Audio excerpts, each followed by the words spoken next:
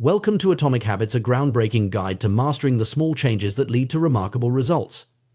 Imagine unlocking the potential within you by making tiny, seemingly insignificant adjustments to your daily routines. These are the very changes that, compounded over time, can revolutionize your life. James Clear, an expert on habit formation, brings you a masterpiece that isn't just about forming good habits and breaking bad ones. It's about understanding the very essence of human behavior and harnessing it to achieve greatness. In a world where we're often bombarded with quick fixes and instant gratification, Atomic Habits offers a refreshing perspective. Clear delves into the science of habits, explaining how they are formed and why they can be so difficult to change. He reveals the hidden forces that shape our behavior, often without us even realizing it. Through engaging storytelling and relatable examples, you'll discover how habits are the compound interest of self-improvement. Just as money multiplies through compound interest, the effects of your habits multiply as you repeat them. They seem to make little difference on any given day, yet the impact they deliver over months and years can be enormous. Clear's approach is methodical and practical, breaking down complex psychological concepts into actionable steps. You'll learn about the 4 laws of behavior change, a simple yet powerful framework that can help you build better habits in any area of your life. These laws make it obvious, make it attractive, make it easy, and make it satisfying. Serve as a blueprint for creating a system where good habits flourish and bad habits wither away. One of the most compelling aspects of Atomic Habits is its focus on identity. Clear emphasizes that the ultimate form of intrinsic motivation is when a habit becomes part of your identity. Rather than focusing solely on the outcomes you want to achieve, he encourages you to focus on the type of person you wish to become. This shift in mindset transforms habits from mere tasks to integral parts of who you are. When your habits align with your identity, they become self-sustaining and far more resilient to disruption. Throughout this audiobook, you will encounter inspiring stories of real people who have transformed their lives through the power of Atomic Habits. From Olympic gold medalists to successful entrepreneurs, these stories provide tangible proof of how small changes can lead to extraordinary outcomes. You'll also find yourself reflecting on your own experiences and how your habits have shaped your life. By the end of this journey, you'll be equipped with the knowledge and tools to reshape your habits and ultimately your destiny. James Clear's writing is not only insightful but also deeply relatable. He understands the challenges we all face in trying to change our behaviors and provides compassionate guidance to help you navigate these obstacles. His pragmatic approach is devoid of jargon and full of practical advice that you can start implementing immediately. Whether you're looking to improve your health, your career, your relationships, or any other aspect of your life, the principles in Atomic Habits will help you get there. As you embark on this journey, remember that the power of Atomic Habits lies in their simplicity and consistency. It's not about making radical changes overnight, but about making small, sustainable changes that, over time, lead to profound transformation. Each chapter of this audiobook is designed to build upon the last, creating a comprehensive guide that will help you develop habits that last a lifetime. So, get ready to explore the world of Atomic Habits. Prepare to uncover the science behind habit formation, discover the power of tiny changes, and unlock your full potential. This audiobook is more than just a collection of tips and tricks, it's a roadmap to a better you. Let the journey begin. The power of small, incremental changes often goes unnoticed in our daily lives, yet it holds the potential to transform our futures in profound ways. This concept was brilliantly demonstrated by the remarkable turnaround of British cycling, a story that serves as a compelling testament to the effectiveness of marginal gains. In 2003, British cycling was languishing in mediocrity. For nearly a century, British riders had achieved little of note on the international stage, with just a single gold medal at the Olympic Games since 1908 and a complete absence of victories in the prestigious Tour de France. The situation was so dire that some European bike manufacturers refused to sell their products to the British team, fearing that association with such underperformers would harm their brand. Enter Dave Brailsford, the newly appointed performance director who would change the course of British cycling history. Brailsford's approach was revolutionary. In its simplicity, he focused on making tiny, 1% improvements across all aspects of cycling performance. This strategy, which he termed the aggregation of marginal gains, was based on the belief that the cumulative effect of numerous small enhancements would lead to significant overall improvement. Brailsford and his team left no stone unturned in their quest for these marginal gains. They made obvious tweaks, such as redesigning bike seats for improved comfort and applying alcohol to tires for better grip.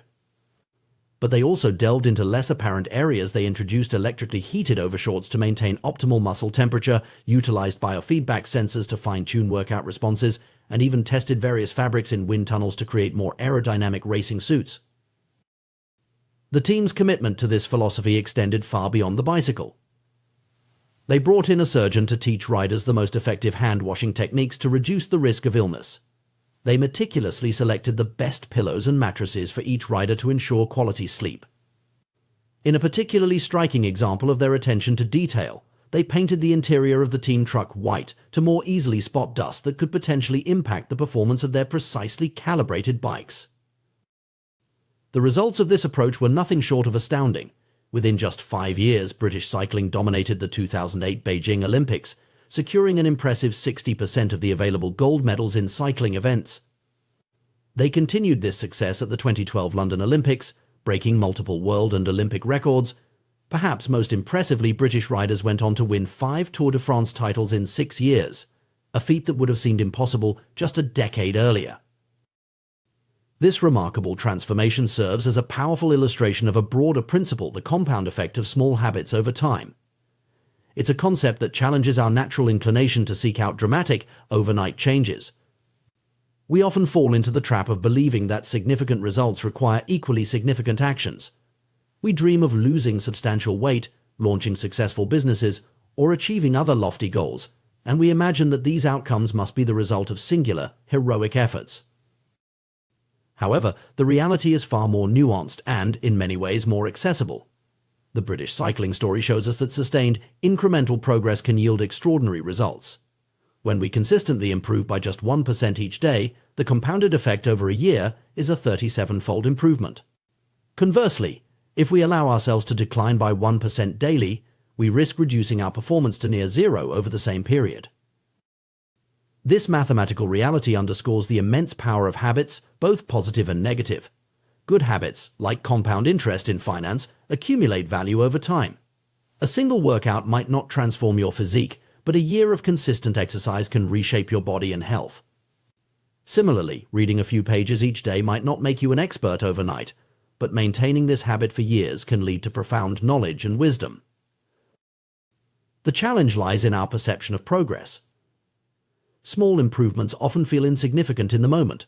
It's easy to discount the value of saving a little money, exercising for a short time, or studying a language for just an hour.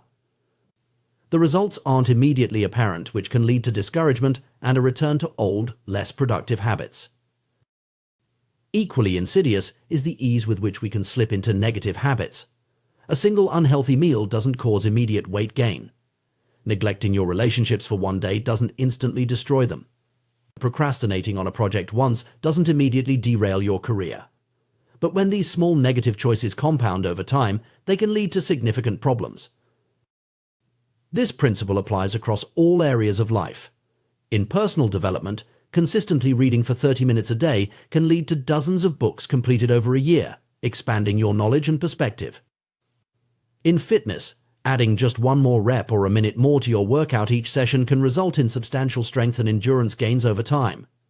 In relationships, small daily acts of kindness and attention can strengthen bonds in ways that grand gestures cannot. The power of incremental change is particularly relevant in today's fast-paced world, where instant gratification is often prioritized over long-term growth. It's a reminder that true, lasting change rarely happens overnight. Instead, it's the result of consistent, small actions repeated over time. Moreover, this approach to improvement is inherently more sustainable than attempting drastic changes. Radical lifestyle overhauls often lead to burnout or disappointment when immediate results aren't seen. In contrast, focusing on small, manageable changes allows for gradual adaptation and increases the likelihood of long-term success. The concept of marginal gains also encourages a more holistic approach to improvement. Just as the British cycling team looked beyond obvious areas for enhancement, we too can find opportunities for growth in unexpected places. This might mean improving our sleep habits, refining our decision-making processes, or enhancing our learning techniques. It's important to note that while the focus is on small improvements, the mindset behind this approach is anything but small. It requires a commitment to continuous improvement, a willingness to experiment and adapt, and the patience to trust in a process that may not yield immediate, visible results.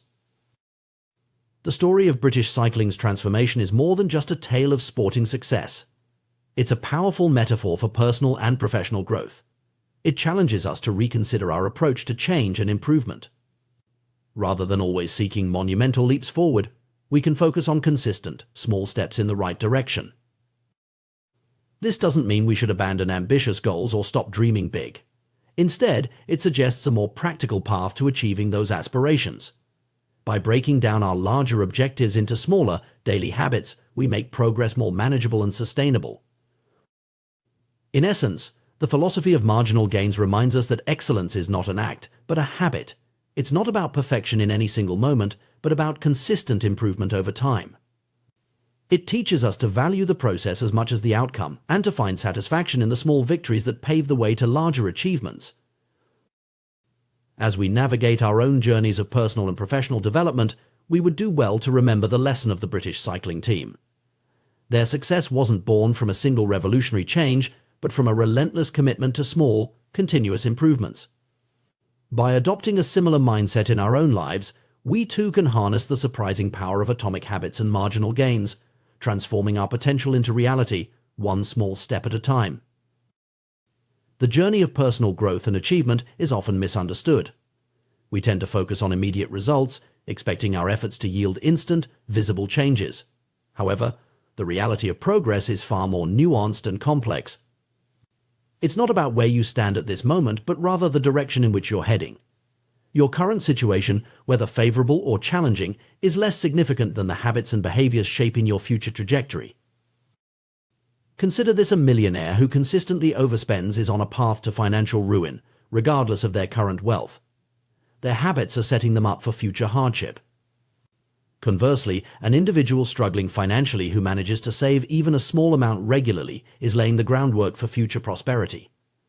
It's the habit, not the immediate outcome, that truly matters. This principle extends far beyond finance. Our lives are shaped by the cumulative effect of our daily choices and actions. Your current weight isn't just a number on a scale, it's a reflection of your eating and exercise habits over time. Your knowledge base isn't static, it's constantly evolving based on your learning habits. Even the state of your living space is a direct result of your cleaning and organizing habits. Understanding this concept is crucial because it highlights the power of small, consistent actions. Every choice you make is like a vote for the person you wish to become. Are you consistently choosing actions that align with your goals and values? Are you making decisions that will compound positively over time? These are the questions that truly matter when considering your long-term success and fulfillment. The compounding nature of habits works both ways. Positive habits can create an upward spiral of growth and improvement, while negative habits can lead to a downward spiral of decline. This is why it's so important to be mindful of the habits we cultivate. Let's explore some examples of positive compounding. Productivity, for instance, compounds in fascinating ways. Imagine completing one extra task each day. It might not seem significant in the moment, but over the course of a year, that's 365 additional accomplishments. Over a decade, it's 3,650. The impact becomes even more profound when you consider that each completed task often opens up new opportunities or frees up mental space for more complex endeavors. Knowledge is another area where compounding yields remarkable results. Reading one book might provide some interesting insights, but a lifetime habit of reading can transform your entire worldview. Each new piece of information doesn't just add to your knowledge base, it interacts with existing knowledge, creating new connections and deeper understanding. This is why lifelong learners often display a kind of intellectual compounding, where their rate of learning and insight generation accelerates over time. Relationships, too, compound in powerful ways. Every positive interaction, every act of kindness or support contributes to the strength of your social network. Over time, this can create a virtuous cycle where the more you help others, the more willing and able others are to help you.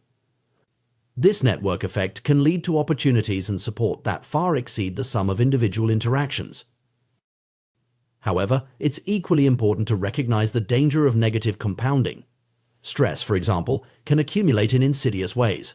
A single stressful day is manageable for most people. But when stress becomes chronic, occurring day after day, week after week, it can have severe impacts on both mental and physical health.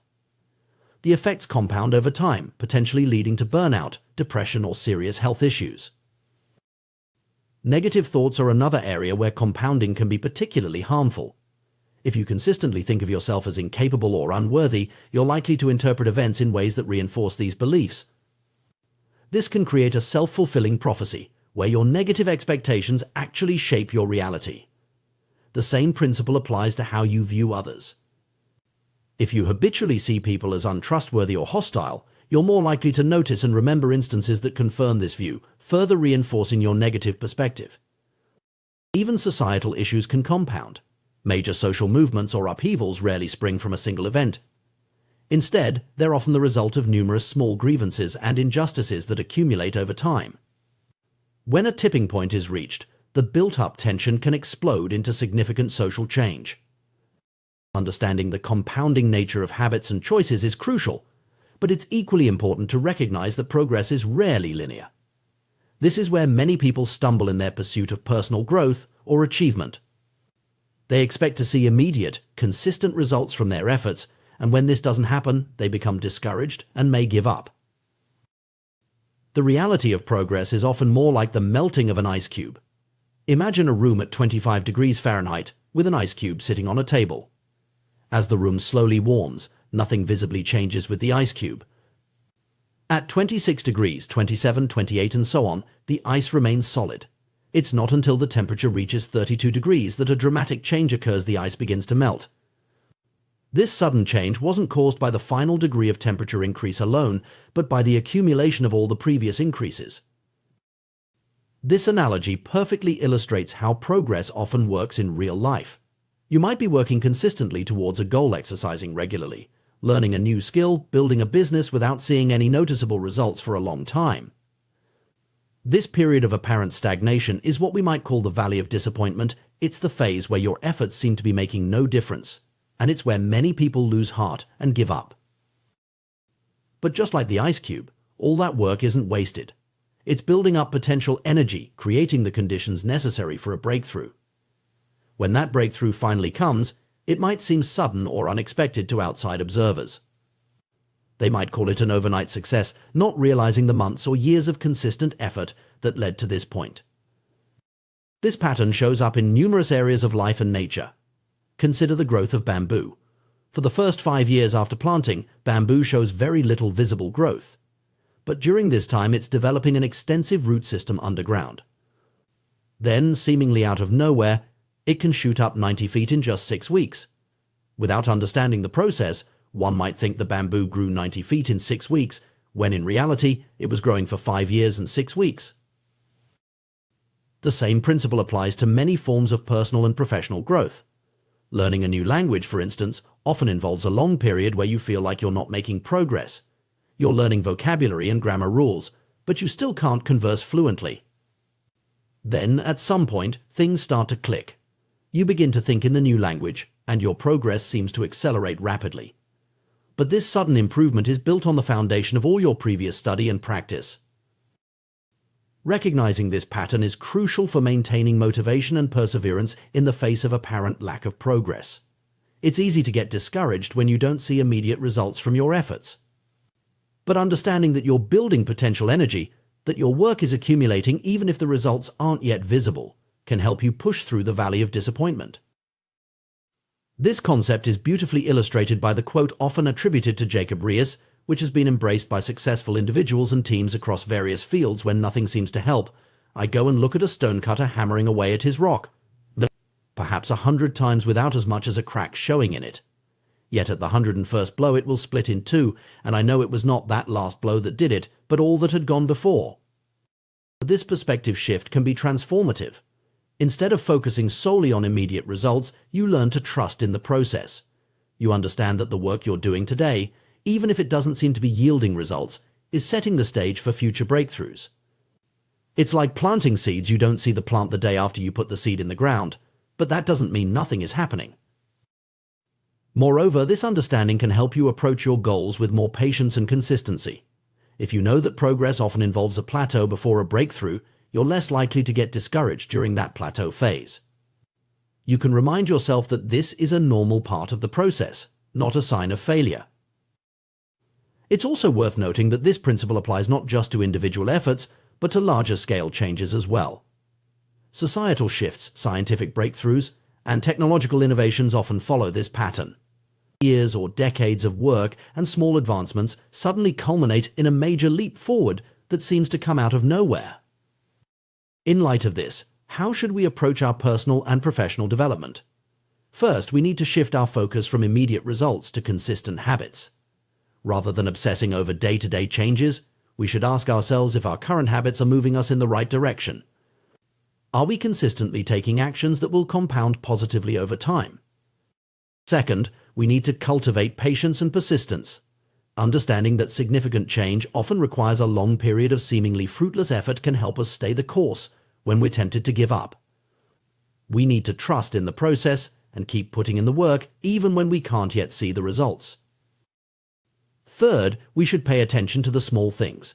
Given the compounding nature of habits, even tiny improvements or deteriorations can have significant long-term impacts. This means celebrating small victories and being vigilant about small negative habits that could compound into larger problems. Fourth, we need to be mindful of the different areas where compounding occurs. It's not just about finance or physical fitness. Our mental habits, our relationships, our knowledge, and our skills all compound over time. By taking a holistic view of our lives and habits, we can ensure we're setting ourselves up for positive compounding in all areas. Finally, we should remember that breakthroughs often come after a long plateau. When we're in the midst of that plateau, it's easy to feel like we're not making progress. But if we can maintain our efforts and push through, we may find ourselves on the cusp of a major breakthrough. In conclusion, the path to significant achievement and personal growth is rarely a straight line. It's a journey filled with plateaus, valleys of disappointment, and sudden breakthroughs. By understanding the compounding nature of habits and the delayed nature of progress, we can approach our goals with greater patience, persistence, and wisdom. We can learn to trust in the process, to keep putting in the work even when we can't see immediate results, knowing that we're building potential for future breakthroughs. In doing so, we set ourselves up not just for short-term wins, but for long-term, sustainable success and fulfillment. In the pursuit of personal growth and achievement, we often find ourselves fixated on grand goals and ambitious outcomes. We dream of transformative changes, losing significant weight, building a successful business, or mastering a new skill. While these aspirations can be inspiring, they may not be the most effective way to create lasting change in our lives. Instead, the key to sustainable progress and meaningful improvement lies in the power of systems and habits. The journey of personal development is akin to nurturing a garden. Each habit we cultivate is like a seed, beginning as a tiny, seemingly insignificant decision. But as we consistently water and tend to these seeds, they grow roots, sprout, and eventually blossom into sturdy plants that can withstand the tests of time and adversity. Similarly, our habits, when nurtured consistently, become the foundation of our character and the drivers of our success. This process of growth is not always visible or linear. Much like a gardener who patiently tends to their plot without seeing immediate results, we too must persist in our efforts even when progress seems slow or non-existent.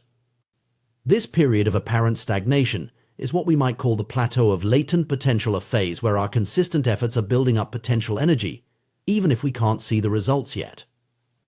Breaking through this plateau requires a shift in our mindset and approach. Rather than focusing solely on end goals, we need to direct our attention to the systems and processes that lead to those results. This idea, popularized by figures like Scott Adams, the creator of Dilbert, challenges the conventional wisdom about goal setting and achievement. Consider a basketball coach aiming to win a championship. While the championship is the ultimate goal, obsessing over it during every practice and game would be counterproductive. Instead, the coach's focus should be on developing effective training routines, fostering team chemistry, and continuously improving strategies. By concentrating on these systemic elements, the team naturally moves closer to their championship aspirations. This systems-based approach offers several advantages over a purely goal-oriented mindset. Firstly, it acknowledges that winners and losers often share the same goals. Every Olympic athlete dreams of gold. Every job candidate hopes to be hired. If goals alone determined success, everyone with the same objective would achieve it. Clearly, there's more to the equation. The British cycling team's remarkable transformation in the early 2000s illustrates this point perfectly. Their goal of winning the Tour de France hadn't changed over the years. What changed was their system, their commitment to marginal gains and continuous improvement in every aspect of cycling. This shift in approach, not a change in their ultimate goal, led to their unprecedented success. Moreover, achieving a goal is often just a momentary change, not a lasting transformation. Imagine tidying up a chronically messy room. The act of cleaning provides immediate satisfaction, but unless the underlying habits and systems change, the room will inevitably return to its cluttered state. This cycle of temporary improvement followed by regression is all too common when we focus solely on goals without addressing the root causes of our behaviors. Another limitation of goal-centric thinking is its tendency to restrict our happiness and satisfaction. When we tie our contentment to specific outcomes, we create an either-or scenario where we're only allowed to be happy once we've reached our target. This not only postpones our happiness but also narrows our definition of success. Life rarely unfolds exactly as we plan, and by fixating on one particular version of success, we may miss out on equally valuable alternatives. A systems-first mentality offers a more sustainable path to satisfaction. When we learn to love the process rather than fixating on the product, we open ourselves up to a continuous stream of fulfillment. Every day that we engage with our system, be it writing, exercising, or learning, becomes an opportunity for satisfaction, regardless of the immediate outcome. Furthermore, goal-oriented thinking can create a yo-yo-yo effect in our efforts. Many people work intensely towards a goal, only to lose motivation once it's achieved. Runners train rigorously for a race, then stop exercising once they cross the finish line. This pattern of intense effort followed by inactivity can be counterproductive to long-term progress and well-being. In contrast, a systems approach encourages consistent engagement and continuous improvement. It's not about winning a single game, but about playing the game indefinitely and getting better with each iteration. This mindset aligns perfectly with the concept of lifelong learning and growth, allowing us to derive satisfaction from the journey itself rather than just the destination. Implementing a systems-based approach requires a shift in how we think about change and improvement. Instead of setting ambitious goals and hoping for massive transformations, we need to focus on building robust systems of small, manageable habits. These atomic habits, as James Clear calls them, are the building blocks of significant change. The power of atomic habits lies in their compounding nature. Just as compound interest can turn small financial investments into substantial wealth over time, consistently practiced small habits can lead to remarkable personal growth and achievement.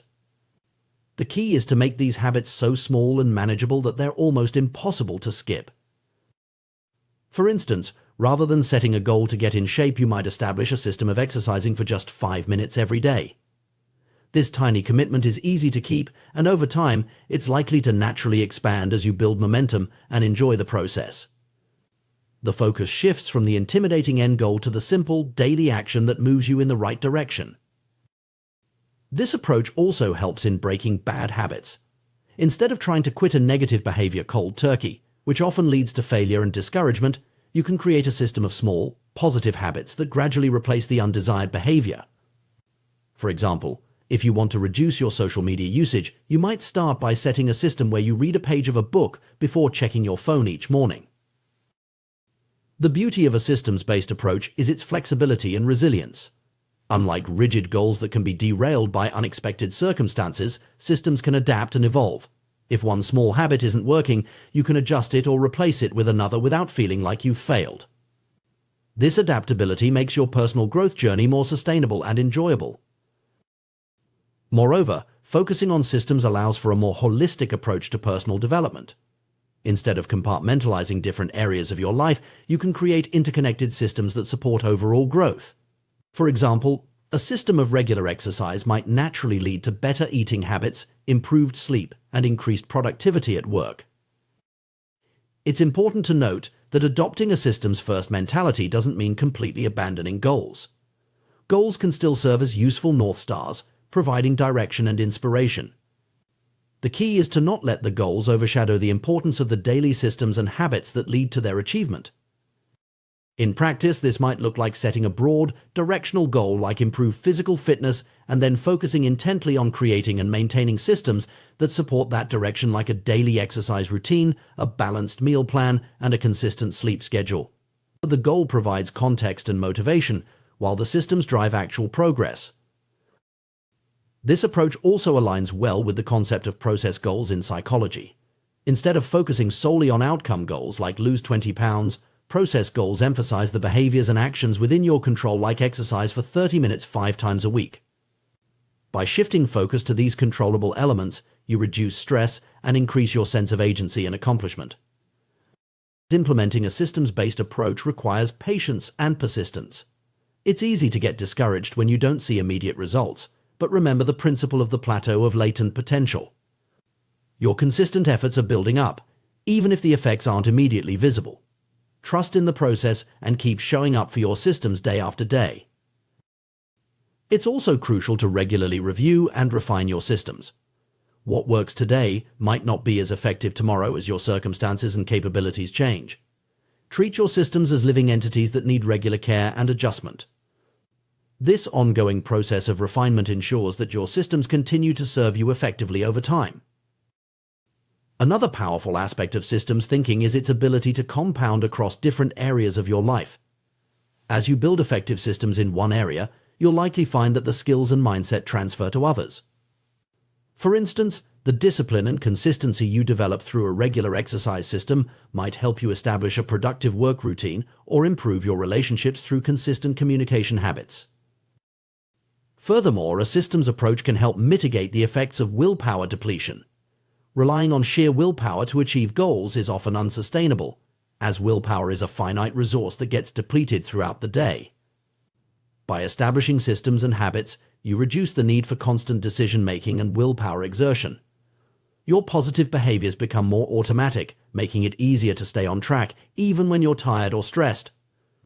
In conclusion, while goals can provide direction and motivation, it's the systems and habits we establish that truly drive long-term success and fulfillment. By shifting our focus from lofty objectives to manageable, consistent actions, we set ourselves up for sustainable growth and improvement. Remember, you do not rise to the level of your goals, you fall to the level of your systems. Embracing this systems-first mentality doesn't mean giving up on your dreams or ambitions. Rather, it's about recognizing that those dreams are realized through the cumulative effect of small, consistent actions over time. It's about falling in love with the process of becoming, rather than fixating on a specific end state. As you embark on your journey of personal growth and achievement, consider the systems you're building. Are your daily habits aligned with the person you want to become? Are you focusing on consistent, manageable actions rather than waiting for motivation to strike? By nurturing a garden of positive habits and robust systems, you create an environment where success can naturally flourish.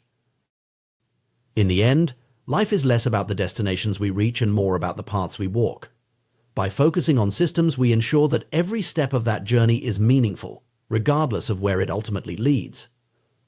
So start small, be consistent, trust the process, and watch as your atomic habits compound into remarkable transformations over time. The journey of personal transformation is often misunderstood. Many of us embark on this path with grand aspirations and lofty goals, yet find ourselves struggling to make lasting changes. We set ambitious targets, like losing weight, quitting smoking, or starting a successful business, but despite our best intentions, we often fall short. The reason for this common struggle lies not in our lack of desire or effort, but in our fundamental approach to change itself. At the heart of this issue is a profound truth: the power of habits. Habits are the invisible architecture of our daily lives, shaping our actions, decisions, and ultimately, our destinies. They are like the atoms of our existence, small, often unnoticed, yet incredibly potent when compounded over time. Just as atoms build molecules, and molecules form matter, our habits accumulate to create the substance of our lives. The concept of atomic habits encapsulates this idea perfectly. An atomic habit is not just any small routine, it's a fundamental unit of behavior that, when consistently applied, can lead to remarkable results. These habits are both minuscule and mighty easy to implement, yet capable of generating tremendous power over time. To truly grasp the transformative potential of habits, we must first understand the layers of behavior change. Imagine peeling an onion. Each layer represents a different level at which change can occur.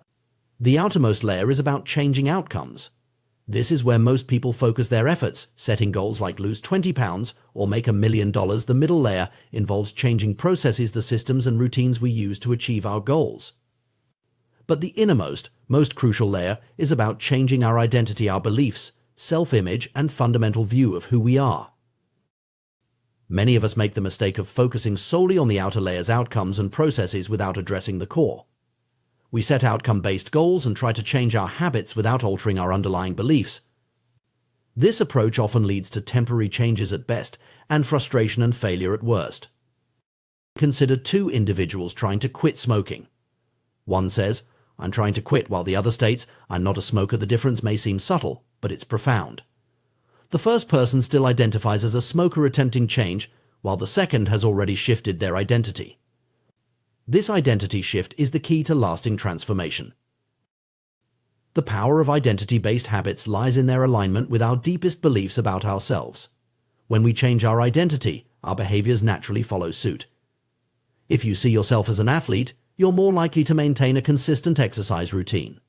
If you identify as a writer, sitting down to write each day becomes an expression of who you are, not just something you do. This principle extends beyond individual habits to broader systems of behavior. In societies, organizations, and individuals alike, there's always an underlying set of beliefs shaping the visible actions. A democracy operates on fundamentally different beliefs than a dictatorship, and these beliefs determine what behaviors are possible or impossible within each system. The challenge, then, is to align our desired behaviors with our identity. This is why many attempts at change fail. We try to adopt new habits that are incongruent with our self-image. If you see yourself as someone who prioritizes comfort over growth, it will be an uphill battle to consistently push yourself in the gym or tackle challenging projects at work. The story of Brian Clark, an entrepreneur who struggled with nail biting, illustrates this principle. Clark managed to stop biting his nails through sheer willpower, but the real transformation came when he changed how he saw himself. Instead of just trying to stop a bad habit, he began to see himself as someone who cared about his appearance and health. This shift in identity made the new behavior, not biting his nails, feel natural and sustainable. This approach to change, focusing on identity rather than outcomes, has profound implications for how we pursue personal growth. Instead of asking, "What do I want to achieve?" we should be asking, "Who do I want to become?" This subtle shift can make all the difference in creating lasting change. For instance, rather than setting a goal to lose weight, one might focus on becoming a person who prioritizes health and fitness. This identity-based approach naturally leads to behaviors that support weight loss, but it goes beyond that. It creates a sustainable lifestyle change that persists even after the initial weight loss goal is achieved. The power of this approach lies in its ability to create a positive feedback loop. As we act in alignment with our new identity, we reinforce that identity, which in turn makes it easier to maintain the new behaviors. Over time, what started as a conscious effort becomes an automatic expression of who we are. However, changing our identity is not an overnight process. It requires consistent, small actions that gradually reshape our self-image. This is where the concept of atomic habits becomes crucial. By focusing on tiny, manageable changes that align with our desired identity, we can slowly but surely transform ourselves. For example, if you want to become a writer, start by writing just 50 words a day. This atomic habit is small enough to be achievable even on your busiest days, but consistent enough to begin reshaping your identity. Over time, you'll naturally find yourself writing more, not because you're forcing yourself to meet a word count goal, but because writing has become an integral part of who you are. This approach also helps in breaking bad habits. Instead of trying to quit a negative behavior through willpower alone, focus on cultivating an identity that's incompatible with that behavior. If you want to stop procrastinating, start seeing yourself as someone who takes immediate action. Small, consistent steps in this direction will gradually shift your self-image, making procrastination feel increasingly at odds with who you are. It's important to note that this process of identity change is not about denying your current reality or pretending to be someone you're not. It's about consciously choosing and nurturing the aspects of yourself that you want to grow. We all have multiple facets to our identity, and by deliberately focusing on and developing certain traits, we can shape our overall self-image in positive ways. The beauty of this approach is its flexibility and resilience. Unlike rigid outcome-based goals that can be derailed by setbacks, identity-based habits are more adaptable. If you see yourself as a healthy person, a single unhealthy meal doesn't negate that identity. Instead, it becomes an outlier, prompting you to return to behaviors that align with your self-image. Moreover, focusing on identity change can lead to more holistic personal growth. When you change how you see yourself in one area, it often has positive ripple effects in other areas of your life. For instance, developing the identity of a disciplined person in your fitness routine might naturally extend to increased discipline in your work or personal relationships. However, it's crucial to approach this process with patience and self-compassion. Changing deeply ingrained beliefs and habits takes time. There will be setbacks and moments of doubt. The key is to view these not as failures, but as part of the learning process, opportunities to reinforce your commitment to your new identity. It's also worth noting that while we focus on personal identity, our habits and beliefs are often influenced by our environment and social circles. Surrounding yourself with people who embody the traits you aspire to can significantly aid in your transformation. If you want to become more entrepreneurial, spending time with entrepreneurs can help shift your self-perception and reinforce behaviors aligned with that identity. As you embark on this journey of identity-based habit change, remember that the goal is not perfection, but progress. Each small action that aligns with your desired identity is a step in the right direction. Over time, these atomic habits compound, leading to significant personal transformation.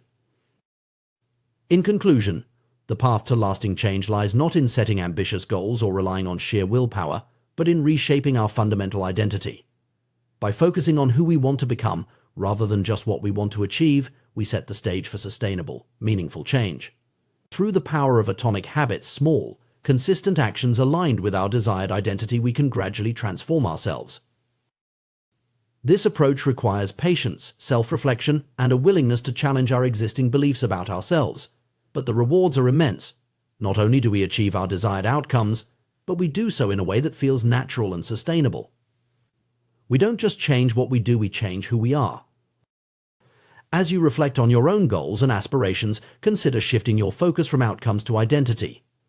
Ask yourself not just what you want to achieve, but who you need to become to achieve it. Then, identify the small atomic habits that will help you embody that identity. Remember, every great achievement, every personal transformation begins with a single, small step. Your atomic habits are the building blocks of your future self. Choose them wisely, implement them consistently, and watch as they compound into remarkable results. The journey of personal transformation is a fascinating and complex process, one that often eludes even the most determined individuals. At the heart of this journey lies a profound truth: true behavior change is, at its core, identity change. This concept challenges our traditional notions of self-improvement and offers a powerful framework for achieving lasting personal growth. Consider the story of Brian Clark, an entrepreneur who struggled with nail biting for years. Like many of us, he initially approached the problem with sheer willpower, managing to stop the habit temporarily. However, the real transformation came when he took an unexpected step. He scheduled his first manicure. This simple act shifted his perspective entirely. Suddenly, Brian wasn't just trying to stop a bad habit, he was becoming someone who took pride in the appearance of his nails. This shift in identity made the change effortless and permanent. This anecdote illustrates a crucial point: the most potent form of motivation comes from aligning our actions with our sense of self. When a habit becomes part of your identity, it transcends the realm of things you want to do and enters the sphere of who you are. This transition from extrinsic to intrinsic motivation is the key to sustainable change.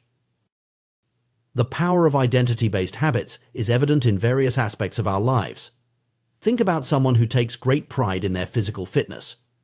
They don't need to convince themselves to go to the gym. Working out is simply an expression of who they are. Similarly, a person who identifies as a voracious reader doesn't struggle to find time for books. Reading is an integral part of their identity. This principle extends beyond individual habits to broader life goals. Instead of focusing on reading a book, the aim becomes to embody the identity of a reader. Rather than running a marathon, the goal shifts to becoming a runner. Learning an instrument transforms into embracing the identity of a musician. This subtle but powerful shift in perspective changes everything. Our behaviors are typically a reflection of our identity, often operating at a subconscious level. Research has shown that people are more likely to act in ways that align with their self-perception. For instance, individuals who saw themselves as voters were more likely to participate in elections compared to those who merely expressed a desire to vote. This alignment between identity and action creates a self-reinforcing cycle, making the desired behavior feel natural and effortless. However, it's important to recognize that identity can be a double-edged sword. While it can be a powerful force for positive change, it can also become a barrier to growth if we become too rigidly attached to certain self-perceptions. Many of us unknowingly limit ourselves with self-imposed labels. I'm not a morning person, I'm bad with technology, or I'm always late. These identity-based limitations can become self-fulfilling prophecies, hindering our ability to change and grow. The challenge, then, is to cultivate a flexible and evolving sense of identity that promotes growth rather than stagnation. This requires a willingness to question our long-held beliefs about ourselves and to embrace new possibilities. It's about recognizing that our identity is not fixed but fluid, capable of expanding and adapting as we accumulate new experiences and habits. But how exactly is our identity formed, and how can we actively shape it to support our desired changes? The process is both simpler and more profound than many realize. Our identity emerges from our habits. We are not born with preset beliefs about ourselves. Every aspect of our self-image is learned and conditioned through experience. This understanding leads to a powerful realization: we can deliberately shape our identity through our habits. Each time we make our bed, we reinforce the identity of an organized person. Every time we sit down to write, we strengthen our identity as a creative individual. With each workout, we embody the identity of someone committed to fitness. The key lies in the repetition. The word identity itself comes from Latin roots meaning repeated beingness. Our identity is quite literally the sum of our repeated actions. The more we repeat a behavior, the more evidence we accumulate for the associated identity. This evidence forms the foundation of our beliefs about ourselves. Consider how this plays out in real life. A person who attends church every Sunday for years has tangible proof of their religious identity. Someone who studies consistently builds evidence of their scholarly nature. The individual who exercises regularly, even in challenging conditions, reinforces their identity as a dedicated fitness enthusiast. This process of identity formation through habit is gradual and cumulative. We don't suddenly transform into entirely new people overnight. Instead, we evolve bit by bit, day by day, habit by habit. Each action we take is like a vote for the type of person we wish to become. Over time, these votes accumulate, shaping our self-image and, consequently, our future actions. Understanding this process gives us a powerful tool for personal transformation. Instead of focusing solely on outcomes, we can concentrate on building habits that align with our desired identity. Want to become more creative? Start with small, consistent creative practices. Aspire to be more health conscious. Begin with minor daily habits that reflect this identity. The beauty of this approach is its sustainability. When our actions align with our identity, they no longer feel like a chore or a struggle. They become a natural expression of who we are. This alignment creates a positive feedback loop. Our habits reinforce our identity, which in turn makes it easier to maintain those habits. However, it's crucial to approach this process with flexibility and self-compassion. Our identity should not become a rigid construct that limits our growth. Instead, it should be a dynamic, evolving aspect of ourselves that we continually refine and expand. This means being willing to challenge our existing beliefs about ourselves and to embrace new possibilities. For instance, someone who has always seen themselves as bad at math can begin to shift this identity by engaging in small, consistent math-related activities. Over time, as they accumulate evidence of their ability to engage with numbers, their self-perception can evolve. The key is to start small and focus on consistency rather than perfection.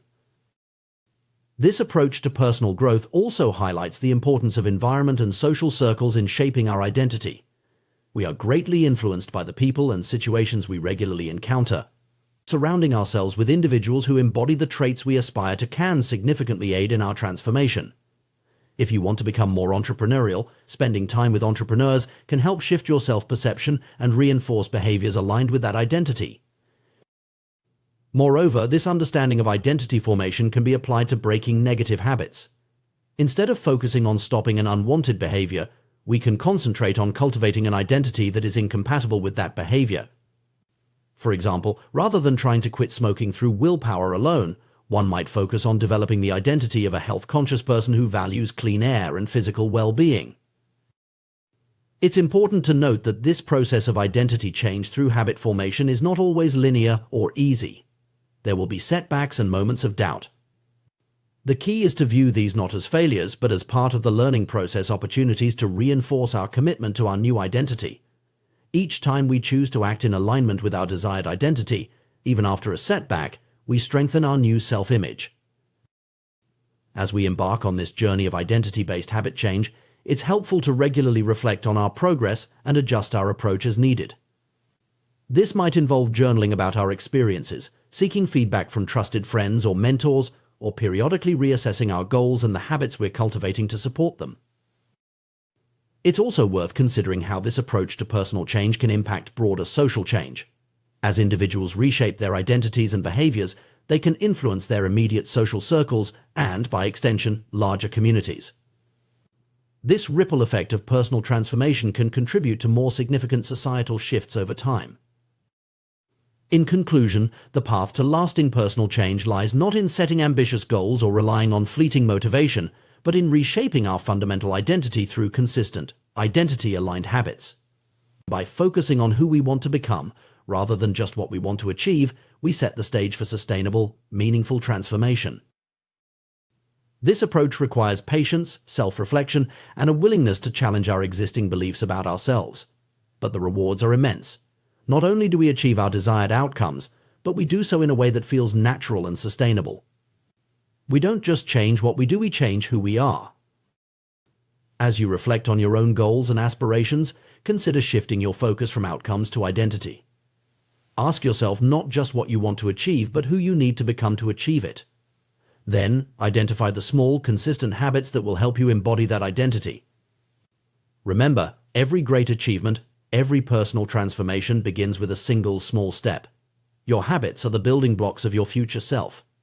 Choose them wisely, implement them consistently, and watch as they compound into remarkable results, shaping not just your actions, but your very identity. The journey of personal growth and habit formation is a fascinating exploration of human behavior and psychology. At its core, this journey begins with a crucial first step: awareness.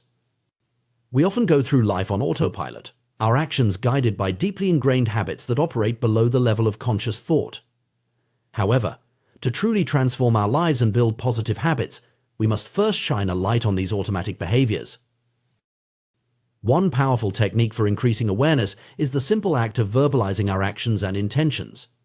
There's a profound difference between thinking about doing something and actually saying it out loud.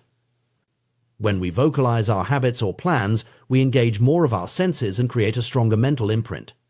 This verbalization can take many forms, from simply stating a task we need to complete to acknowledging a habit we want to change. For instance, imagine you're trying to break the habit of mindlessly scrolling through social media before bed. Instead of silently recognizing this behavior, try saying out loud, "I'm about to waste time on my phone instead of getting restful sleep." This verbal acknowledgement makes the consequences of the action more tangible and real. It's harder to ignore the implications when they're hanging in the air, spoken in your own voice. This principle extends beyond breaking bad habits. It's equally effective for reinforcing positive behaviors or simply remembering important tasks. If you have a busy day ahead, try verbalizing your to-do list in the morning. Today, I need to finish the report by noon, call the client at 2 p.m., and pick up groceries on the way home by saying these tasks aloud. You're more likely to remember them and feel a stronger sense of commitment to completing them. The power of verbalization is rooted in the way our brains process information. When we only think about something, we're primarily using the language centers of our brain.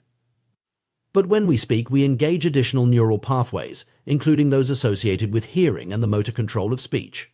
This multisensory engagement creates a stronger memory trace and a more robust commitment to action. However, awareness alone, while crucial, is often not enough to effect lasting change. This is where the concept of implementation intentions comes into play. An implementation intention is essentially a specific plan that outlines when and where you will perform a particular action or habit. It's a simple yet powerful tool that bridges the gap between intention and action. Consider a study conducted in Great Britain, where researchers worked with 248 people to improve their exercise habits. The participants were divided into 3 groups. The first group simply tracked their workouts, while the second group received motivational material about the benefits of exercise. The third group, however, was asked to create a specific plan for when and where they would exercise in the coming week. The results were striking. In the first 2 groups, only about 35 to 38% of participants exercised at least once per week. But in the third group, a whopping 91% followed through with their exercise plans. This dramatic difference highlights the power of having a concrete plan in place.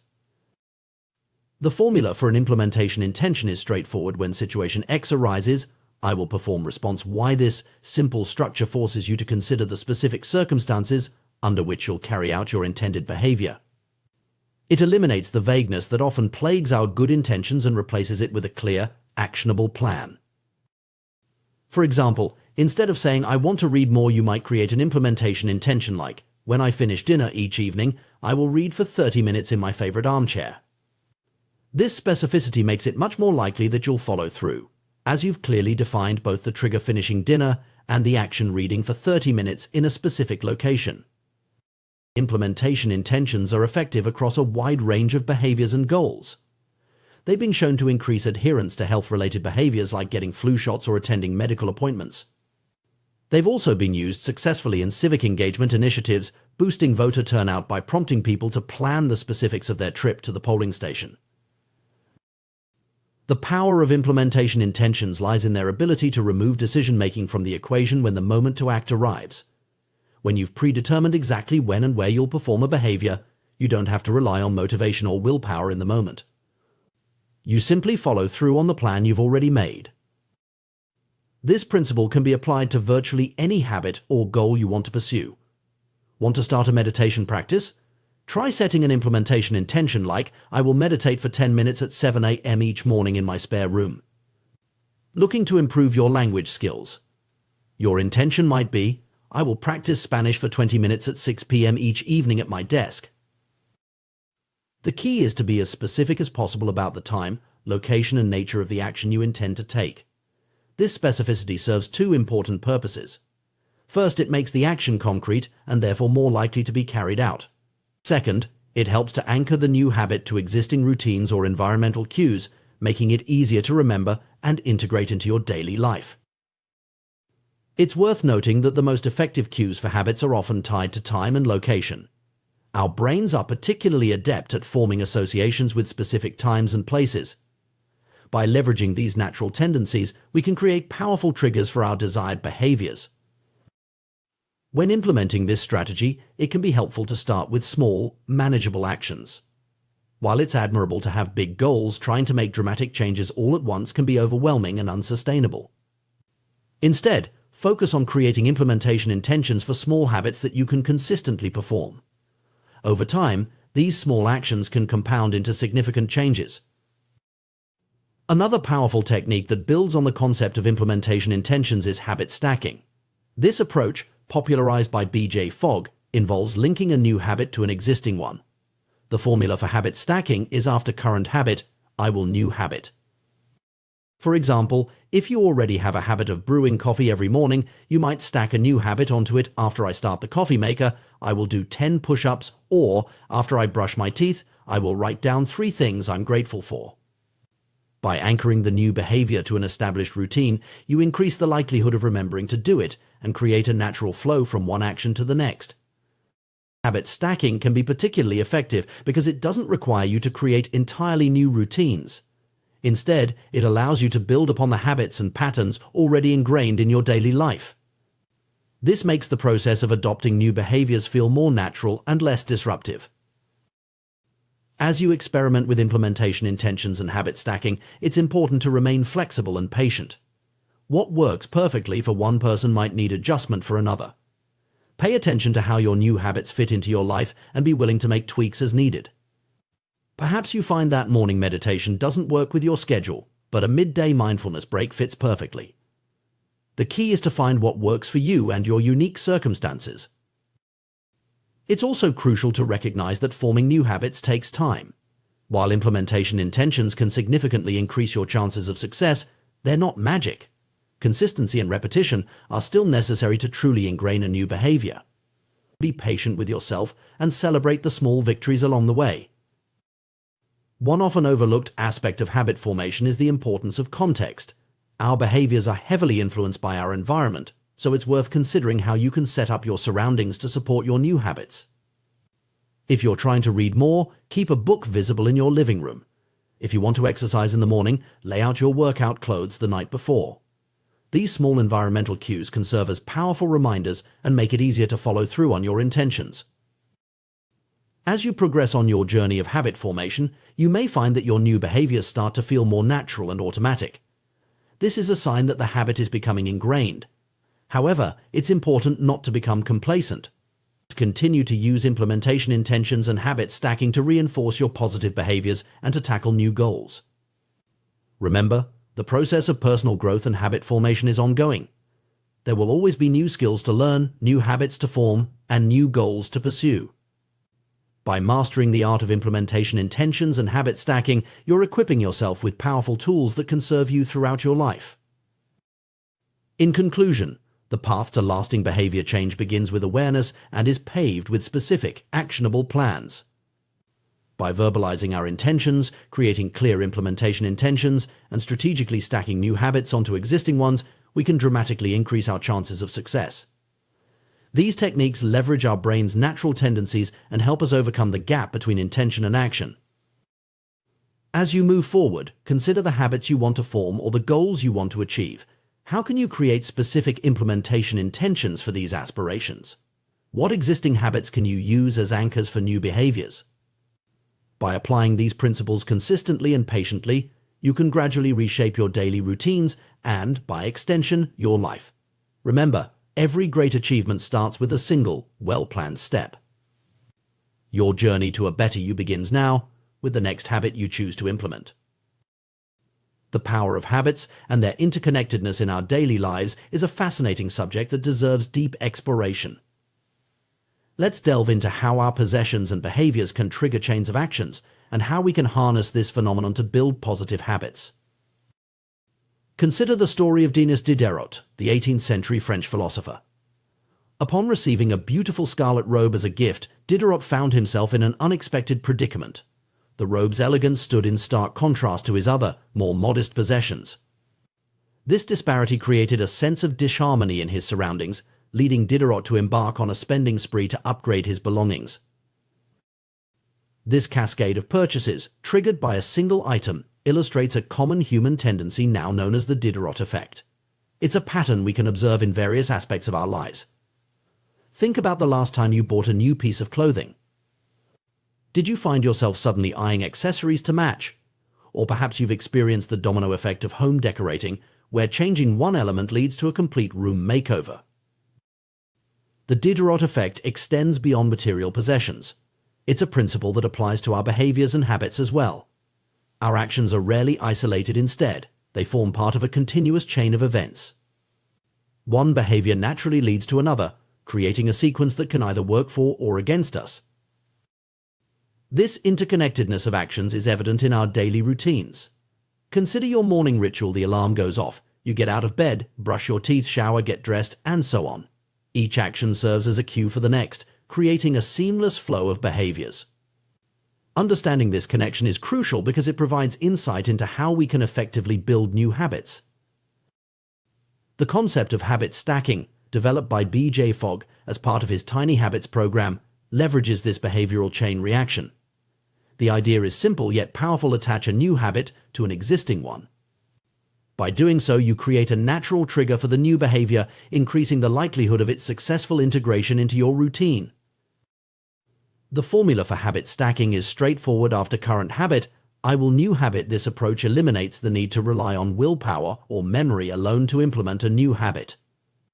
Instead, you're piggybacking on an established behavior, making the new habit feel like a natural extension of your existing routine. Let's explore some practical applications of habit stacking. Suppose you want to incorporate a brief meditation practice into your day. You might decide, after I pour my morning coffee, I will meditate for 1 minute. The act of pouring coffee, something you already do every day, becomes the cue for your new meditation habit. Or consider the goal of increasing physical activity. You could establish the habit stack: after I take off my work shoes, I will immediately change into my workout clothes. This simple act of changing clothes can serve as a powerful trigger to get you moving, even on days when motivation is low. The beauty of habit stacking lies in its flexibility and scalability. You can start with small, manageable habits and gradually build more complex routines. For instance, you might begin with a simple evening routine: after dinner, I will put my dishes in the dishwasher. Once this becomes automatic, you can expand it: after putting my dishes away, I will wipe down the kitchen counter, and further, after wiping the counter, I will set out my coffee mug for tomorrow morning. By chaining these small actions together, you create a positive version of the Diderot effect. Each completed task provides a sense of accomplishment and momentum, making it easier to move on to the next action in your stack. It's important to note that the effectiveness of habit stacking depends on choosing the right cue. The trigger should be as specific and actionable as possible. Vague cues can lead to inconsistency and eventually the abandonment of the new habit. For example, when I take a break for lunch is less effective than when I close my laptop for lunch. The latter provides a clear, unmistakable signal to initiate the next action. Moreover, the frequency of your chosen cue should match the desired frequency of your new habit. If you want to establish a daily habit, it needs to be stacked on top of another daily occurrence. Attaching a daily habit to a weekly event is a recipe for inconsistency. To identify potential habit stacks, it can be helpful to create a detailed list of your current daily habits and routines. This inventory serves as a map of your day, highlighting natural points where new habits can be inserted. Consider both actions you take, like brushing your teeth, and events that happen to you, like the sun setting. This comprehensive view of your day can reveal unexpected opportunities for habit formation. The power of habit stacking extends beyond personal development. It can be applied in various contexts, from improving social skills to managing finances. For instance, you might decide, when I walk into a party, I will introduce myself to someone I don't know yet. Or when I want to buy something over $100, I will wait 24 hours before purchasing. These habit stacks can help automate beneficial behaviors, reducing the mental effort required to make good choices. One particularly intriguing application of habit stacking is in cultivating mindfulness and improving mood. By associating brief moments of reflection or positivity with routine actions, you can significantly impact your overall well-being. For example, when the phone rings, I will take one deep breath and smile before answering. This simple stack can transform potentially stressful moments into opportunities for calm and positivity. It's worth noting that habit stacking isn't just about adding new behaviors. It can also be used to break undesirable habits. By identifying the cues that trigger negative habits, you can insert alternative, positive actions. This approach allows you to redirect the chain of behaviors in a more beneficial direction. As you experiment with habit stacking, remember that flexibility and patience are key. What works for one person may not work for another, and what works at one point in your life may need adjustment as circumstances change. Be willing to tweak your habit stacks if they're not quite clicking. The goal is to create a system that feels natural and sustainable for you. Moreover, don't underestimate the power of small habits. While it might seem insignificant to meditate for just 1 minute or do only 10 push-ups, these small actions serve a crucial purpose. They help establish the neural pathways associated with the new behavior, making it easier to expand the habit over time. Starting small reduces the activation energy required to begin, making it more likely that you'll follow through consistently. Another interesting aspect of habit stacking is its potential to create a ripple effect in your life. As you successfully implement one positive habit, you may find yourself more motivated and capable of tackling other areas of self-improvement. This can lead to a virtuous cycle of personal growth, where each new habit builds upon the last, gradually transforming your daily routines and, by extension, your life. It's also worth considering how habit stacking can be applied in professional settings. Organizations can use this principle to improve workflows, enhance productivity, and foster a positive company culture. For instance, a team might implement a habit stack like, after our weekly meeting, we will spend 5 minutes acknowledging team members' contributions. This simple addition can boost morale and reinforce a culture of appreciation. As we navigate an increasingly complex world, the ability to form and maintain beneficial habits becomes ever more crucial. Habit stacking offers a powerful tool in this pursuit, allowing us to harness the natural flow of our daily lives to effect positive change. By understanding and applying this principle, we can transform the Diderot effect from a potential source of unnecessary consumption into a force for personal growth and improvement. In essence, habit stacking is about more than just forming new habits. It's about redesigning our lives in intentional ways. It's a reminder that our days are made up of countless small decisions and actions, each of which has the potential to steer us towards our goals. By carefully curating these actions and linking them together, we can create a daily experience that aligns more closely with our aspirations and values. As you move forward, consider the habits you'd like to cultivate in your own life. What existing routines could serve as anchors for these new behaviors? How might you chain several small habits together to create a more significant positive impact? Remember, the journey of personal growth is ongoing, and habit stacking provides a flexible, powerful framework to support this journey. By embracing the interconnected nature of our behaviors and leveraging it through habit stacking, we open up new possibilities for self-improvement. Whether your goal is to boost productivity, enhance well-being, or simply bring more intentionality to your daily life, this approach offers a practical, accessible path forward. So why not start today? Choose one small habit you'd like to cultivate, find a suitable existing routine to stack it on, and take that first step towards positive change. After all, as the Diderot effect shows us, one small change can set in motion a far-reaching transformation. In the realm of personal development and behavior change, we often place a great deal of emphasis on willpower and motivation.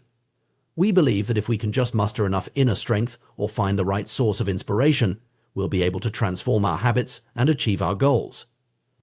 However, emerging research and real-world experiments are beginning to paint a different picture, one where our environment plays a far more significant role in shaping our actions than we might have previously thought. Consider the case of Massachusetts General Hospital in Boston, where a primary care physician named Anne Thorndike conducted a fascinating experiment. Her hypothesis was simple yet revolutionary. She believed she could improve the eating habits of thousands of hospital staff and visitors without directly engaging with them or attempting to boost their motivation. Instead, she focused on altering the environment in which people made their food and drink choices. Thorndike and her team redesigned the hospital cafeteria, making subtle changes to the arrangement of food and drinks. They added water as an option in refrigerators that previously only contained soda, and placed baskets of bottled water near food stations throughout the room. The results were striking. Over a 3-month period, soda sales dropped by 11.4%, while bottled water sales increased by 25.8%. Similar adjustments to food placement yielded comparable results. What's particularly noteworthy about this experiment is that it achieved significant behavior change without any direct communication or motivational tactics. People's choices were influenced simply by the adjustment of their environment. This phenomenon highlights a crucial principle in behavior science. Our actions are often shaped more by our surroundings than by our internal drive or conscious decision-making. This concept isn't entirely new. Back in 1936, psychologist Kurt Lewin proposed a simple yet powerful equation: behavior is a function of the person in their environment, or BFPE. This formula suggests that our actions are not solely determined by our personality or intentions, but are significantly influenced by the context in which we find ourselves. The business world was quick to catch on to this idea. In 1952, economist Hawkins Stern described what he called suggestion impulse buying, where a shopper purchases a product not because they had a pre-existing need for it, but because of how it was presented to them. This insight has shaped retail strategies for decades. Items placed at eye level in stores tend to sell better than those on lower shelves. Expensive brands are often positioned in easy-to-reach locations, while cheaper alternatives are tucked away. End-of-aisle displays, known as end caps, are particularly effective at driving sales. For instance, a staggering 45% of Coca-Cola sales come from these strategic placements. The power of environmental cues extends far beyond retail settings. Our behavior in various contexts is often shaped by subtle environmental factors. In a church, people tend to speak in hushed tones without being explicitly told to do so. On a dark street, we become more alert and cautious. These behavioral shifts occur almost automatically in response to our surroundings. Understanding this principle can be transformative in our approach to habit formation and personal growth. Instead of relying solely on willpower or motivation, we can leverage our environment to support our desired behaviors. This approach is not only more effective but often requires less conscious effort. Consider how this might apply to common goals like reading more or eating healthier. Rather than simply willing ourselves to read more, we might place books in prominent locations around our home, making them the easiest entertainment option to reach for. Instead of trying to resist unhealthy snacks through sheer willpower, we could remove them from our immediate environment and ensure that healthier options are readily available. The concept of environmental design for behavior change is particularly powerful because of how our brains process information from our surroundings. Humans are heavily reliant on visual cues of the approximately 11 million sensory receptors in the human body. About 10 million are dedicated to sight. Some experts estimate that half of the brain's resources are used on vision.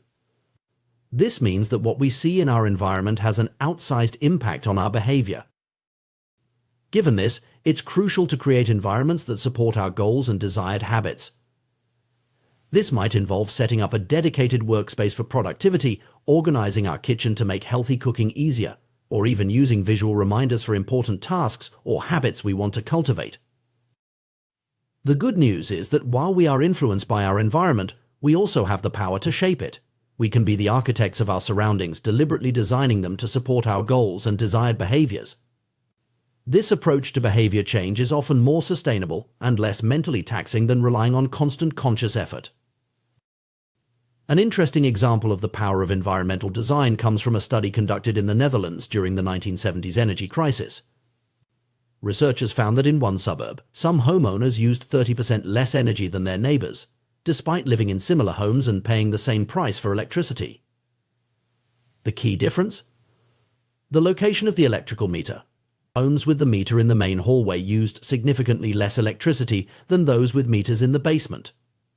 The visibility of energy usage in daily life was enough to influence behavior without any other intervention. This principle can be applied to various aspects of our lives. Want to drink more water? Keep a filled water bottle within arm's reach at all times. Trying to exercise more? Leave your workout clothes and shoes by your bed so they're the first thing you see in the morning. Want to eat more fruit? Keep a bowl of fresh fruit on your kitchen counter. The key is to make the cues for your desired habits obvious and the cues for undesired habits less visible. This might mean hiding the TV remote if you want to watch less television, or keeping your phone in another room if you're trying to reduce screen time. By manipulating your environment, you can make good habits easier and bad habits harder. It's important to note that while environmental design is powerful, it's not a magic solution. It works best when combined with other strategies for habit formation, such as setting clear intentions, starting with small, manageable changes, and being consistent in your efforts. The environment serves as a support system for your intentions, making it easier to follow through on your goals. Moreover, the most effective environmental designs are often personalized. What works for one person might not work for another. It's crucial to pay attention to your own behavior patterns and adjust your environment accordingly. This might involve some trial and error, but the process of refining your environment can be an enlightening journey of self-discovery. Another interesting aspect of environmental design is its potential for creating ripple effects. When you change one aspect of your environment to support a particular habit, you might find that it influences other behaviors as well. For instance, Setting up a meditation corner in your home might not only increase your meditation practice but also lead to more reading or journaling time in that peaceful space. It's also worth considering how this principle applies in shared spaces or organizational settings. How might a company design its office to promote collaboration or creativity? How can a school arrange its classrooms to enhance learning? These are questions that move beyond individual habit formation and into the realm of collective behavior change. The concept of environmental design for behavior change also raises some ethical considerations. While it can be used for positive outcomes, like promoting healthier eating or energy conservation, it could potentially be misused for manipulation or to promote behaviors that aren't in people's best interests. As we become more aware of how our environment shapes our behavior, it's important to be mindful of who is designing the environments we inhabit and for what purpose. In conclusion, while motivation and willpower certainly have their place in behavior change, the role of our environment is often underestimated. By understanding and leveraging the power of environmental cues, we can create contexts that naturally support our desired behaviors and make positive changes more sustainable. Whether you're trying to build a new habit, break an old one, or simply optimize your daily routines, consider how you can design your environment to work for you rather than against you. Remember, you are not just a passive participant in your environment, you have the power to shape it. By becoming the architect of your surroundings, you can create a world that nudges you towards your goals and aspirations. This approach to personal growth and habit formation is not about forcing change through sheer will, but about creating an ecosystem that supports and nurtures the person you want to become. So, the next time you find yourself struggling to stick to a new habit or achieve a goal, take a step back and look at your environment. What cues are present? What behaviors does your current setup encourage or discourage? How might you adjust your surroundings to make your desired actions easier and more natural? By asking these questions and making deliberate changes to your environment, you can harness the invisible forces that shape behavior and use them to your advantage. In the end, lasting change often comes not from changing who you are, but from changing the world around you. By understanding and applying the principles of environmental design, you can create a context that supports your growth, makes your desired behaviors almost effortless, and helps you become the person you aspire to be. The power of our environment in shaping our behavior is often underestimated. We tend to believe that our actions are primarily driven by our willpower and conscious decisions, but the reality is far more nuanced.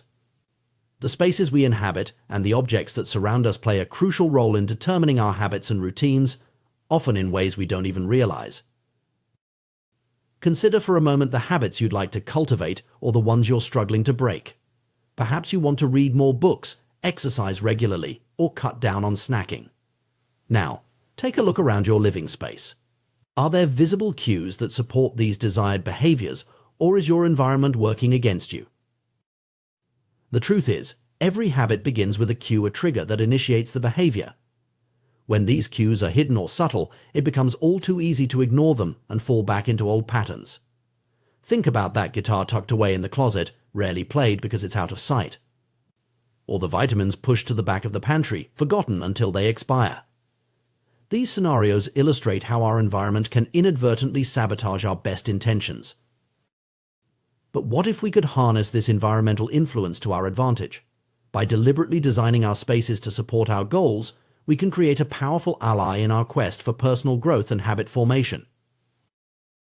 Let's explore a fascinating example from Schiphol Airport in Amsterdam. In the early 1990s, the cleaning staff faced a persistent problem with spillage around the urinals in men's restrooms. Their solution was brilliantly simple. They added a small sticker that looked like a fly near the center of each urinal. This tiny environmental change had a remarkable effect. Men instinctively aimed at what they perceived to be an insect, significantly improving their accuracy and reducing mess. This clever design not only solved a practical problem but also cut cleaning costs by 8% annually. This example demonstrates the profound impact that small, strategic changes to our environment can have on behavior. It's not about forcing change through willpower alone, but about creating contexts that naturally guide us towards desired actions. Consider how this principle might apply to your own life. If you're trying to eat healthier, for instance, you could replicate the strategy I used with apples. Instead of hiding fruits and vegetables in the crisper drawer where they're easily forgotten, place them in a prominent bowl on the kitchen counter. This simple change makes healthy snacks the most visible and accessible option, increasing the likelihood that you'll reach for them instead of less nutritious alternatives. The key is to make the cues for your desired habits obvious and unavoidable. Want to remember to take your medication? Place the pill bottle next to your toothbrush. Aiming to practice an instrument more often? Set up the instrument stand in the middle of your living room. Hoping to express more gratitude? Keep thank you notes and stamps on your desk where you'll see them daily. By populating your environment with these visual reminders and cues, you're essentially programming your surroundings to prompt the behaviors you want to encourage. It's like setting up a series of friendly nudges throughout your day, each one gently steering you towards your goals. But the influence of our environment goes beyond just visual cues. The entire context surrounding a behavior can become associated with the habit over time. This is why many people drink more in social situations than they would alone. It's not just the presence of alcohol that triggers the behavior, but the whole atmosphere, the music, the friends, the setting.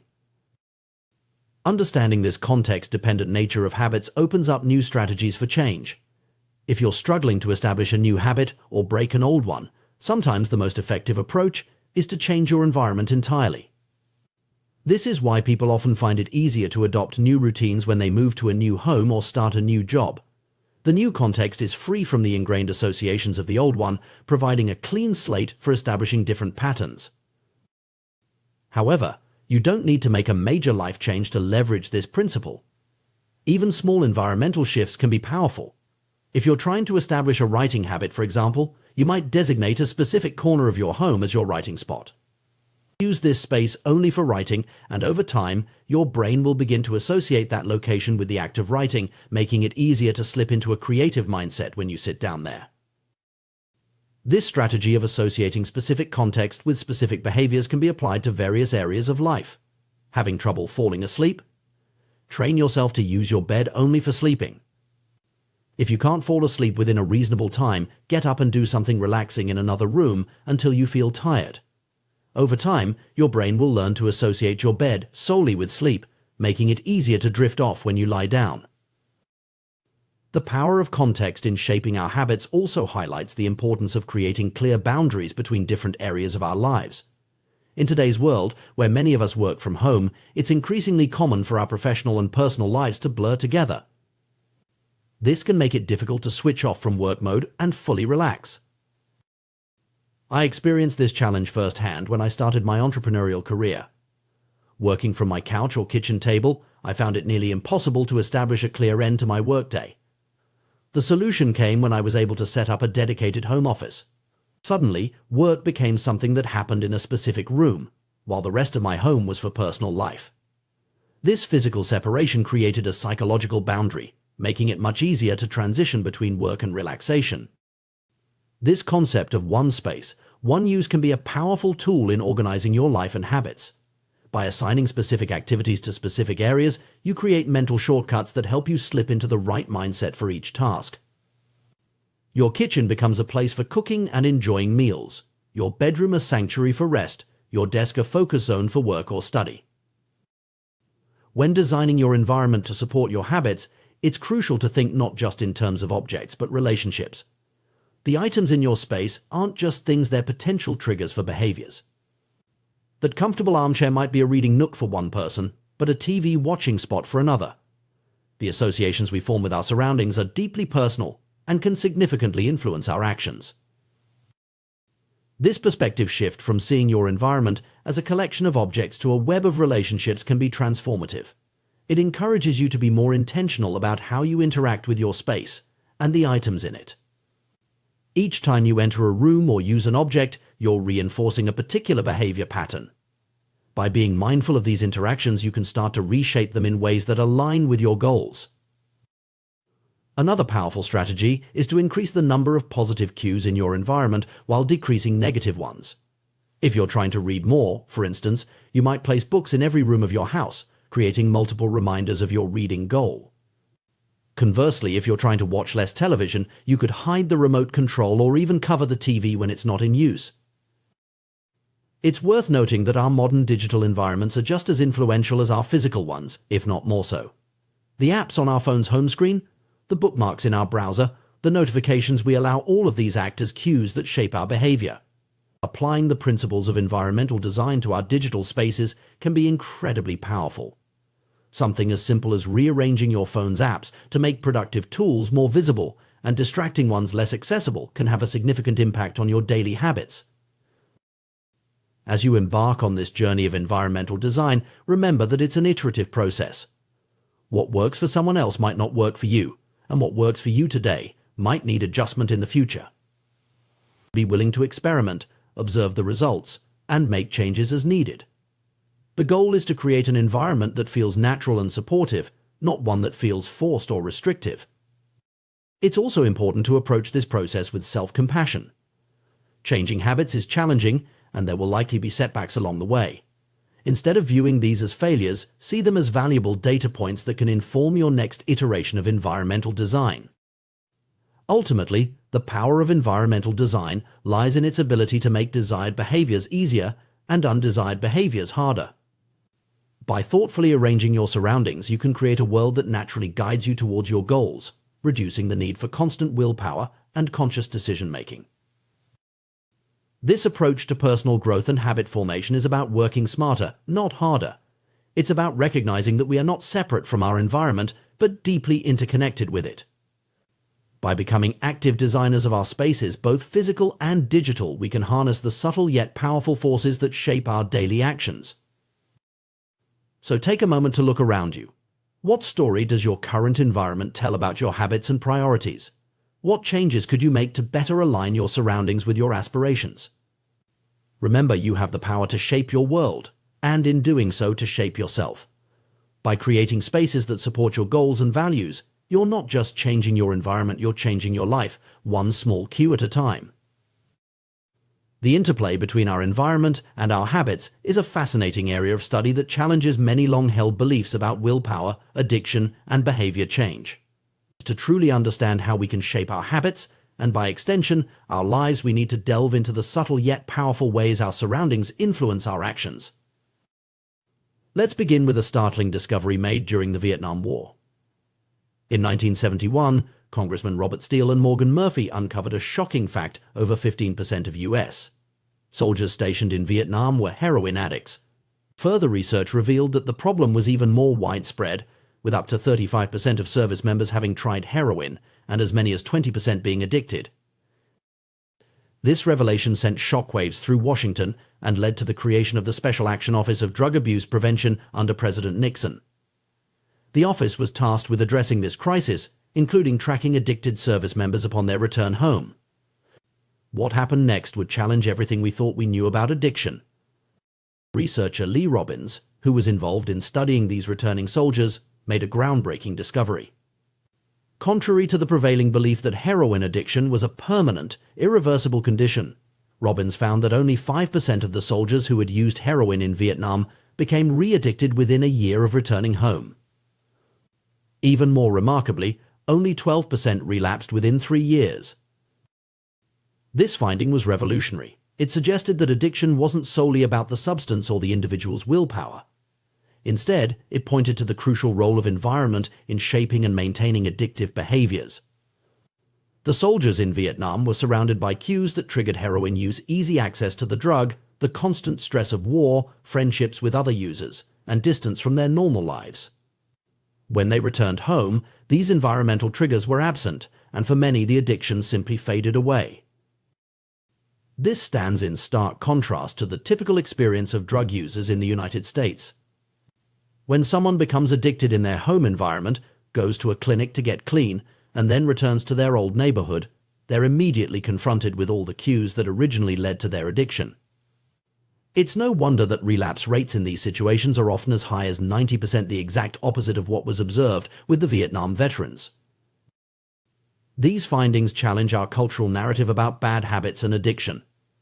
For decades, we've been told that unhealthy behaviors, whether it's drug addiction, overeating, or smoking, are primarily a result of moral weakness or lack of self-control.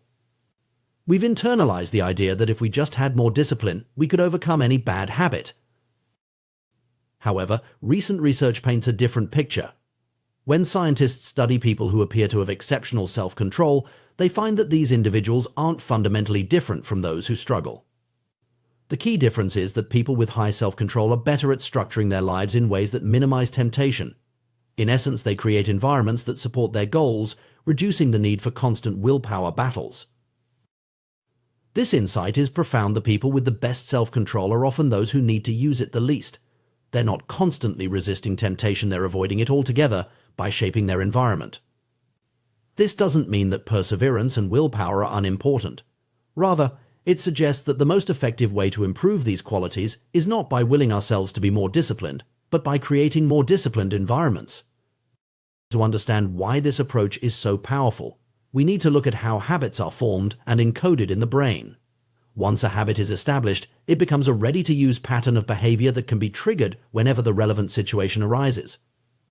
This encoding is so strong that it can persist for decades, even if the habit isn't practiced. Consider the case of Patty Orwell, a therapist from Austin, Texas. When she was younger, she often smoked while riding horses with a friend. She eventually quit smoking and stopped riding horses. Years later, when she rode a horse again, she suddenly found herself craving a cigarette for the first time in ages. The association between horse riding and smoking was still encoded in her brain, just waiting for the right cue to reactivate it. This persistence of encoded habits explains why many behavior change techniques can backfire. When we expose people to cues associated with their bad habits, we can inadvertently trigger the very behaviors we're trying to stop. For example, shame-based weight loss presentations can stress obese individuals, leading them to turn to their familiar coping mechanism, overeating. Similarly, showing graphic images of damaged lungs to smokers can increase anxiety, driving them to reach for a cigarette to calm down. The power of environmental cues in triggering habits also explains why bad habits can be so persistent and self-reinforcing. They often create a negative feedback loop, what we might call an autocatalytic process. The habit feeds itself. You feel bad, so you eat junk food. Because you eat junk food, you feel bad, you feel sluggish from watching too much TV, so you continue watching because you lack the energy to do anything else. You worry about your health, which makes you anxious, so you smoke to ease the anxiety, which in turn worsens your health and increases your anxiety. It's a downward spiral that can feel impossible to escape. Understanding this dynamic is crucial for anyone looking to break bad habits or establish good ones. It highlights the importance of creating environments that support our goals rather than undermine them.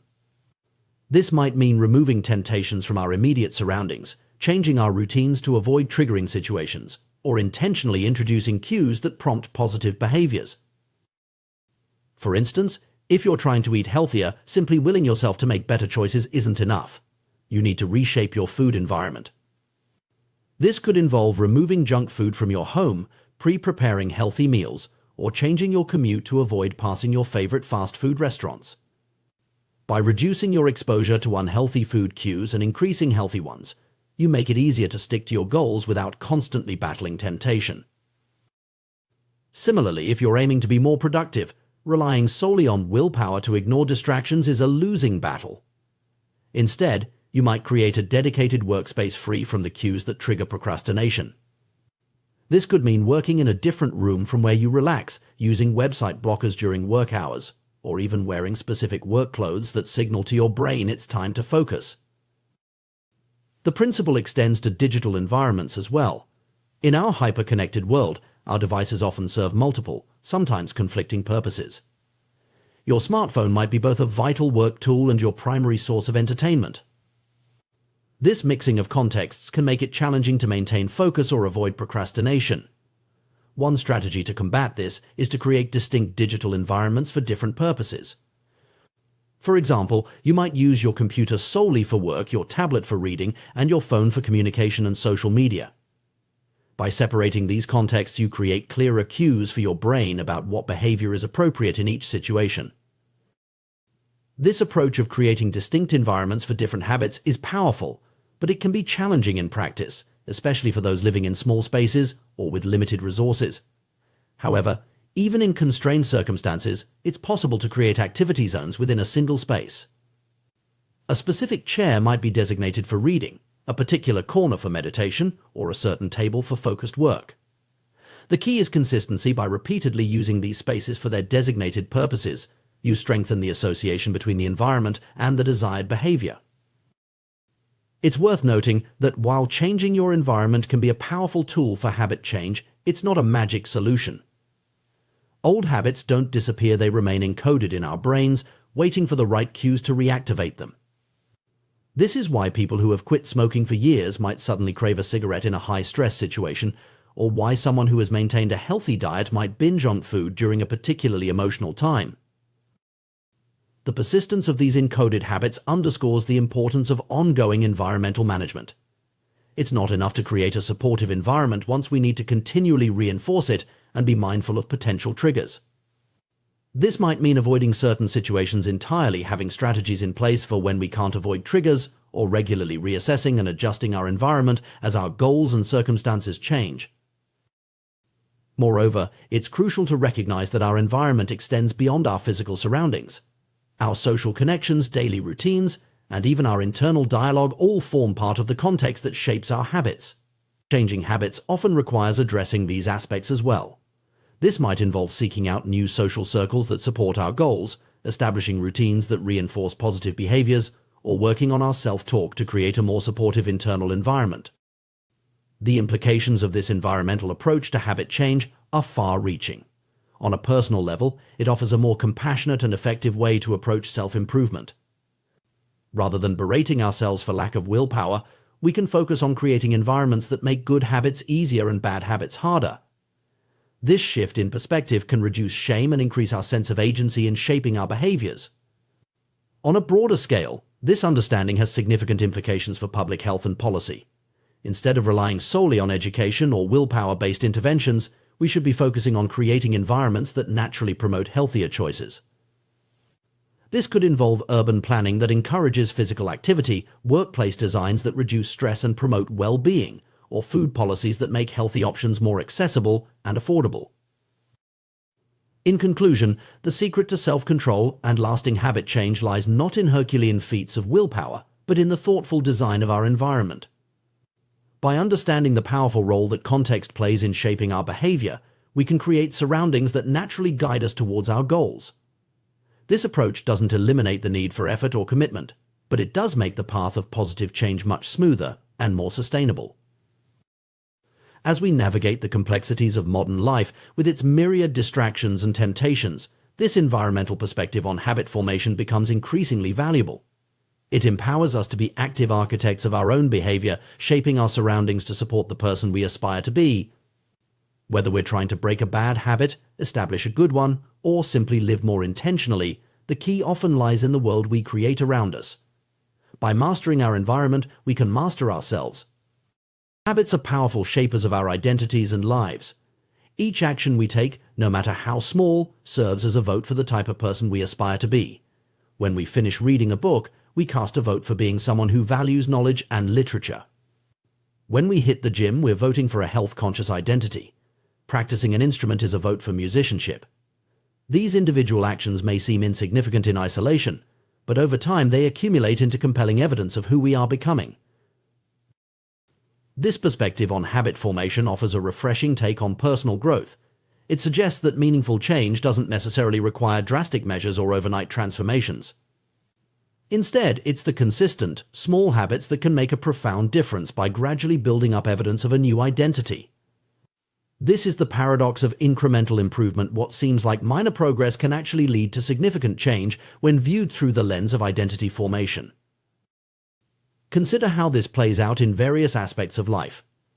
Each time you put pen to paper or fingers to keyboard, you reinforce your identity as a writer. Every practice session with a musical instrument strengthens your musician identity. Starting a workout, regardless of its intensity or duration, is an affirmation of your athletic self. When you take the time to encourage and support your team members, you're cementing your role as a leader. But the impact of these habits goes beyond just achieving specific outcomes or developing skills. Perhaps more importantly, they teach us to trust ourselves. As we consistently follow through on our intentions, we begin to believe in our ability to accomplish our goals. This growing self-trust is a powerful force that can propel us forward in all areas of life. It's crucial to recognize that this process works both ways. Just as positive habits reinforce desirable identities, negative habits can solidify less desirable ones. Every time we give in to procrastination, for instance, we're casting a vote for being someone who lacks discipline. When we choose unhealthy foods over nutritious options, we're voting for an identity that doesn't prioritize well-being. However, the good news is that perfection isn't necessary. In any election, there are always votes for both sides. The key is to win the majority. This means that occasional slip-ups or bad habits don't negate our progress, as long as we're consistently making choices that align with our desired identity more often than not. This understanding of habit formation as identity shaping leads us to a simple but powerful two-step process for personal transformation. First, we must decide on the type of person we want to become. Then, we prove it to ourselves through small, consistent wins. The first step, deciding who we want to be, is arguably the most challenging. It requires deep introspection and honesty about our values, principles, and aspirations. This applies not just to individuals, but to teams, communities, and even nations. What do we stand for? What principles guide our actions? Who do we aspire to become? For many, these questions can feel overwhelming. It's often easier to focus on specific outcomes we want to achieve: losing weight, reducing anxiety, or increasing our income. While these goals are valid starting points, the key is to work backward from these desired results to the type of person who could achieve them. Who is the kind of person that maintains a healthy weight? Who embodies the calm and centeredness we associate with low anxiety? Who has the skills, mindset, and habits that lead to financial success? This shift in focus from outcome-based thinking to identity-based thinking can be transformative. Instead of fixating on writing a book, we concentrate on becoming the type of person who writes consistently. Rather than obsessing over a target weight, we focus on embodying the habits and mindset of a healthy person. This approach aligns our daily actions with our deepest values and aspirations. Once we've clarified our desired identity, the second step is to reinforce it through small, consistent actions. These don't need to be grand gestures or dramatic changes. In fact, it's often the seemingly insignificant choices that have the most profound impact over time.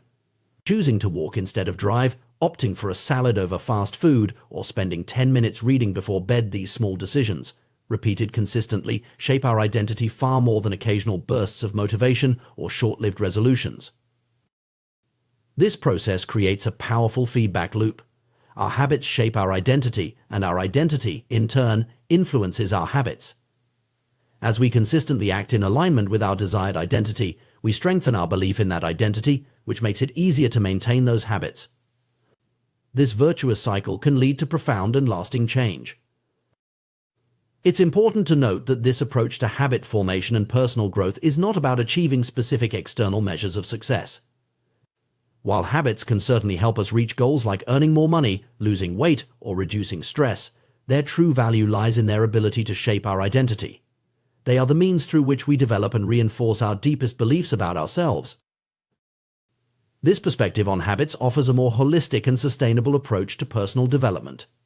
Instead of chasing fleeting goals or external validation, we focus on becoming the type of person we aspire to be.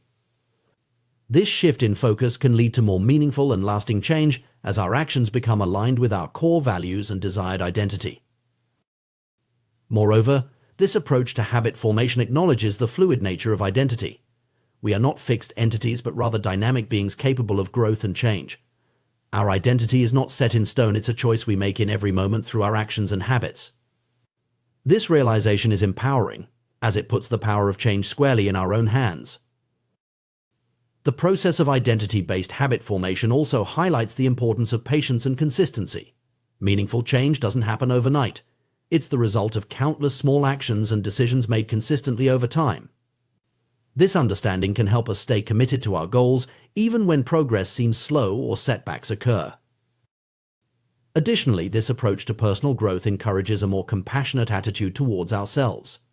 Instead of berating ourselves for failures or slip-ups, we can view them as part of the natural process of change. As long as we're winning the majority of the time, casting more votes for our desired identity than against it, we're moving in the right direction. This perspective on habits and identity formation has implications beyond individual growth. It can be applied to organizational change, community development, and even societal transformation. By focusing on the type of organization, community, or society we want to be, and consistently taking actions that align with that vision, we can create meaningful change on a larger scale. In conclusion, the power of habits lies not just in their ability to help us achieve specific goals, but in their capacity to shape our very identity. By focusing on who we want to become rather than what we want to achieve, we can create more meaningful and lasting change in our lives. Through consistent small actions, we cast votes for our desired identity, gradually becoming the person we aspire to be. This process of continuous self-evolution, guided by our deepest values and aspirations, is the true essence of personal growth and fulfillment. As we align our habits with our desired identity, we not only improve our lives but also contribute to positive change in our communities and the world at large. The human brain is a remarkable organ, constantly adapting and evolving to help us navigate the complexities of life. One of its most fascinating abilities is the formation of habits, automatic behaviors that allow us to function efficiently in our daily lives. Understanding how habits form and why they're so crucial to our success can provide valuable insights into human behavior and personal growth. Let's start by exploring the fundamental nature of habits. At their core, habits are behaviors that have been repeated so frequently that they become automatic. This process of habit formation begins with a period of trial and error, much like the experiences of the cats in Edward Thorndike's famous puzzle box experiments. When we encounter a new situation or challenge, our brain must decide how to respond. Initially, we may feel uncertain, trying different approaches to see what works best. This period is characterized by high neurological activity as our brain carefully analyzes the situation, taking in new information and making conscious decisions about how to act. Through this process of exploration, we occasionally stumble upon a solution that works well, a behavior that solves our problem or provides a reward. Perhaps we discover that going for a run helps alleviate anxiety, or that playing video games after work helps us unwind from a stressful day. These discoveries are pivotal moments in habit formation. Once we experience an unexpected reward, our brain immediately begins to take notice. It starts cataloging the events that preceded the reward, trying to identify the actions that led to this positive outcome. This is the essence of learning. Our brain is constantly seeking to understand cause-effect relationships in our environment. With repeated practice, our brain refines this process. Useless actions fade away, while beneficial behaviors are reinforced. This is how a habit begins to take shape. Over time, what once required conscious effort becomes automatic, a reliable solution to a recurring problem in our environment. As habits form, an interesting neurological shift occurs. The level of brain activity actually decreases. This is because our brain has learned to focus on the cues that predict success and ignore everything else. It creates a mental shortcut. If this situation arises, then perform this action. This cognitive script can be followed automatically whenever the appropriate situation presents itself. This automation is incredibly beneficial from an evolutionary perspective. Habits are, in essence, mental shortcuts learned from experience. They allow us to efficiently solve problems we've encountered before without having to analyze the situation anew each time. This frees up our conscious mind, the bottleneck of the brain, to focus on novel challenges and more complex tasks. The formation of habits follows a consistent pattern that can be broken down into 4 key stages: cue, craving, response, and reward. Understanding this pattern can provide valuable insights into how we can shape our own behavior and build positive habits. The process begins with a cue, a bit of information that predicts a reward. In our ancestral environment, these cues might have signaled the location of food, water, or potential mates. Today, we're more often attuned to cues that predict secondary rewards like money, status, approval, or personal satisfaction. Importantly, these modern pursuits still indirectly improve our odds of survival and reproduction, tapping into our deepest evolutionary motivations. The cue triggers a craving, the motivational force behind every habit. Without some level of motivation or desire, we have no reason to act. What we crave is not the habit itself, but the change in state it delivers. We don't crave smoking a cigarette, we crave the feeling of relief it provides. We don't crave watching TV, we crave the entertainment and relaxation it offers. The response is the actual habit you perform, which can take the form of a thought or an action. Whether a response occurs depends on how motivated you are and how much friction is associated with the behavior. If a particular action requires more physical or mental effort than you're willing to expend, you won't do it. Finally, the reward is the end goal of every habit. we chase rewards because they satisfy our cravings and teach us which actions are worth remembering in the future. The cue is about noticing the reward. The craving is about wanting the reward. The response is about obtaining the reward. In fact, we can understand the entire habit loop as a continuous cycle aimed at reward acquisition. This four-stage pattern plays out in countless ways in our daily lives, often without our conscious awareness. For instance, consider the habit of checking your phone. The cue might be a notification sound or simply feeling bored. This triggers a craving for distraction or connection. The response is to pick up your phone and check your apps. The reward is the momentary entertainment or social connection you experience. Understanding this pattern can be incredibly empowering. It allows us to dissect our existing habits and intentionally shape new ones. By manipulating the cues in our environment, managing our cravings, simplifying our desired responses, and enhancing the rewards associated with positive behaviors, we can effectively rewire our habits. However, it's crucial to recognize that habit formation is not about achieving perfection. It's about winning the majority of the time. Every action is a vote for the type of person you want to become. You don't need a unanimous vote to win an election, you just need a majority. Therefore, it's okay if you make a mistake or slip up occasionally. The goal is to tally up enough votes for your desired identity over time. This perspective on habit formation offers a more compassionate and realistic approach to personal growth. Instead of beating ourselves up over occasional failures, we can focus on consistently making choices that align with our desired identity more often than not. Moreover, this approach to habit formation acknowledges the fluid nature of identity. We are not fixed entities, but dynamic beings capable of growth and change. Our identity emerges from our habits, and our habits shape our identity in turn. This creates a powerful feedback loop that can lead to profound personal transformation over time. It's worth noting that while habits can be incredibly beneficial, some people worry that too much routine might make life dull or restrict their freedom. However, this concern sets up a false dichotomy between habits and freedom. In reality, good habits create freedom by automating the mundane aspects of life, freeing up mental resources for more important tasks and decisions. Consider financial habits, for instance. Good financial habits like regularly saving a portion of your income or tracking your expenses might seem restrictive in the short term. However, these habits ultimately create more freedom by providing financial stability and options in the long run. Similarly, good health habits might require some discipline initially, but they provide the energy and vitality needed to fully engage in life's experiences. In essence, habits are tools that can be leveraged to create the life we desire. They are not about restricting our choices, but about aligning our automatic behaviors with our deepest values and aspirations. By thoughtfully cultivating positive habits, we can automate the fundamentals of life, creating the mental space needed for creativity, growth, and the pursuit of our most meaningful goals.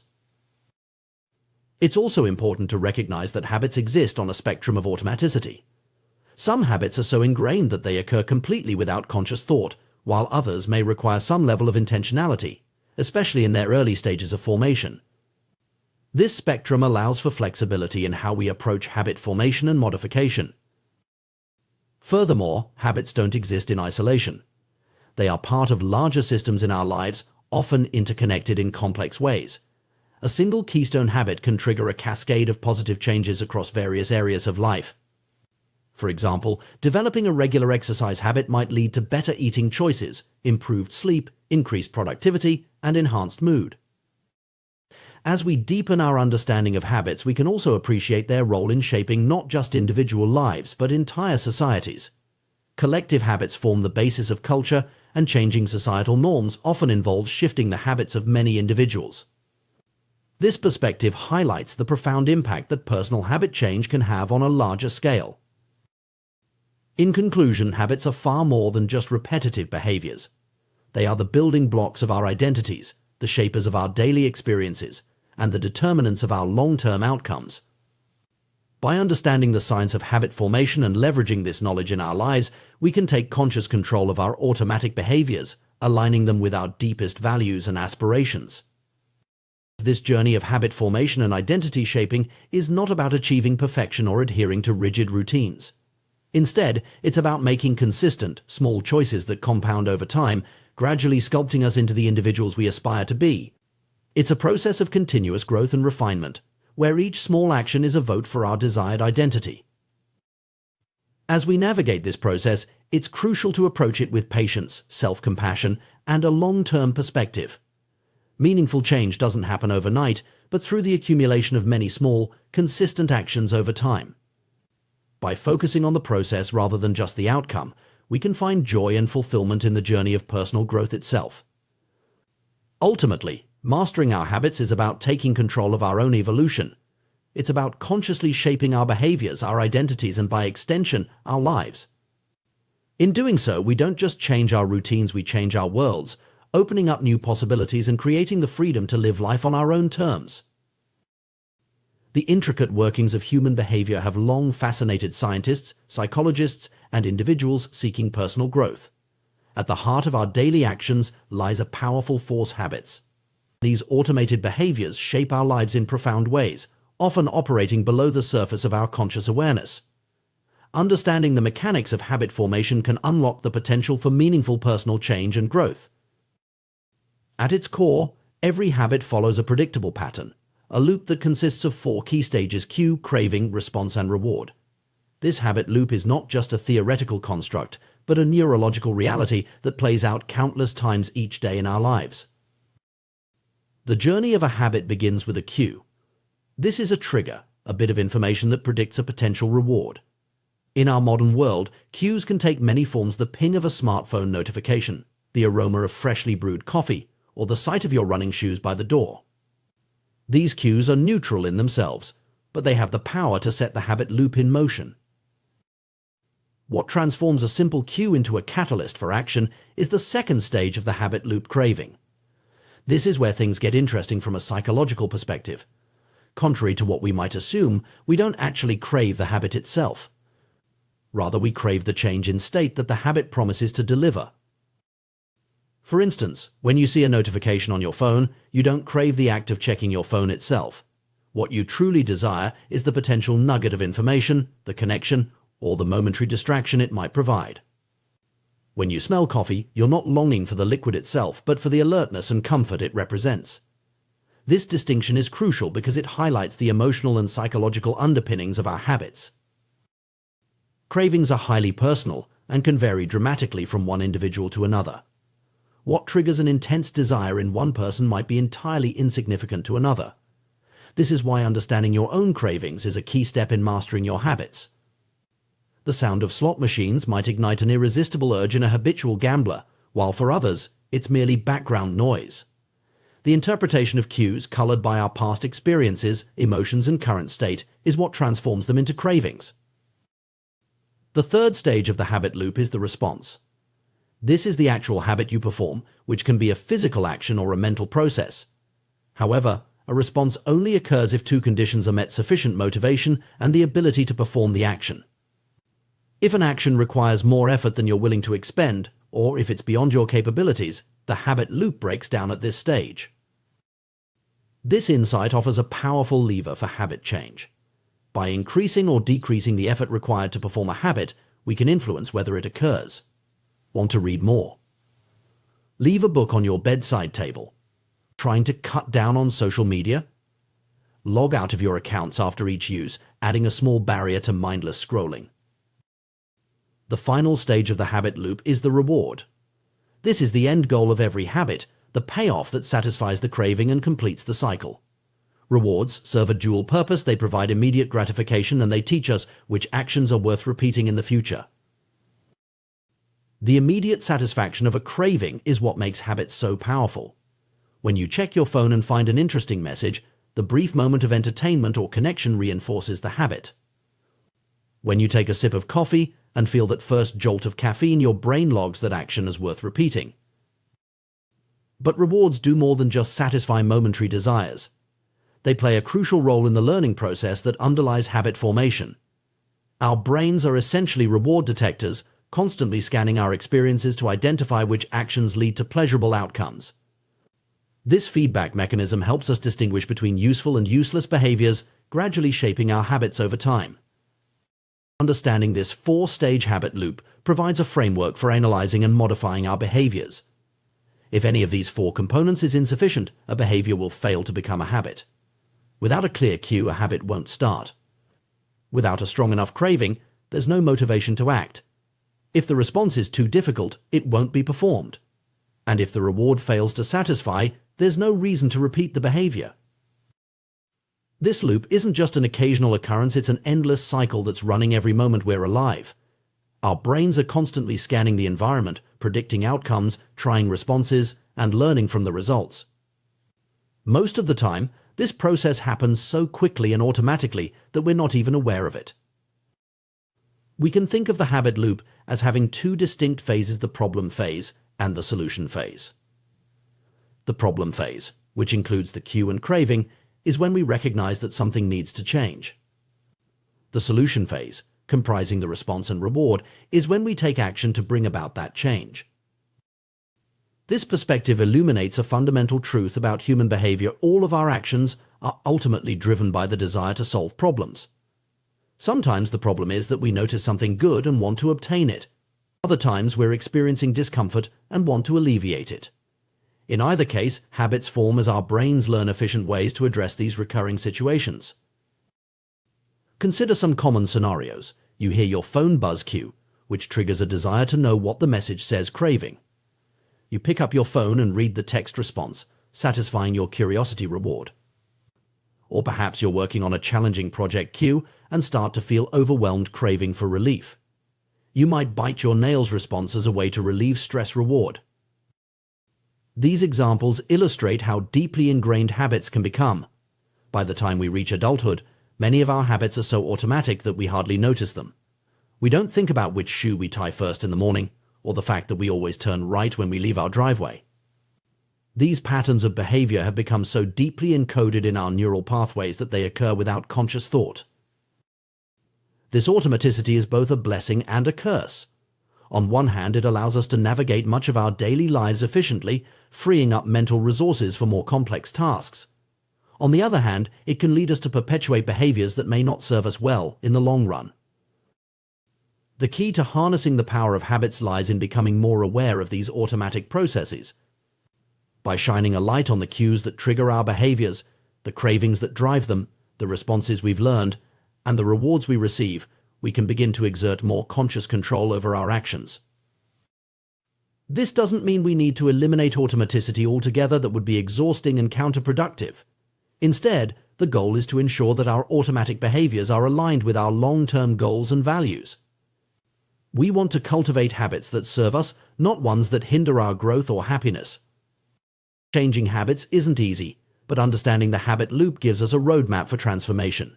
We can work on each component of the loop to reshape our behaviors. 1.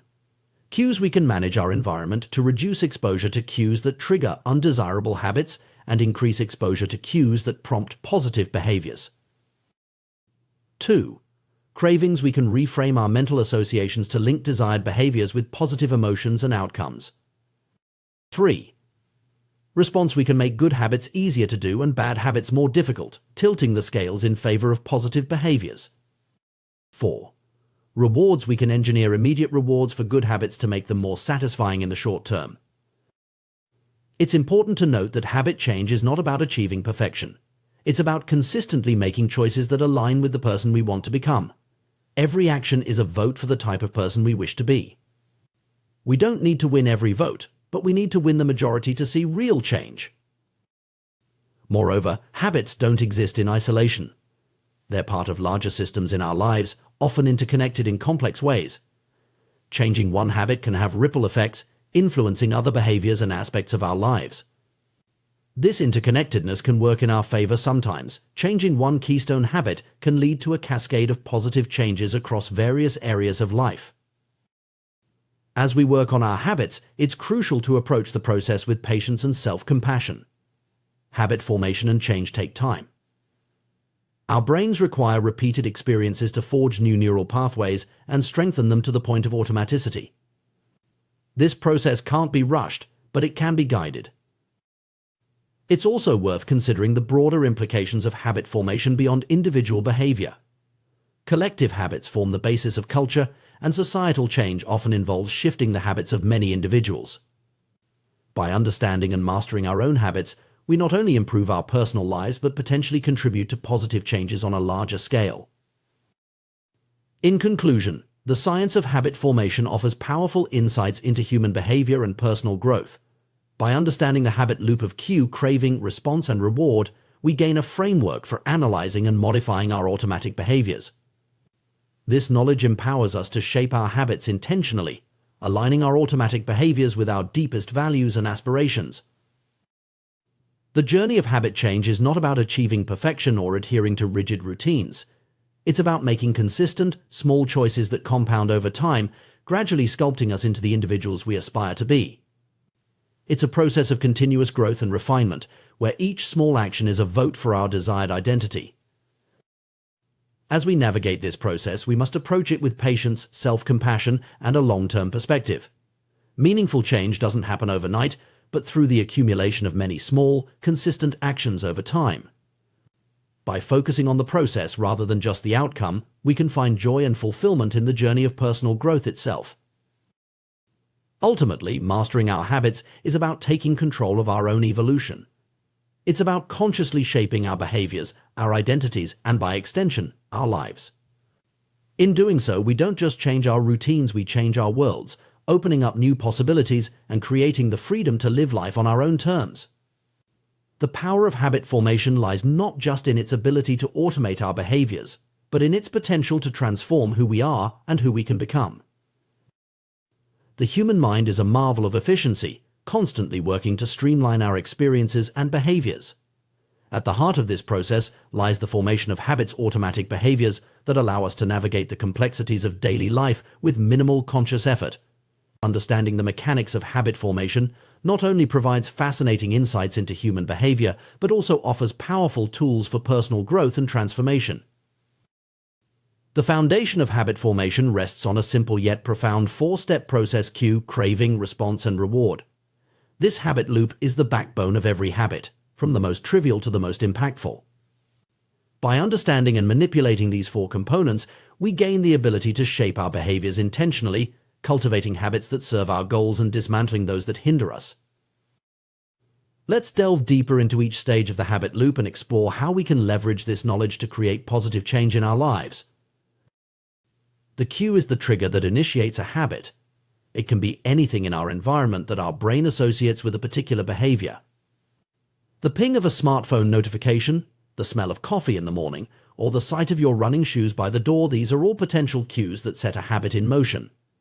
Importantly, cues are neutral in themselves. It's our interpretation of them that gives them power. To harness the power of cues, we need to make them obvious for habits we want to cultivate and invisible for those we wish to break. This might involve strategically placing items in our environment to prompt desired behaviors or removing triggers that lead to unwanted actions. For instance, if you want to read more, leaving a book on your bedside table creates a clear cue. Conversely, if you're trying to cut down on social media use, keeping your phone out of sight while working can help reduce the temptation to check it constantly. The craving is the motivational force behind every habit. It's not the habit itself that we crave, but the change in state it promises. When we see a notification on our phone, we don't actually crave the act of checking it, we crave the potential nugget of information or connection it might provide. Understanding this distinction is crucial, because it highlights the emotional and psychological underpinnings of our habits. To make habits more attractive, we can bundle them with activities we already enjoy or reframe them to highlight their benefits. For example, if you struggle to exercise regularly, you might pair your workout with listening to your favorite podcast, creating a more appealing package.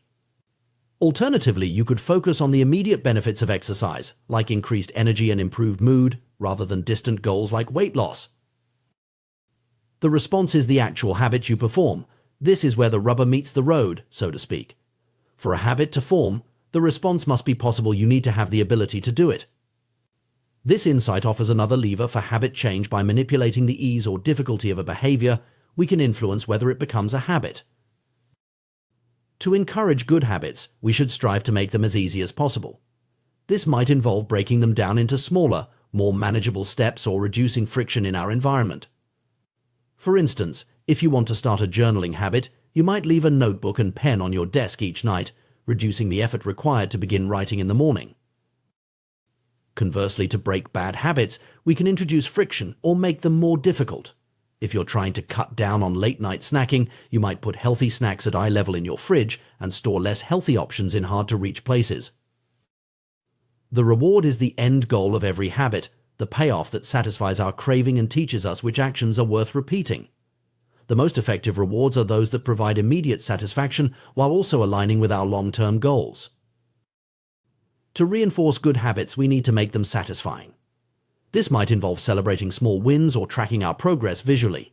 For example, marking off days on a calendar when you complete a desired habit can provide a sense of accomplishment and motivation to continue.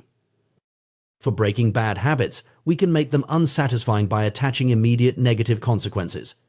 This could be as simple as telling a friend about your goal and agreeing to pay them a small amount each time you slip up.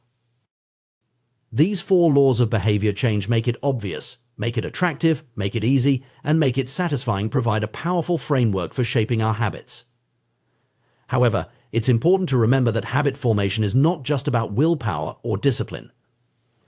It's about creating systems that make good behaviors inevitable and bad behaviors impossible.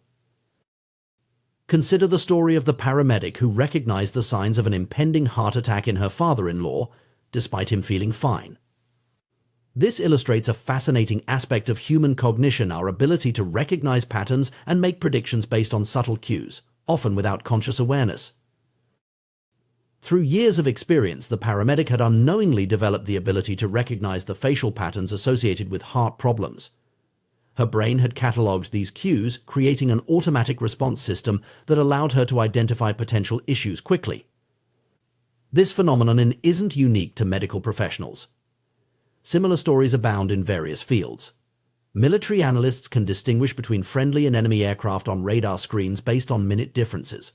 Art curators can spot forgeries that fool even sophisticated tests. Experienced radiologists can predict where a stroke will develop before any obvious signs are visible. These examples highlight the incredible pattern recognition capabilities of the human brain. Our minds are constantly taking in information from our surroundings, analyzing it, and making predictions.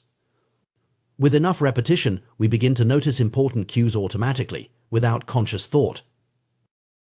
This automatic processing is the foundation of every habit we have. It's what allows us to perform complex behaviors without actively thinking about each step. Consider how you don't need to consciously think about each muscle movement involved in driving a car or typing on a keyboard. These actions have become habitual, freeing up mental resources for other tasks. However, this automaticity is a double-edged sword. While it makes many aspects of our lives more efficient, it can also lead us to fall into patterns of behavior that may not serve us well. We might find ourselves reaching for our phones every time we feel a moment of boredom, or automatically grabbing a snack when we pass the kitchen, even if we're not hungry. The key to harnessing the power of habits while avoiding their potential pitfalls lies in becoming more aware of our automatic behaviors. By shining a light on the cues that trigger our habits, the cravings that drive them, the responses we've learned, and the rewards we receive, we can begin to exert more conscious control over our actions. This doesn't mean we need to eliminate automaticity altogether. That would be exhausting and counterproductive. Instead, the goal is to ensure that our automatic behaviors are aligned with our long-term goals and values. We want to cultivate habits that serve us, not ones that hinder our growth or happiness. It's important to note that habit change is not about achieving perfection. It's about consistently making choices that align with the person we want to become. Every action is a vote for the type of person we wish to be. We don't need to win every vote, but we need to win the majority to see real change. Moreover, habits don't exist in isolation. They're part of larger systems in our lives, often interconnected in complex ways. Changing one habit can have ripple effects, influencing other behaviors and aspects of our lives. This interconnectedness can work in our favor sometimes. Changing one keystone habit can lead to a cascade of positive changes across various areas of life. As we work on our habits, it's crucial to approach the process with patience and self-compassion. Habit formation and change take time. Our brains require repeated experiences to forge new neural pathways and strengthen them to the point of automaticity. This process can't be rushed, but it can be guided. it's also worth considering the broader implications of habit formation beyond individual behavior. Collective habits form the basis of culture, and societal change often involves shifting the habits of many individuals. By understanding and mastering our own habits, we not only improve our personal lives but potentially contribute to positive changes on a larger scale. In conclusion, the science of habit formation offers powerful insights into human behavior and personal growth. By understanding the habit loop of cue, craving, response, and reward, and applying the 4 laws of behavior change, we gain a framework for analyzing and modifying our automatic behaviors. This knowledge empowers us to shape our habits intentionally, aligning our automatic behaviors with our deepest values and aspirations. The journey of habit change is not about achieving perfection or adhering to rigid routines. It's about making consistent, small choices that compound over time, gradually sculpting us into the individuals we aspire to be. It's a process of continuous growth and refinement, where each small action is a vote for our desired identity. As we navigate this process, we must approach it with patience, self-compassion, and a long-term perspective. Meaningful change doesn't happen overnight, but through the accumulation of many small, consistent actions over time. By focusing on the process rather than just the outcome, we can find joy and fulfillment in the journey of personal growth itself. Ultimately, mastering our habits is about taking control of our own evolution. It's about consciously shaping our behaviors, our identities, and by extension, our lives. In doing so, we don't just change our routines, we change our worlds, opening up new possibilities and creating the freedom to live life on our own terms. The power of habit formation lies not just in its ability to automate our behaviors, but in its potential to transform who we are and who we can become. In our fast-paced world, we often find ourselves operating on autopilot, our actions guided by deeply ingrained habits that we may not even be consciously aware of. These habits, whether beneficial or detrimental, shape our daily lives and ultimately determine our long-term outcomes. Understanding and harnessing the power of habits is crucial for personal growth and achieving our goals. Consider the story of a retail clerk who, after a series of transactions involving gift cards, absent-mindedly cut a customer's actual credit card in half. Or the former preschool teacher who, even in her new corporate job, couldn't shake the habit of asking co-workers if they had washed their hands after using the bathroom. These anecdotes illustrate how deeply ingrained our habits can become, often operating below the level of conscious awareness. The power of habits lies in their ability to automate our behaviors, freeing up mental resources for more complex tasks. However, this same automaticity can lead us astray when our habits are misaligned with our goals or values. The key to leveraging habits for personal growth lies in bringing them into our conscious awareness and intentionally shaping them to serve our desired outcomes. One powerful technique for increasing awareness of our habits is inspired by the Japanese railway system's pointing and calling method.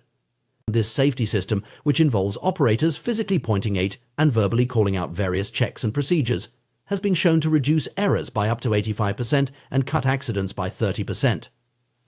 The effectiveness of this method lies in its ability to elevate routine actions from the non-conscious to the conscious level, engaging multiple senses and increasing overall awareness. We can adapt this concept to our personal lives by creating what we might call a habits scorecard. This simple yet powerful exercise involves listing out our daily habits and evaluating each one as positive, negative, or neutral. By doing so, we bring our automatic behaviors into conscious awareness, allowing us to identify areas for improvement and reinforcement. To create your own habits scorecard, start by listing out your daily routines in detail. Include everything from the moment you wake up to the time you go to bed. Once you have a comprehensive list, go through each item and ask yourself, is this a good habit, a bad habit, or a neutral habit? Mark each habit with a or accordingly. It's important to note that the classification of habits as good or bad is somewhat subjective and depends on your personal goals and circumstances. For instance, eating a high-calorie breakfast might be a positive habit for someone trying to gain weight, but a negative one for someone aiming to lose weight. The key is to evaluate each habit in the context of your own aspirations and desired identity.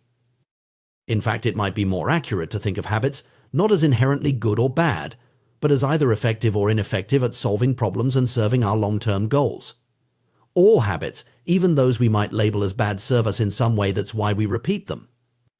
The challenge is to identify which habits are truly serving our long-term interests and which are providing short-term benefits at the expense of our broader goals. When evaluating your habits, consider this question: does this behavior help me become the type of person I wish to be? Does this habit cast a vote for or against my desired identity? Habits that align with and reinforce your desired identity are generally positive, while those that conflict with it are typically negative. As you work through your habit scorecard, resist the urge to judge or criticize yourself. The goal at this stage is simply to observe and become aware of your behaviors, not to change them immediately. Approach the exercise with a sense of curiosity, as if you were an impartial observer of your own life. Notice your patterns without attaching emotion or self-judgment to them. This neutral observation is a crucial first step in the process of habit change. By simply becoming aware of our habits, we often naturally begin to adjust our behaviors. It's like shining a light into a dark room. Suddenly we can see what's actually there, and that awareness alone can be transformative. For those who find they need additional support in maintaining this awareness, the pointing and calling method can be adapted for personal use. For example, if you're trying to reduce snacking, you might say out loud, "I'm about to eat this cookie, but I don't need it. Eating it will move me further from my health goals." This verbalization brings the action fully into your conscious awareness, creating a moment of pause that allows you to make a more intentional choice. As you become more aware of your habits, you may start to notice the cues that trigger them. These cues, the ping of a notification, the sight of the TV remote, the smell of coffee, often become so familiar that they fade into the background of our awareness. By bringing these cues back into focus, we gain the power to interrupt the habit loop and potentially reshape our responses. It's worth noting that the process of habit change is not about achieving perfection or adhering to rigid routines. Rather, it's about making consistent, small choices that align with our desired identity and long-term goals. Every action we take is essentially a vote for the type of person we want to become. We don't need to win every vote, but we need to win the majority to see real change. Moreover, habits don't exist in isolation. They're part of complex systems in our lives, often interconnected in ways we might not immediately recognize. Changing one habit can have ripple effects, influencing other behaviors and aspects of our lives. This interconnectedness can work in our favor sometimes. Changing one keystone habit can lead to a cascade of positive changes across various areas of life. As we work on becoming more aware of our habits and shaping them intentionally, it's crucial to approach the process with patience and self-compassion. Habit formation and change take time. Our brains require repeated experiences to forge new neural pathways and strengthen them to the point of automaticity. This process can't be rushed, but it can be guided with consistent effort and awareness. It's also important to consider the broader implications of habit formation beyond individual behavior. Collective habits form the basis of culture, and societal change often involves shifting the habits of many individuals. By understanding and mastering our own habits, we not only improve our personal lives but potentially contribute to positive changes on a larger scale. The journey of habit awareness and change is not always easy. It requires us to confront uncomfortable truths about our behaviors and to challenge deeply ingrained patterns. However, the rewards of this process are immense.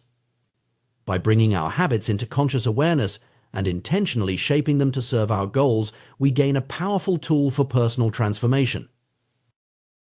Imagine the compound effect of replacing just a few ineffective habits with more beneficial ones.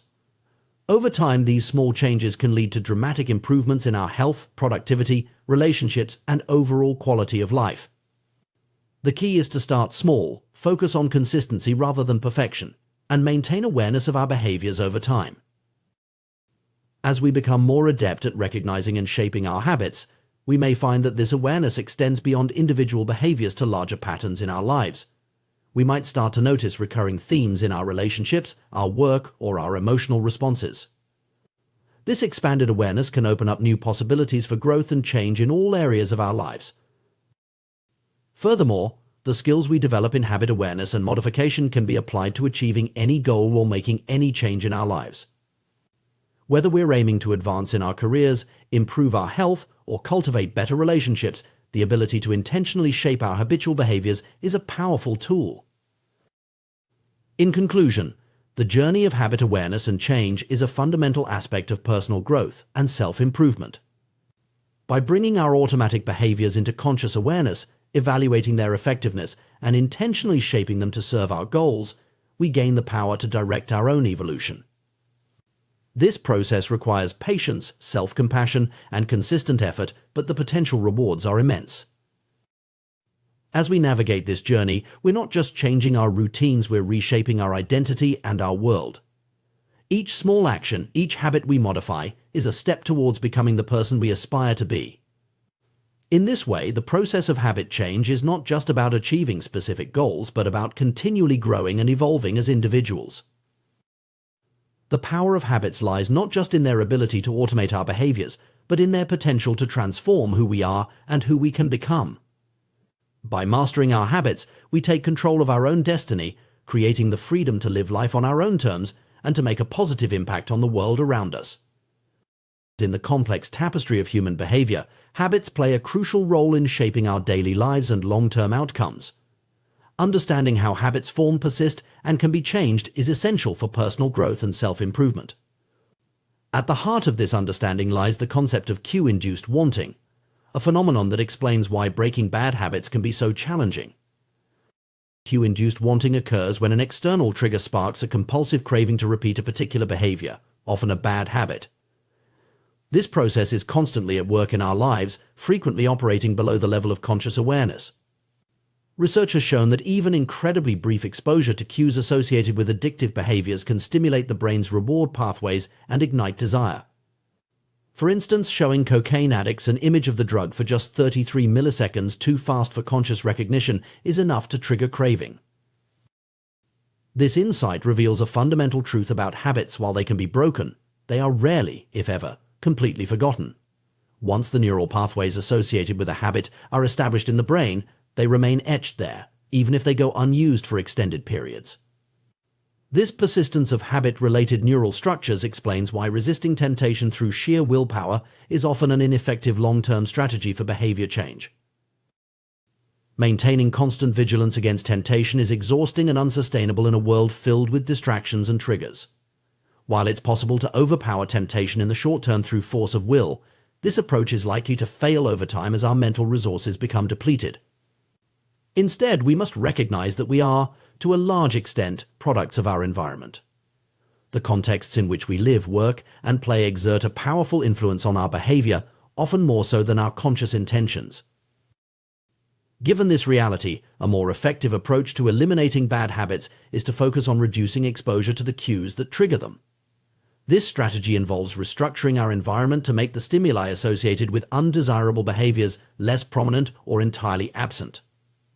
For example, if smartphone use is interfering with productivity, simply placing the device in another room can significantly reduce the temptation to check it constantly. Similarly, unfollowing social media accounts that provoke feelings of jealousy or inadequacy can help break the cycle of comparison and self-doubt. This approach of environmental modification can be applied to a wide range of habits. Removing a television from the bedroom can curtail excessive late-night viewing.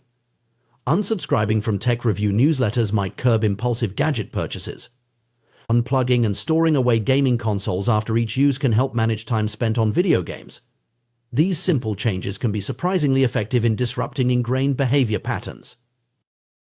The power of this method lies in its alignment with the fundamental laws of behavior change.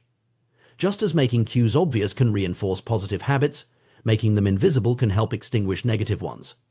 By eliminating or reducing the visibility of triggers associated with unwanted behaviors, we can often cause the entire habit to fade away over time. This strategy of environmental optimization represents a more sustainable approach to self-control than relying on willpower alone.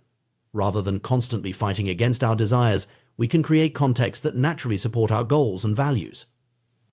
People who appear to have high levels of self-control often achieve this not through superior willpower, but by structuring their lives to minimize exposure to tempting situations. It's important to recognize that self-control, in the traditional sense of resisting temptation through mental effort, is a limited resource. It may be effective for occasional challenges, but it's not a reliable long-term solution for significant behavior change. Instead of repeatedly summoning the willpower to do the right thing, we're better off investing our energy in creating environments that make good choices easier and bad choices harder. This principle extends beyond individual habits to broader aspects of our lives. The people we associate with, the media we consume, the places we frequent, all of these environmental factors shape our behavior in subtle but powerful ways.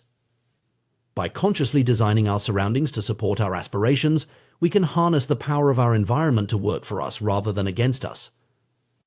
Understanding the role of cues and environment in habit formation also sheds light on why some people seem to effortlessly maintain positive habits while others struggle. It's not necessarily a matter of inherent discipline or character, but often a reflection of the different contexts in which people live and work. Creating a positive environment is thus not just a personal matter, but also a social and cultural issue. As we consider strategies for cultivating good habits and breaking bad ones, it's helpful to think in terms of 4 fundamental laws: make it obvious, make it attractive, make it easy, and make it satisfying. These principles can be applied to reinforce positive behaviors or, when inverted, to discourage negative ones. For establishing good habits, the first step is often simply becoming aware of our current patterns of behavior. This can be achieved through practices like maintaining a habit scorecard, where we write down our daily activities and assess their impact on our goals. Once we have this awareness, we can use techniques like implementation intention-specific plans that link a desired behavior to a particular time and place to make good habits more likely to occur. Another powerful tool is habit stacking, where we piggyback a new habit onto an existing one. This leverages the strength of our current routines to establish new behaviors.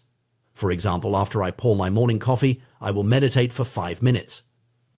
By anchoring the new habit to an established one, we increase the likelihood of follow-through. Making habits attractive is another key principle. This can involve finding ways to associate positive emotions or rewards with the behaviors we want to encourage. Similarly, making habits easy reduces the friction that often prevents us from following through on our intentions. This might involve breaking down larger goals into smaller, more manageable steps or removing obstacles that make good habits more difficult to perform.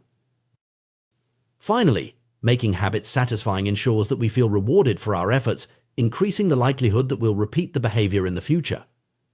This can involve creating a sense of progress or achievement, or finding ways to make the process itself more enjoyable. When it comes to breaking bad habits, we can invert these principles. Making cues invisible, as discussed earlier, is a powerful first step. We can also work to make undesirable behaviors less attractive, perhaps by focusing on their negative consequences or finding healthier alternatives that fulfill the same needs. Making bad habits more difficult to perform, for instance, by adding extra steps or inconveniences, can also be effective. And finally, we can strive to make the outcomes of bad habits less satisfying, perhaps by implementing some form of negative consequence or by vividly imagining the long-term effects of the behavior. It's worth noting that the process of habit change is not always linear or straightforward. Our brains are complex systems shaped by evolution to respond to certain stimuli in ways that may no longer serve us well in modern environments. The work of scientists like Nico Tinbergen has revealed how deeply ingrained some of our responses to environmental cues can be. Tinbergen's experiments with herring gulls and greylag geese demonstrated the power of supernormal stimuli, exaggerated versions of natural cues that elicit stronger than normal responses. Baby gulls, for instance, were found to peck more vigorously at cardboard beaks with larger or more numerous red spots than at real gull beaks. Similarly, geese would attempt to roll larger, egg-shaped objects into their nests with greater effort than they would expend on actual eggs. These findings have profound implications for understanding human behavior in modern contexts.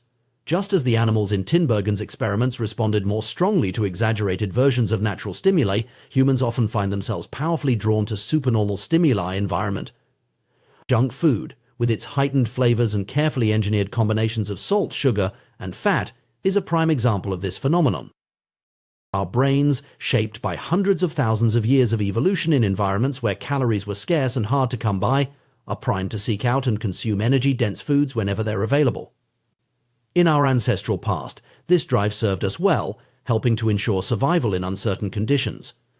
Today, however, in an environment of abundance, these same instincts can lead us astray, driving overconsumption and contributing to health problems.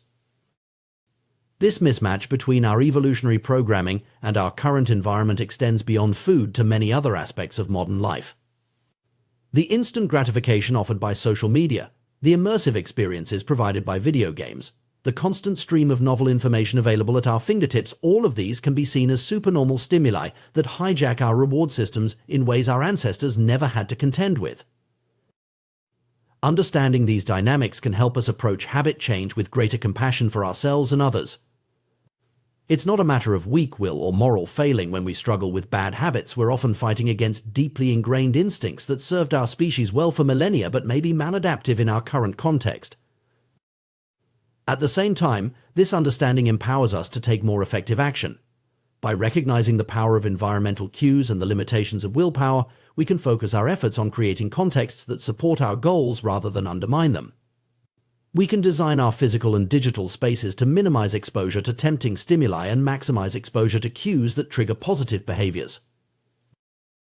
Moreover, we can work to create new, healthier supernormal stimuli that satisfy our innate drives in more beneficial ways. For instance, we might seek out activities that provide the novelty and excitement our brains crave, but in forms that contribute to our well-being rather than detract from it.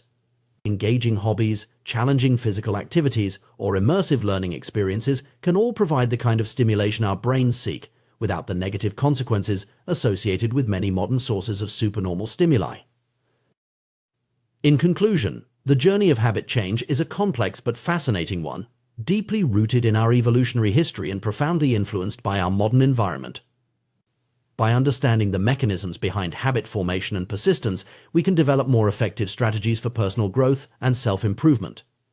The key lies not in heroic feats of willpower, but in thoughtful design of our environments and routines to align with our goals and values. Through this approach, we can harness the power of our habits to create lasting positive change in our lives.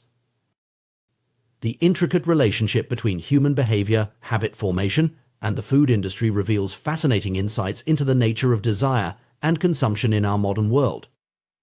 At the heart of this relationship lies the powerful influence of dopamine, a neurotransmitter that plays a crucial role in motivation, reward, and habit formation. The food science industry has harnessed our biological predispositions to create products that are irresistibly attractive to consumers. By manipulating factors such as texture, flavor, and sensory experience, food scientists have developed techniques to make processed foods exceptionally appealing. The concept of dynamic contrast. In food, the combination of different sensations like crunchiness and creaminess keeps our brains engaged and interested, encouraging continued consumption beyond the point of satiety. This optimization of food products extends to finding the perfect bliss point, a precise balance of salt, sugar, and fat that maximizes palatability and appeal. The result is a category of hyper-palatable foods that effectively hijack our reward systems, leading to overconsumption and potentially contributing to issues like obesity and related health problems. The power of these engineered foods lies in their ability to trigger dopamine release in our brains. Dopamine, once thought to be primarily associated with pleasure, is now understood to play a complex role in motivation, learning, and anticipation of rewards. Crucially, dopamine is released not just when we experience pleasure, but also when we anticipate it. This anticipatory aspect of dopamine release is key to understanding why certain habits, including those related to food consumption, can become so deeply ingrained and difficult to break. The dopamine-driven feedback loop that underlies habit formation extends far beyond food. In our modern society, we are surrounded by highly engineered versions of reality that are more attractive and stimulating than anything our ancestors encountered. From carefully crafted advertisements to the instant gratification of social media likes, these supernormal stimuli exploit our natural inclinations and drive us towards excessive behaviors in shopping, social media use, and various forms of entertainment.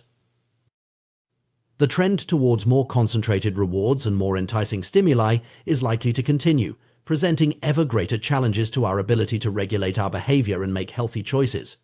Junk food, hard liquor, and video games are all examples of how natural rewards have been concentrated and amplified in ways that make them particularly hard to resist.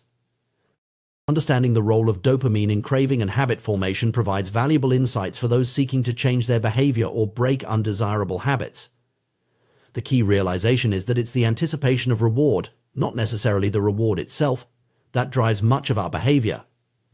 This explains why the excitement of planning a vacation can sometimes exceed the enjoyment of the trip itself, or why the anticipation of a special event can be more thrilling than the event itself. This knowledge can be leveraged to make positive habits more attractive and thus more likely to stick. By finding ways to increase the anticipation of rewards associated with beneficial behaviors, we can harness the power of our dopamine system to work in our favor. Similarly, understanding the role of environmental cues in triggering cravings can help us design our surroundings to support our goals rather than undermine them. The challenge we face is significant. Our brains, evolved in an environment of scarcity, are now confronted with abundance and hyperstimulation at every turn. The very mechanisms that once ensured our survival, like the drive to consume calorie-dense foods, can now lead us astray in a world of plenty. However, by understanding these mechanisms, we gain the power to make informed choices and design strategies to align our behavior with our long-term goals and values.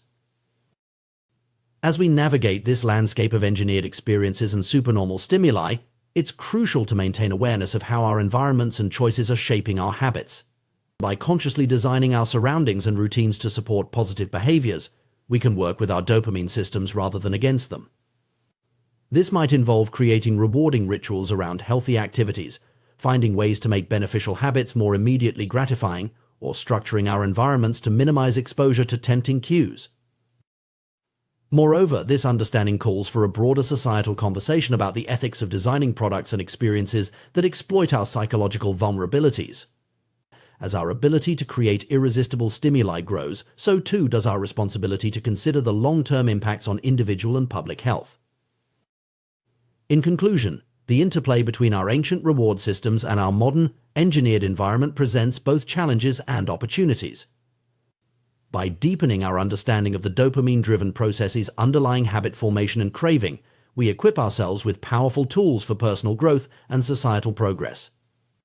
The key lies in harnessing these insights to create environments and habits that support our well-being, while remaining mindful of the potent forces shaping our desires and behaviors in the modern world. In our modern world, we find ourselves surrounded by an array of products and experiences meticulously designed to captivate our attention and spark our desires. At the forefront of this phenomenon is the food industry, where science and consumer psychology intersect to create irresistible edibles that keep us coming back for more. But this is just the tip of the iceberg in a society increasingly shaped by supernormal stimuli and engineered experiences that exploit our deepest biological drives. The food science industry has elevated the creation of appealing products to an art form, investing millions in research to perfect every aspect of the eating experience. From the satisfying crunch of a potato chip to the fizz of a soda, no detail is too small to escape scrutiny. The concept of oral sensation, how a food feels in your mouth, has become a key focus, with entire departments dedicated to optimizing this sensory experience. Consider the humble French fry, a seemingly simple food that embodies this approach. Its appeal lies in the contrast between its crispy exterior and soft interior, a combination that lights up our pleasure centers with each bite. This principle of dynamic contrast is a powerful tool in the food scientist's arsenal, creating products that offer a variety of sensations in a single item. The gooey cheese atop a crisp pizza crust, or the interplay between a crunchy cookie and its creamy filling, are prime examples of this strategy in action. These techniques serve a singular purpose: to keep us engaged and eating long past the point where we might normally feel satisfied. Natural, unprocessed foods tend to become less appealing as we consume them, a phenomenon known as sensory-specific satiety. Your brain gradually loses interest in the repetitive sensations, signaling that it's time to stop eating. However, foods high in dynamic contrast circumvent this natural mechanism, maintaining novelty and interest bite after bite. The ultimate goal of this scientific approach to food design is to find the bliss point, that perfect balance of salt, sugar, and fat that makes a product irresistible to the human palate. This combination triggers a powerful response in our brains, overriding natural satiety signals and encouraging overconsumption. The result is a category of hyperpalatable foods that are incredibly attractive to our reward systems, often leading to overeating and associated health issues. But the implications of this approach extend far beyond the realm of nutrition. The principle at work here, making something more attractive to increase the likelihood of repeated engagement, is a fundamental aspect of habit formation. In essence, the food industry has become adept at creating habit-forming products by exploiting our natural tendencies and biological drives. This phenomenon is not limited to food. Our modern society is replete with examples of engineered experiences designed to be more appealing than anything our ancestors encountered. Retail stores use mannequins with exaggerated features to sell clothing, tapping into our instinctive responses to certain body shapes. Social media platforms have perfected the art of delivering rapid-fire positive reinforcement, providing more likes and praise in a few minutes than we might receive in days of real-world interaction. The world of online entertainment offers perhaps the most striking examples of this trend. Pornography sites present a constant stream of novel, highly stimulating content at a pace impossible to replicate in real life. Video games offer immersive experiences that can be more engaging than many real-world activities. Even advertisements have become highly sophisticated, using ideal lighting, professional makeup, and digital editing to create images that are more attractive than reality. These are all examples of supernormal stimuli, artificial constructs that exaggerate the features we're naturally attracted to, eliciting a stronger response than we would have to natural stimuli. Our instincts, honed over millennia of evolution, are ill-equipped to handle these intensified versions of reality. As a result, we often find ourselves drawn into excessive behaviors, whether it's overeating, compulsive shopping, social media addiction, or other habits that can be detrimental to our well-being. The trend towards more concentrated rewards and more enticing stimuli shows no signs of slowing down. If anything, history suggests that future opportunities for gratification will be even more attractive than those available today. We can see this pattern in the evolution of various products and experiences. Junk food offers a more concentrated form of calories than natural foods. Hard liquor provides a more potent dose of alcohol than beer. Video games present a more immersive and stimulating form of play than traditional board games. This intensification of experience poses a significant challenge to our ability to regulate our behavior and make healthy choices. We find ourselves equipped with brains that evolved in an environment of scarcity, now faced with abundance and hyperstimulation at every turn. The very mechanisms that once ensured our survival, like the drive to consume calorie-dense foods when available, can now lead us astray in a world of plenty. To understand why these engineered experiences are so powerful, we need to delve into the neuroscience of habit formation and craving. At the heart of this process is dopamine, a neurotransmitter that plays a crucial role in motivation, reward, and learning. For many years, scientists believed that dopamine was primarily associated with pleasure. However, more recent research has revealed that its role is far more complex and central to a wide range of neurological processes. Dopamine is involved not just in experiencing pleasure, but in motivation, learning and memory, punishment and aversion, and even voluntary movement. The key insight when it comes to habit formation is that dopamine is released not only when we experience a reward, but also when we anticipate one. This anticipatory aspect of dopamine release is crucial to understanding why certain behaviors become habitual and why breaking bad habits can be so challenging. Experiments with animals have provided striking demonstrations of dopamine's power. When researchers blocked dopamine release in rats, the animals lost all motivation, refusing to eat, drink, or engage in any goal-directed behavior. They quite literally lost the will to live. Conversely, when scientists flooded the reward centers of animal brains with dopamine, the subjects engaged in repetitive behaviors at an astonishing rate, such as mice poking their noses into a box hundreds of times per hour in pursuit of a dopamine hit. Human behavior shows similar patterns, albeit in more complex forms. Gambling addicts experience a surge of dopamine just before placing a bet, not after winning. Cocaine users get a dopamine spike at the sight of the drug, before actually consuming it. This anticipatory release of dopamine is what drives us to action, creating the motivation to pursue rewards. This understanding of dopamine's role helps explain why the anticipation of an experience can often be more enjoyable than the experience itself. The excitement of planning a vacation or looking forward to a special event can surpass the actual pleasure of the moment when it arrives. Scientists describe this as the difference between wanting and liking, two related but distinct processes in the brain. The implications of this dopamine-driven feedback loop are profound for our understanding of habit formation and behavior change. Every highly habit-forming behavior, from drug use to social media browsing, is associated with elevated levels of dopamine. Even our most basic habitual behaviors, like eating, drinking, and social interaction, operate on this same principle. Recognizing the power of anticipation in driving behavior provides valuable insights for those seeking to change their habits or cultivate new ones. Rather than relying solely on willpower to resist temptation, we can focus on manipulating our environment and routines to make desirable behaviors more attractive and undesirable ones less so. For instance, if we want to establish a habit of regular exercise, we might focus on creating positive anticipation around the activity. This could involve planning enjoyable routes for runs, choosing workout music that excites us, or rewarding ourselves with a pleasant post-workout ritual. By associating the anticipation of exercise with positive feelings, we can harness our dopamine system to reinforce the habit. Conversely, to break a bad habit, we might focus on reducing the anticipatory pleasure associated with it.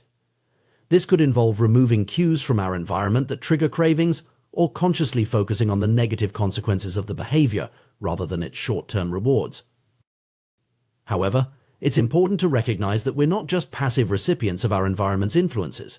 We have the power to consciously design our surroundings and routines in ways that support our goals. This might involve creating physical spaces that encourage productive behaviors, carefully curating our digital environments to minimize exposure to addictive content, or structuring our daily schedules to prioritize activities that align with our long-term aspirations.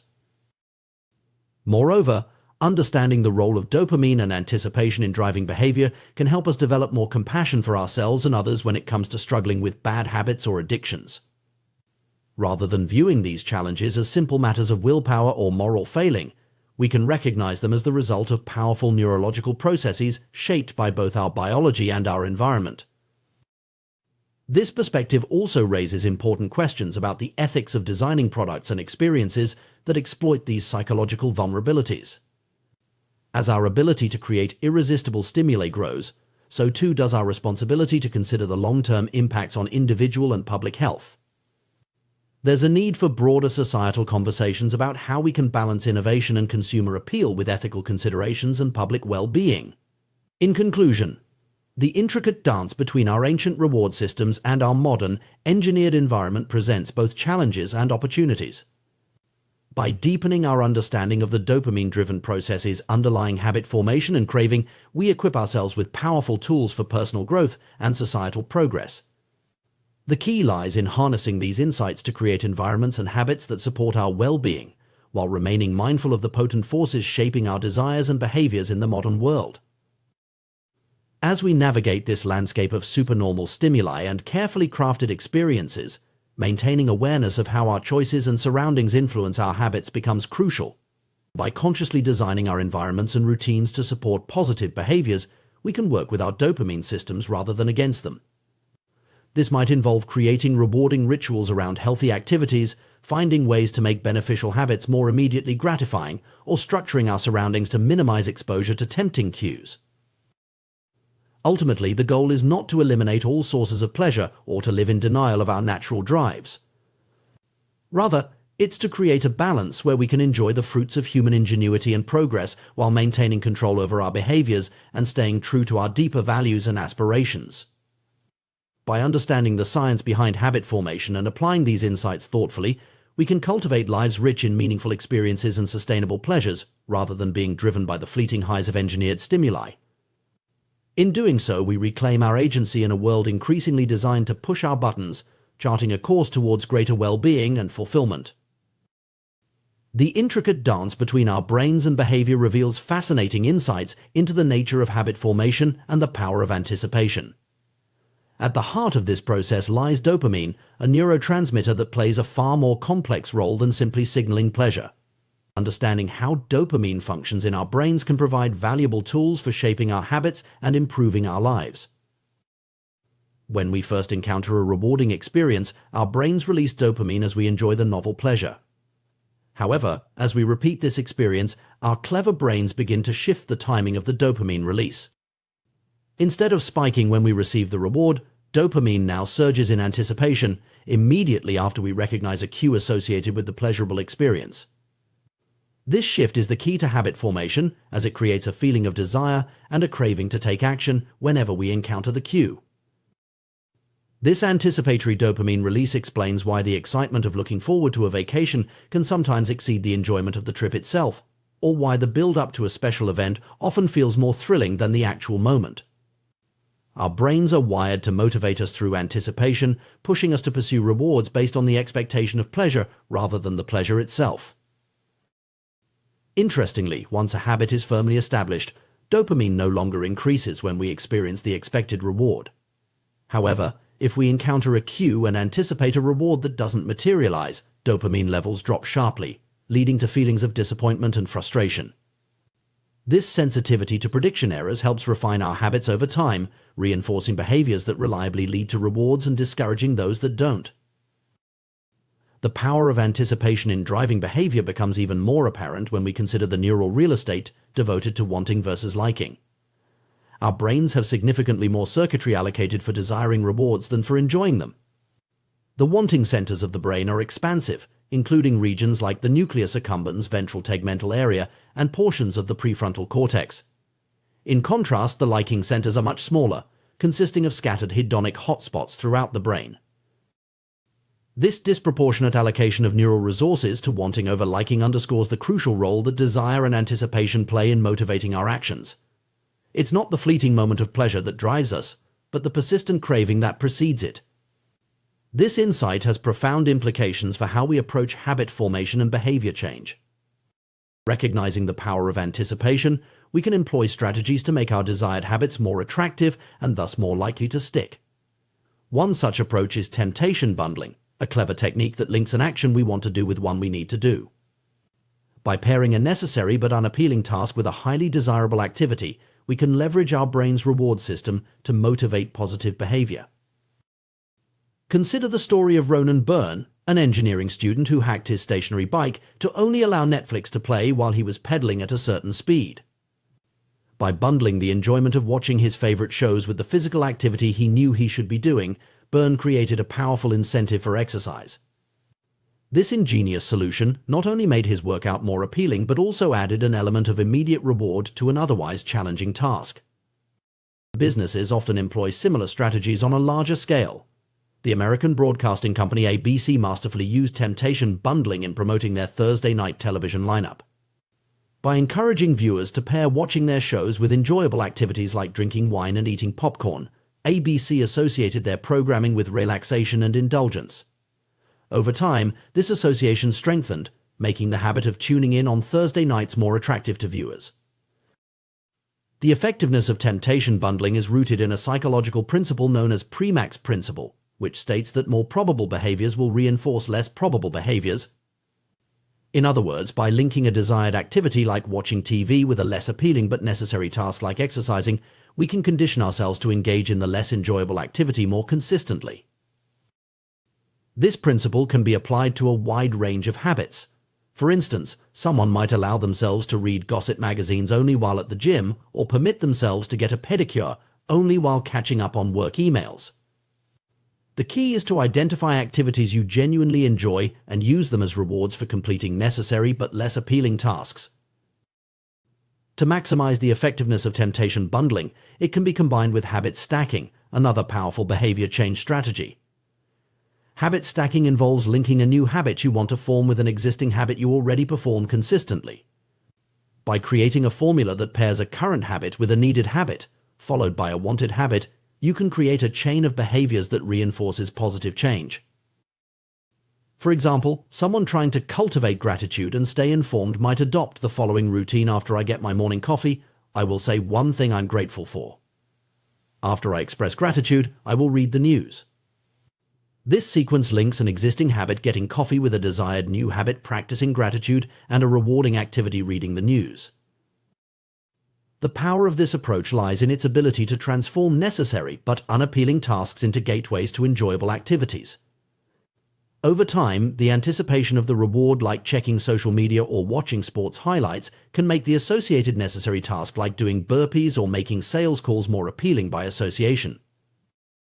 While temptation bundling and habit stacking are powerful tools, it's important to recognize that they are part of a broader principle making habits more attractive. In our modern world, we are constantly bombarded with supernormal stimuli, exaggerated versions of reality that are more appealing than anything our ancestors encountered. From junk food engineered to hit the perfect bliss point, of salt, sugar, and fat, to social media platforms designed to deliver constant hits of social validation, These stimuli exploit our brain's reward systems in unprecedented ways. Understanding this landscape of engineered experiences allows us to approach habit formation with greater intentionality. While we may not be able to compete with the intensity of these supernormal stimuli, we can use their principles to enhance the appeal of beneficial habits. By thoughtfully designing our environment and routines, we can create our own heightened versions of reality that make positive behaviors more attractive. For instance, we might create a specially designated, comfortable space for reading to make a daily reading habit more appealing. Or we could invest in high-quality exercise equipment and create an energizing playlist to make workouts more enticing. The goal is to enhance the sensory and emotional experience associated with the habit we want to cultivate. It's crucial to remember that the power of anticipation works both ways. Just as we can use it to reinforce positive habits, unchecked anticipation of unhealthy rewards can lead to destructive behavior patterns.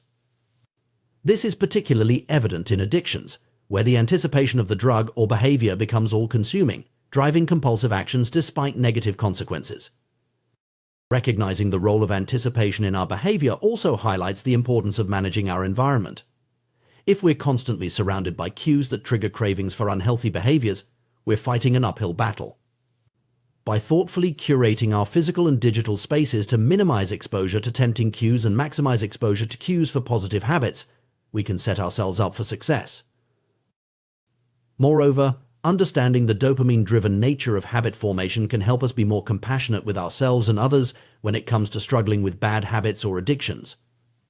Rather than viewing these challenges as simple matters of willpower or moral failing, we can recognize them as the result of powerful neurological processes shaped by both our biology and our environment. This perspective also raises important ethical questions about the design of products and experiences that exploit these psychological vulnerabilities. As our ability to create irresistible stimuli grows, so too does our responsibility to consider the long-term impacts on individual and public health. There's a need for broader societal conversations about how we can balance innovation and consumer appeal with ethical considerations and public well-being. In conclusion, the science of habit formation reveals that desire, driven by anticipation, is the engine of behavior. By understanding how our brains process rewards and generate cravings, we can develop more effective strategies for cultivating positive habits and breaking negative ones. Techniques like temptation bundling and habit stacking allow us to work with our brain's natural tendencies rather than against them, making the process of behavior change more enjoyable and sustainable. As we navigate a world increasingly filled with supernormal stimuli and engineered experiences, maintaining awareness of how our choices and surroundings influence our habits becomes crucial. By consciously designing our environments and routines to support positive behaviors, we can harness the power of anticipation to drive personal growth and well-being.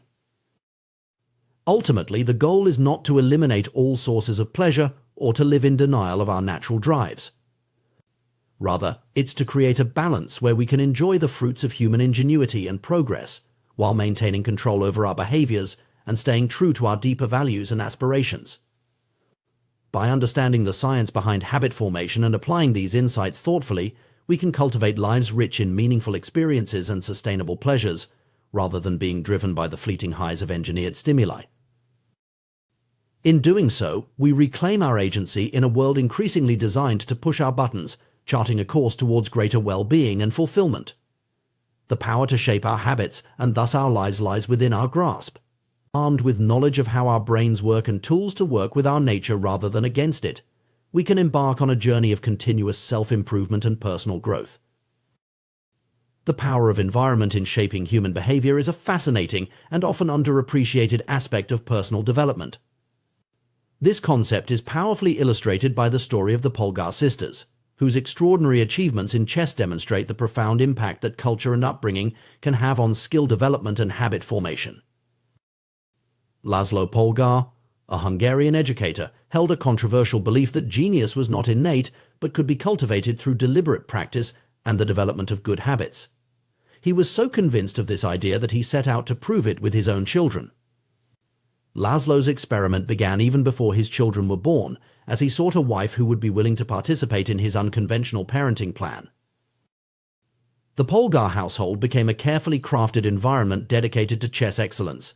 The children were homeschooled, which was unusual in Hungary at the time, allowing for a focused and immersive education. Chess books and pictures of famous players filled the home, creating a constant visual reminder of their goal. The sisters played against each other regularly and competed in high-level tournaments from a young age. Their parents even maintained meticulous records of every competitor the children faced, demonstrating an extraordinary level of commitment to their development. The results of this experiment were nothing short of remarkable. All three Polgar sisters, Susan, Sophia, and Judith, achieved extraordinary success in chess. Susan, the eldest, was defeating adult players within 6 months of learning the game at age 4. Sophia became a world champion by 14 and later a grandmaster. Judith, the youngest, surpassed even her sister's achievements, becoming the youngest grandmaster of all time and holding the title of the world's top-ranked female chess player for an astonishing 27 years. What's particularly intriguing about the Polgar sisters' story is their perspective on their unusual upbringing. Far from viewing their childhood as oppressive or grueling, they describe it as enjoyable and engaging. They loved chess so much that they would even play in secret when they were supposed to be sleeping. This highlights a crucial aspect of habit formation and skill development. When an activity is normalized and celebrated within a culture, it becomes inherently attractive and rewarding. The Polgar sisters' experience exemplifies a broader principle of human behavior. We are profoundly influenced by our social environment. As inherently social creatures, humans have a deep-seated need to belong and fit in with their group. This instinct, which served our ancestors well in tribal societies where isolation could mean death, continues to exert a powerful influence on our behavior today.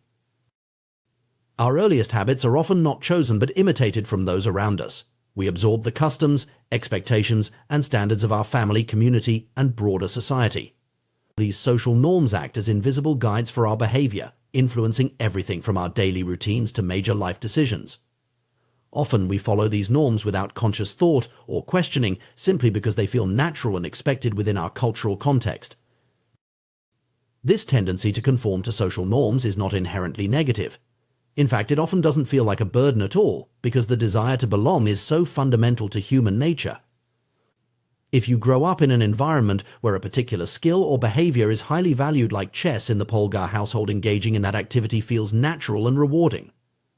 Similarly, if you work in a professional environment where everyone dresses in a certain way, you're likely to adopt that style without much resistance. The power of social influence on our habits can be broken down into 3 main categories: the close, the many, and the powerful. Each of these groups offers opportunities to make our desired habits more attractive and easier to adopt. The influence of close relationships on our habits is particularly strong. We tend to pick up behaviors, attitudes, and even speech patterns from those we spend the most time with. This effect is so pronounced that studies have shown that obesity can spread through social networks, with a person's chances of becoming obese increasing significantly if a close friend becomes obese. The same principle applies to positive habits as well, with weight loss often occurring in pairs within relationships. This proximity effect extends beyond just close friends and family. Our broader social circles, including classmates, co-workers, and community members, also shape our perception of what's normal and attainable. For instance, if you're in an environment where many people are achieving a particular goal, like becoming an astronaut or improving their IQ, those achievements start to seem more feasible and attractive. The power of the many, or the influence of broader social norms, is another crucial factor in habit formation. We naturally want to conform to the behaviors that we see as common or popular within our social groups. This is why trends spread so quickly and why certain behaviors can become suddenly popular within specific communities. The influence of the powerful, those we admire or aspire to be like, also plays a significant role in shaping our habits. We often emulate the behaviors of successful individuals in our field or society at large, believing that by adopting their habits, we might achieve similar success. Understanding these influences allows us to be more intentional about shaping our environment to support the habits we want to develop. One of the most effective strategies for building better habits is to immerse ourselves in a culture where the desired behavior is the norm. When we see others regularly engaging in the habits we want to adopt, those behaviors seem more achievable and natural. This principle can be applied across various areas of life. If you want to be more physically active, surrounding yourself with fitness enthusiasts can make regular exercise seem like a normal, expected part of daily life. If you aspire to be more creative, Immersing yourself in a community of artists or innovators can normalize the habits of regular practice and experimentation. However, it's important to note that this environmental influence works both ways. Just as positive habits can be reinforced by our social surroundings, negative habits can also be perpetuated or exacerbated by the wrong environment. This is why it's crucial to be mindful of the influences we expose ourselves to and to actively seek out environments that support our goals and values. The story of the Polgar sisters also raises interesting questions about the nature vs. nurture debate in talent development. While their achievements certainly demonstrate the power of focus training and a supportive environment, it's worth considering whether they may have had some innate aptitude for chess that was then nurtured to an extraordinary degree. This nuanced view suggests that while environment and practice are crucial, individual differences in natural abilities may also play a role in ultimate achievement.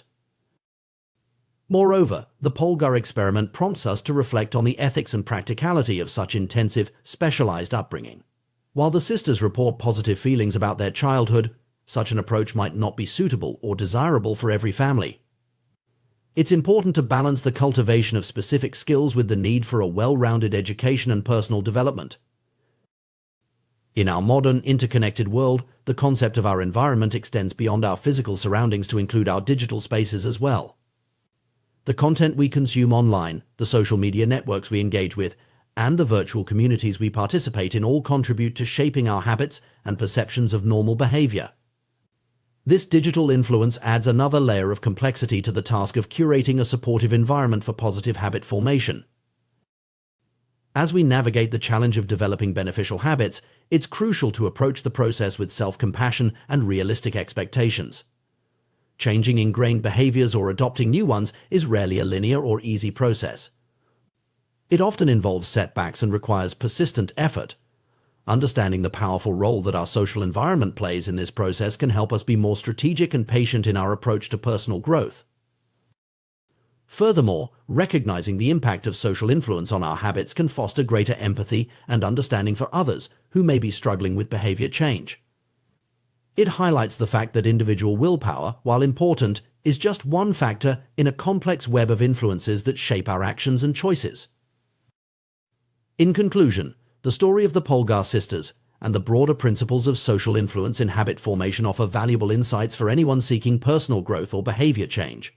By consciously shaping our environment, both physical and social, to support our desired habits, we can make the process of change more natural and sustainable.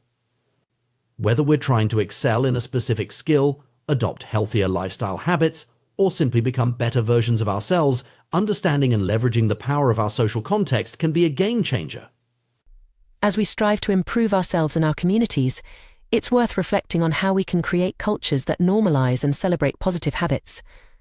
By doing so, we not only enhance our own lives, but also contribute to a ripple effect of positive change in our broader social circles. The Polgar experiment, while extreme, demonstrates the remarkable potential of human beings when immersed in an environment that consistently reinforces and rewards desired behaviors. Ultimately, the key to lasting behavior change may lie not in Herculean feats of willpower, but in the thoughtful curation of our social environments and the cultivation of communities that support our aspirations. By surrounding ourselves with the right influences and normalizing the habits we wish to adopt, we can harness the natural human inclination to conform and belong in service of our personal and collective growth. The power of social influence on our behavior and habits is profound and often underestimated. We are social creatures, constantly looking to our peers, role models, and cultural norms to guide our actions and shape our identities. This tendency is deeply ingrained in human nature and has played a crucial role in our evolution and survival. One of the most effective ways to cultivate lasting change in our lives is to immerse ourselves in a culture where our desired behavior is already the norm. By surrounding ourselves with people who embody the habits and traits we aspire to, we create an environment that naturally encourages and reinforces positive change. Consider the example of someone trying to improve their fitness. Joining a gym can be intimidating for beginners, as they may feel out of place among seasoned athletes. However, imagine a fitness community tailored specifically for self-proclaimed nerds or misfits. In such an environment, newcomers immediately have something in common with other members, perhaps a shared love for science fiction or video games. This common ground creates a sense of belonging, making the process of adopting new fitness habits feel more natural and less daunting. The power of belonging to a tribe cannot be overstated when it comes to sustaining motivation and embedding new habits. When we join a group that aligns with our interests and goals, our personal journey transforms into a collective one. No longer are we struggling alone. Instead, we become part of a community of like-minded individuals all working towards similar objectives. This shift from I to we has a profound impact on our identity and commitment to change. A solitary reader becomes part of a book club, a lone musician joins a band, and an individual cyclist becomes part of a cycling group. The shared identity reinforces and strengthens our personal identity, making it more resilient in the face of challenges and setbacks. It's worth noting that maintaining connections with supportive communities even after achieving initial goals is crucial for long-term success. The friendships and sense of belonging fostered within these groups help to cement new identities and ensure that positive habits persist over time. This is why many people who successfully lose weight or quit smoking find it beneficial to continue attending support group meetings or engaging with their communities long after reaching their primary objectives. The influence of group behavior on individual choices is a well-documented phenomenon in psychology. One classic example is the series of conformity experiments conducted by Solomon Asch in the 1950s. These experiments revealed our startling tendency to doubt our own judgment and conform to group opinion, even when the group is clearly incorrect. In Asch's experiments, participants were asked to perform a simple visual task matching the length of a line to one of 3 comparison lines. Unbeknownst to the actual subject, the other participants were confederates of the experimenter, instructed to unanimously give wrong answers on certain trials. The results were striking. Faced with unanimous opposition, many subjects began to doubt their own perception and conform to the group's incorrect judgments. This tendency to conform to group behavior extends far beyond simple perceptual tasks. In our daily lives, we constantly look to others for cues on how to act, what to buy, where to eat, and countless other decisions. We rely on reviews and ratings to guide our choices, assuming that the wisdom of the crowd will lead us to the best options. While this strategy often serves us well, it can also lead us astray. The pressure to conform to group norms can be so strong that it overrides our individual judgment and even our own best interests.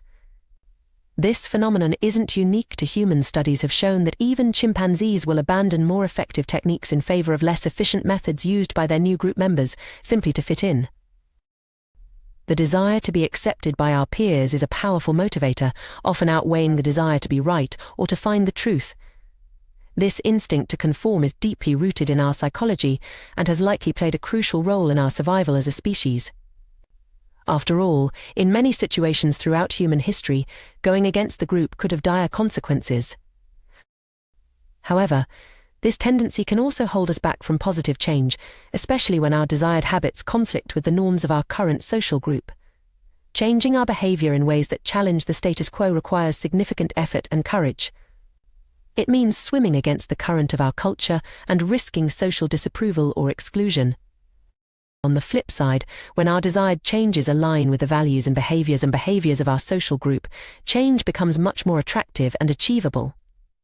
This is why finding or creating a supportive community can be such a powerful catalyst for personal growth and transformation. Another crucial aspect of social influence is our tendency to imitate those we perceive as powerful or high status.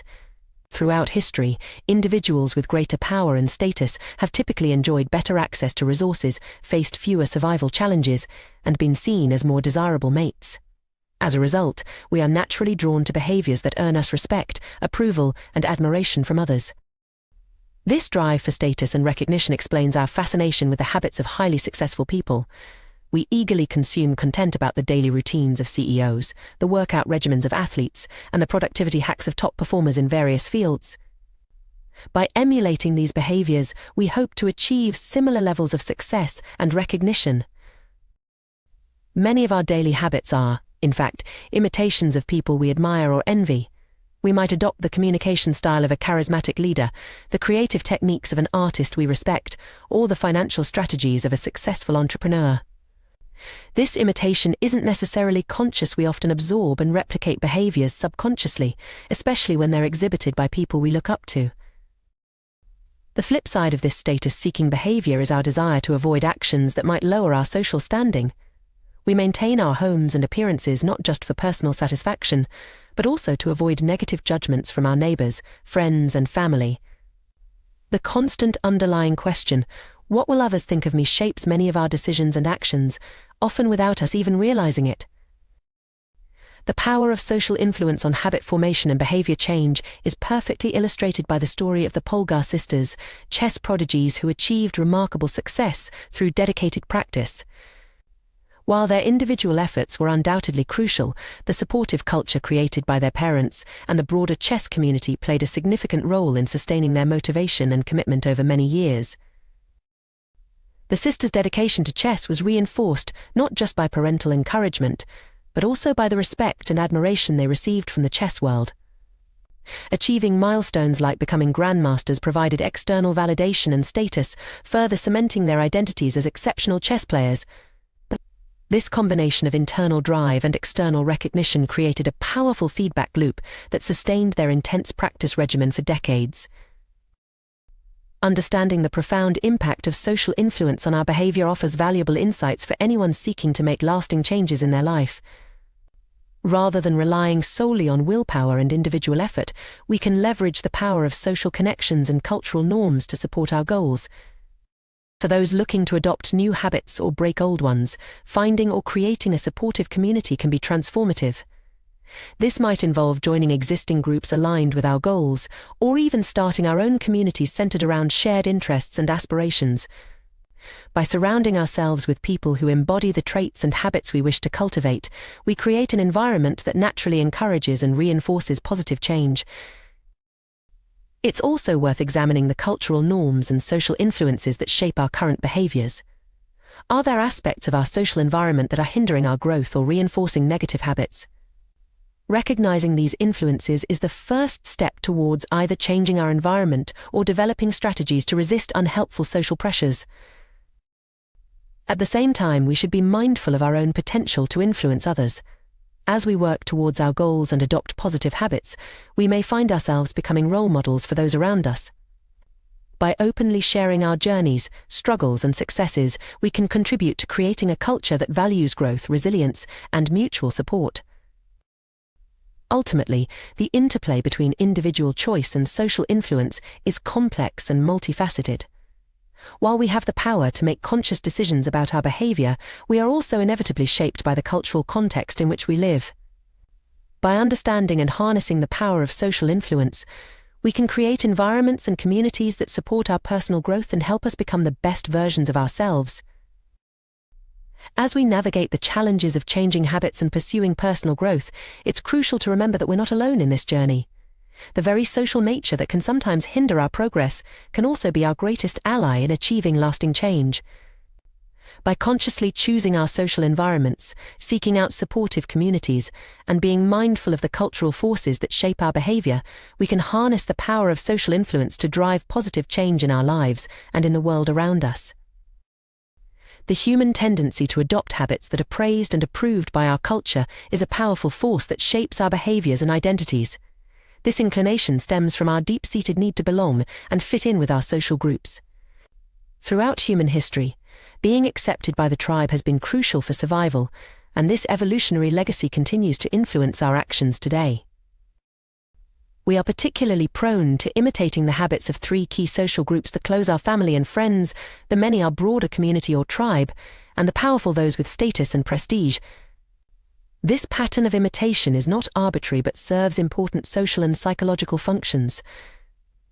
Our closest relationships, family and friends, have a profound impact on our habits because they are the people we interact with most frequently and whose opinions we value most highly. We often unconsciously adopt the mannerisms, attitudes, and behaviors of those closest to us.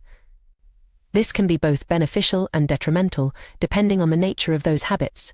For instance, growing up in a family that prioritizes education and intellectual curiosity can instill lifelong learning habits.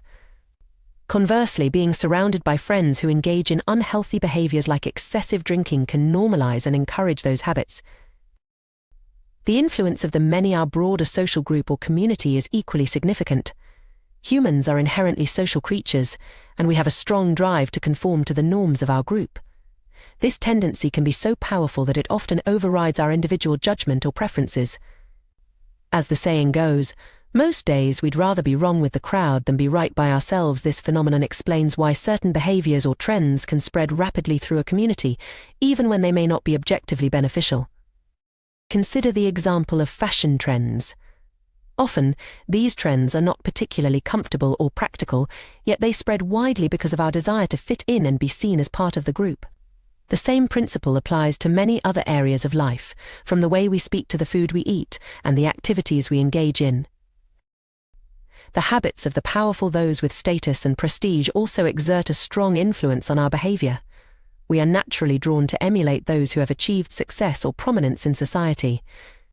This is why celebrity endorsements are so effective in marketing, and why we often see trends start among the elite before trickling down to the broader population.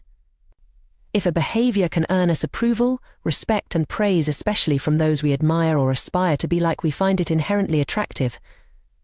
Understanding these social dynamics is crucial when trying to build better habits or break detrimental ones.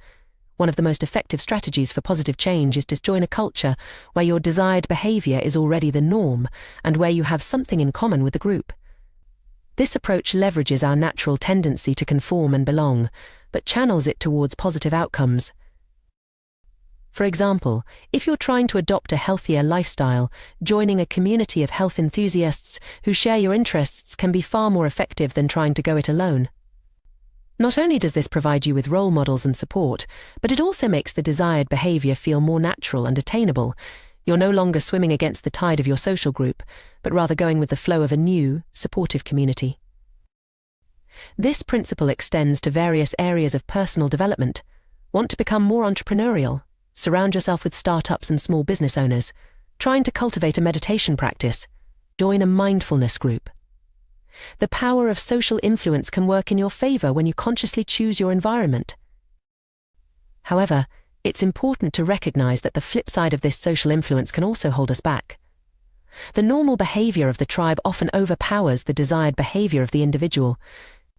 This can make it extremely challenging to break away from unhealthy or unproductive habits if they are deeply ingrained in our social group.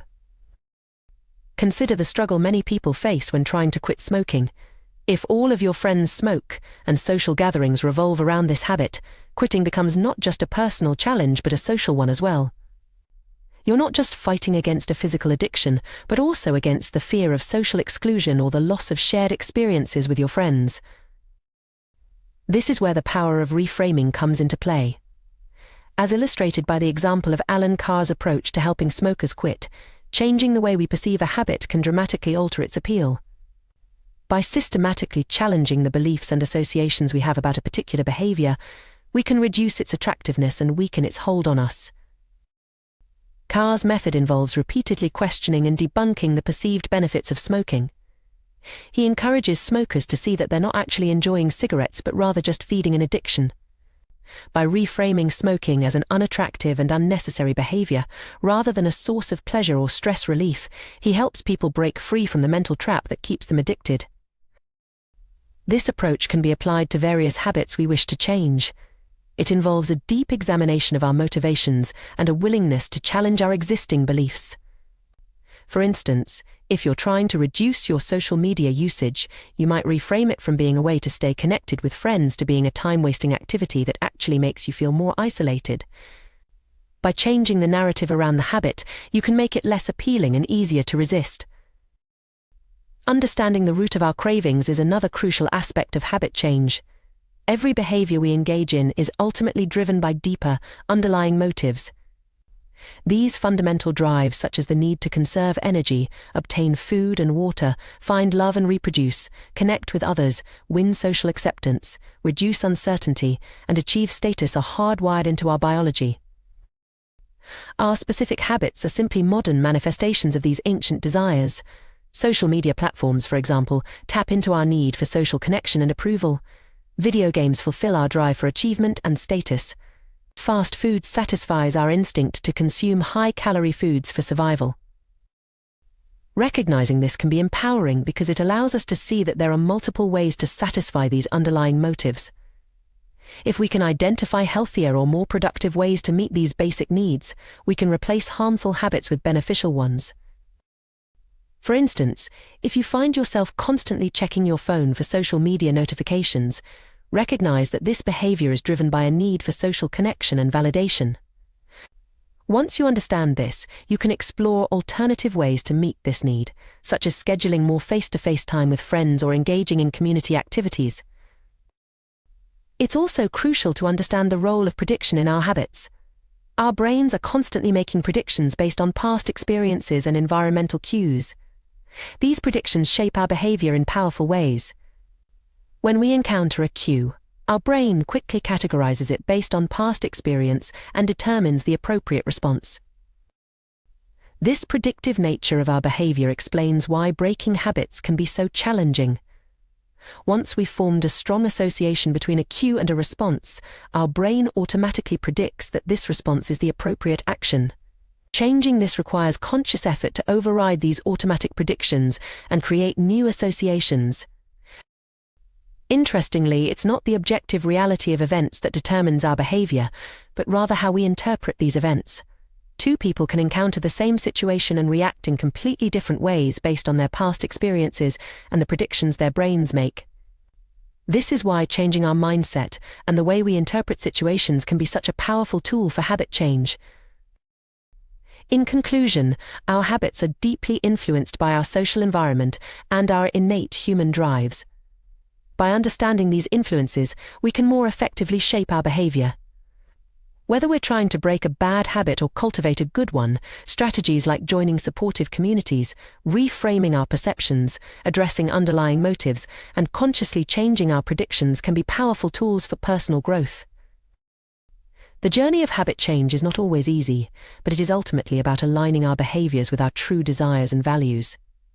By leveraging our understanding of social influence, cognitive reframing, and the predictive nature of our brains, we can create lasting positive changes in our lives. Remember, every habit, good or bad, is ultimately our mind's attempt to solve a problem or meet a need. By finding better solutions to these fundamental human needs, we can create a life filled with habits that truly serve us. The human mind is a remarkable prediction machine, constantly analyzing our environment and making split-second decisions based on past experiences and current cues. This predictive nature of our brain plays a crucial role in shaping our habits and behaviors, often without our conscious awareness.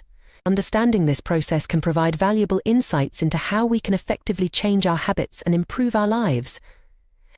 At the core of our behavior are cravings, those powerful urges that drive us to act in certain ways.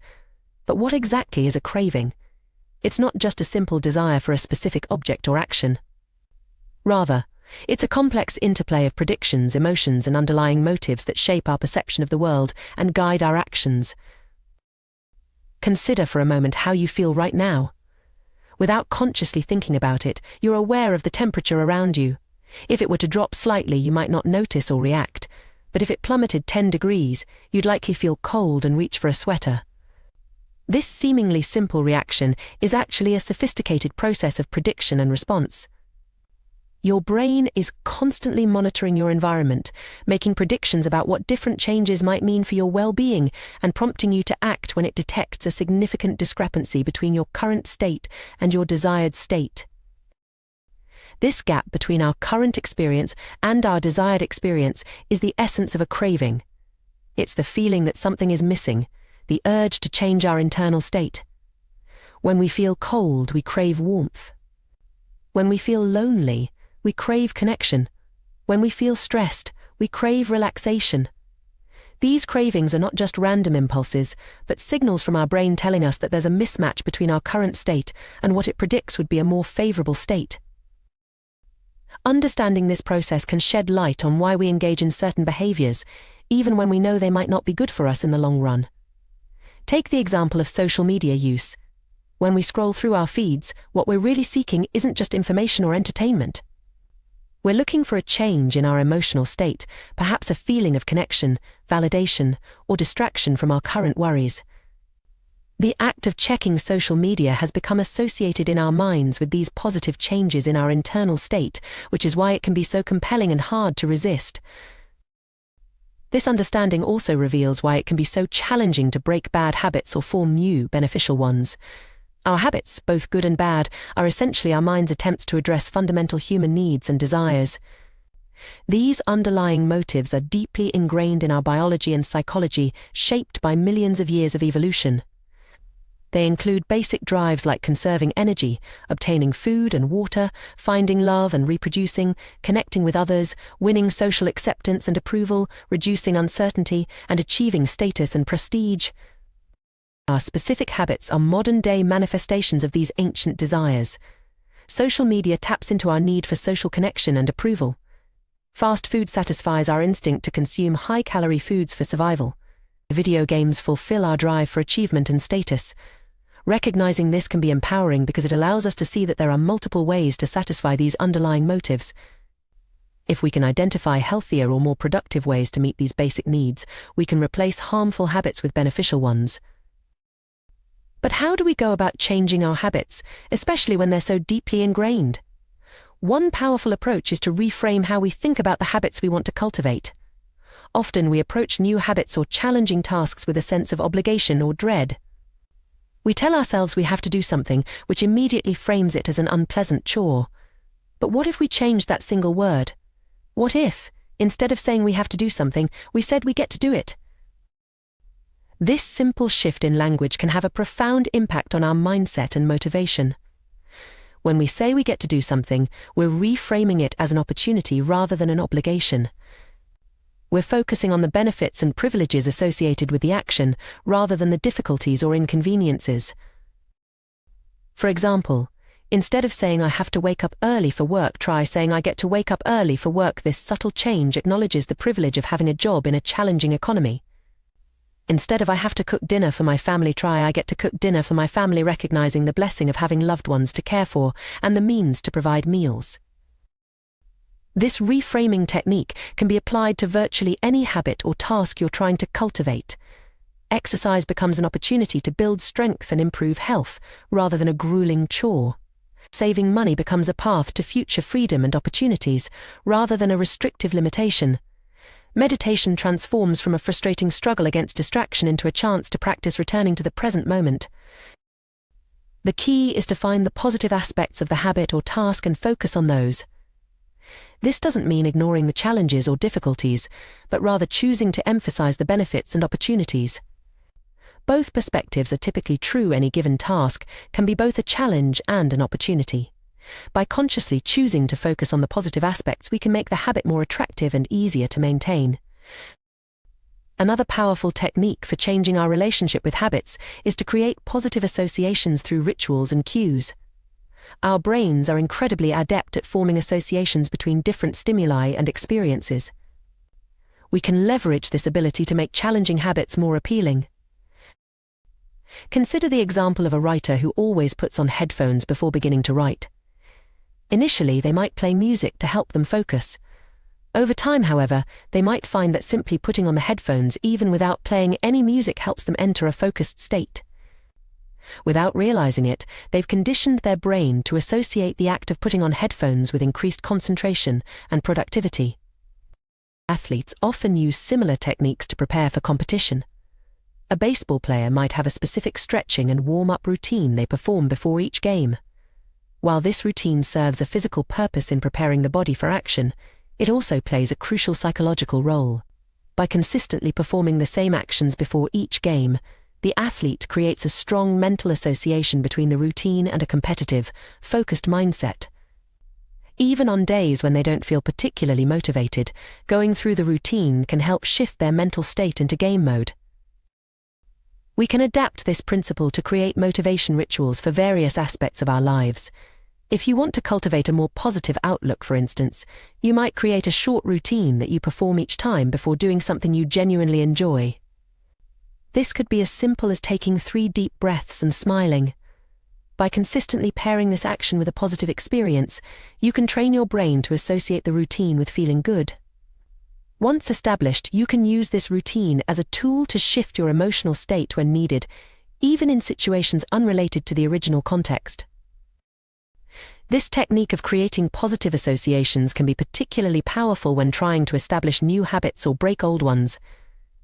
For example, if you're trying to develop a regular exercise habit, you might create a pre-workout ritual that includes something you genuinely enjoy, like listening to your favorite upbeat song. Over time, your brain will begin to associate the anticipation of exercise with the positive feelings evoked by the music, making it easier to motivate yourself to work out. It's important to note that while these techniques can be highly effective, they're not magic solutions. Changing deeply ingrained habits and thought patterns takes time, consistency, and patience. It's also crucial to remember that our habits, both good and bad, often serve important functions in our lives. Before trying to eliminate a habit, it's worth examining what need or desire it's fulfilling and considering healthier alternatives that might meet the same underlying motive. Moreover, it's essential to approach habit change with self-compassion and realistic expectations. Setbacks and slip-ups are a normal part of the process. Instead of viewing these as failures, try to see them as valuable learning opportunities.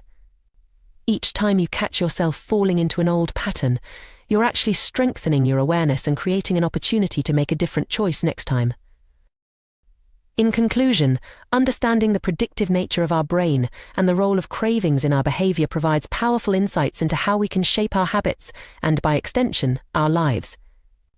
By reframing our perspective on challenging tasks, creating positive associations, and addressing our fundamental underlying motives in healthier ways, we can make significant strides in personal growth and development. Remember, every habit, whether it seems positive or negative on the surface, is ultimately our mind's attempt to meet a basic human need or desire. By recognizing this, we can approach habit change not as a battle against our nature, but as a process of aligning our behaviors more closely with our true values and long-term well-being. This perspective allows us to work with our brain's natural tendencies rather than against them, making lasting change more achievable and sustainable. As you embark on your journey of habit change, be patient with yourself and celebrate small victories along the way. Each time you make a conscious choice to engage in a beneficial habit or resist an unhelpful one, you're rewiring your brain and moving closer to becoming the person you aspire to be. With persistence, self-reflection, and the right strategies, you have the power to transform your habits and, in turn, transform your life. The journey of personal growth and habit formation is a fascinating exploration of human psychology and neurobiology. At its core, this process is driven by the predictive nature of our brains, which constantly anticipate outcomes based on past experiences and environmental cues. Understanding this mechanism provides valuable insights into how we can effectively shape our behaviors and, by extension, our lives. The foundation of any habit, whether beneficial or detrimental, lies in the predictions our brain makes about the outcomes of our actions. These predictions trigger feelings and emotions that drive us to act in certain ways. For instance, the mere sight of a cigarette might evoke a sense of relaxation in a smoker's mind, prompting them to light up. Conversely, the thought of going for a run might elicit feelings of dread in someone who associates exercise with discomfort. These emotional responses, rooted in our brain's predictions, play a crucial role in determining our habitual behaviors. To create lasting change, we must learn to manipulate these predictions and associated feelings. One effective strategy is to highlight the benefits of avoiding harmful habits, thereby making them less attractive. For example, rather than focusing on the immediate pleasure of smoking, one might emphasize the long-term health benefits of quitting, such as improved lung function, reduced risk of cancer, and increased life expectancy. By consistently reinforcing these positive outcomes, we can gradually shift our brain's predictions and make the habit less appealing. Similarly, we can enhance the attractiveness of beneficial habits by associating them with positive feelings. This can be achieved through a technique known as a motivation ritual. The idea is to pair a challenging habit with something you genuinely enjoy. For instance, if you struggle with regular exercise, you might create a ritual of listening to your favorite podcast or audiobook only during workouts. Over time, your brain will begin to associate physical activity with the pleasure of engaging with content you love, making it easier to maintain the habit. Creating good habits and breaking bad ones requires a systematic approach.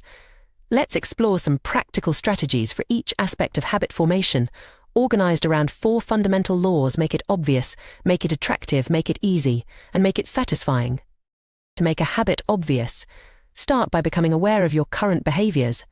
This can be done through a simple exercise called the habit scorecard. Take a few minutes to write down all the habits you perform on a typical day, from waking up to going to bed. This process alone can be eye-opening, revealing patterns you might not have noticed before. Next, use implementation intentions to clearly define when and where you'll perform your new habit. Instead of vaguely deciding to exercise more, create a specific plan. I will go for a 20-minute walk at 7 a.m. in my neighborhood. This clarity eliminates ambiguity and reduces the mental effort required to initiate the habit. Habit stacking is another powerful technique to make new behaviors obvious. It involves linking a new habit to an existing one. For example, after I pour my morning coffee, I will meditate for 5 minutes. By anchoring the new behavior to an established routine, you create a natural cue for the desired action. Lastly, design your environment to support your goals. Make the cues for good habits visible and accessible. If you want to read more, place books in prominent locations around your home. If you're trying to eat healthier, keep nutritious snacks at eye level in your refrigerator. To make a habit attractive, consider using temptation bundling. This involves pairing an action you want to do with one you need to do. For instance, only allowing yourself to watch your favorite TV show while folding laundry can make a tedious chore more appealing. Another powerful strategy is to surround yourself with a culture where your desired behavior is the norm. If you want to adopt a healthier lifestyle, spend time with health-conscious individuals. Their habits and attitudes will naturally influence your own, making the desired behavior feel more attainable and appealing. Making a habit easy is crucial for long-term success. This often involves reducing friction and minimizing the effort required to perform the desired behavior. For example, if you want to start a gym routine, choose a facility that's on your way home from work, reducing the extra effort required to get there. To break bad habits, we can invert these laws. Make the cues for undesirable behaviors invisible by removing them from your environment. Reframe your mindset to highlight the negative aspects of the habit, making it unattractive. Increase the difficulty of performing the bad habit by adding friction. For instance, if you want to reduce social media usage, log out of all your accounts after each use, making it more cumbersome to access them impulsively. While these strategies provide a solid framework for habit formation, it's crucial to remember that the key to mastering any habit lies in repetition, not perfection. This principle is beautifully illustrated by an experiment conducted with photography students. One group was instructed to focus on quantity, producing as many photos as possible, while the other group was told to strive for a single, perfect image. Surprisingly, the quantity group ended up producing the highest quality work. By engaging in frequent practice and experimentation, they honed their skills more effectively than those who were paralyzed by the pursuit of perfection. This lesson applies broadly to habit formation and skill development.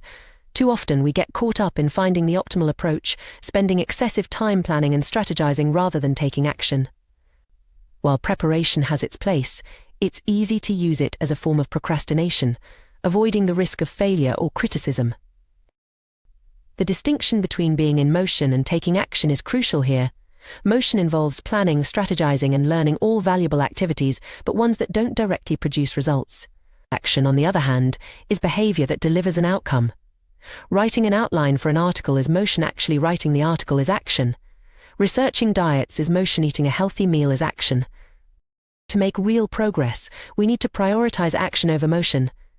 This doesn't mean abandoning planning altogether, but rather ensuring that our preparation leads to concrete steps forward. The focus should be on getting repetitions in, not on achieving perfection from the outset.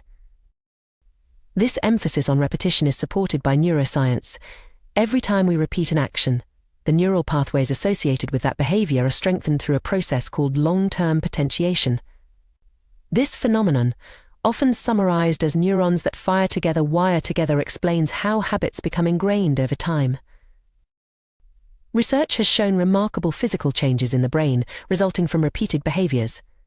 Musicians, for instance, develop larger cerebellums, a region critical for physical movements.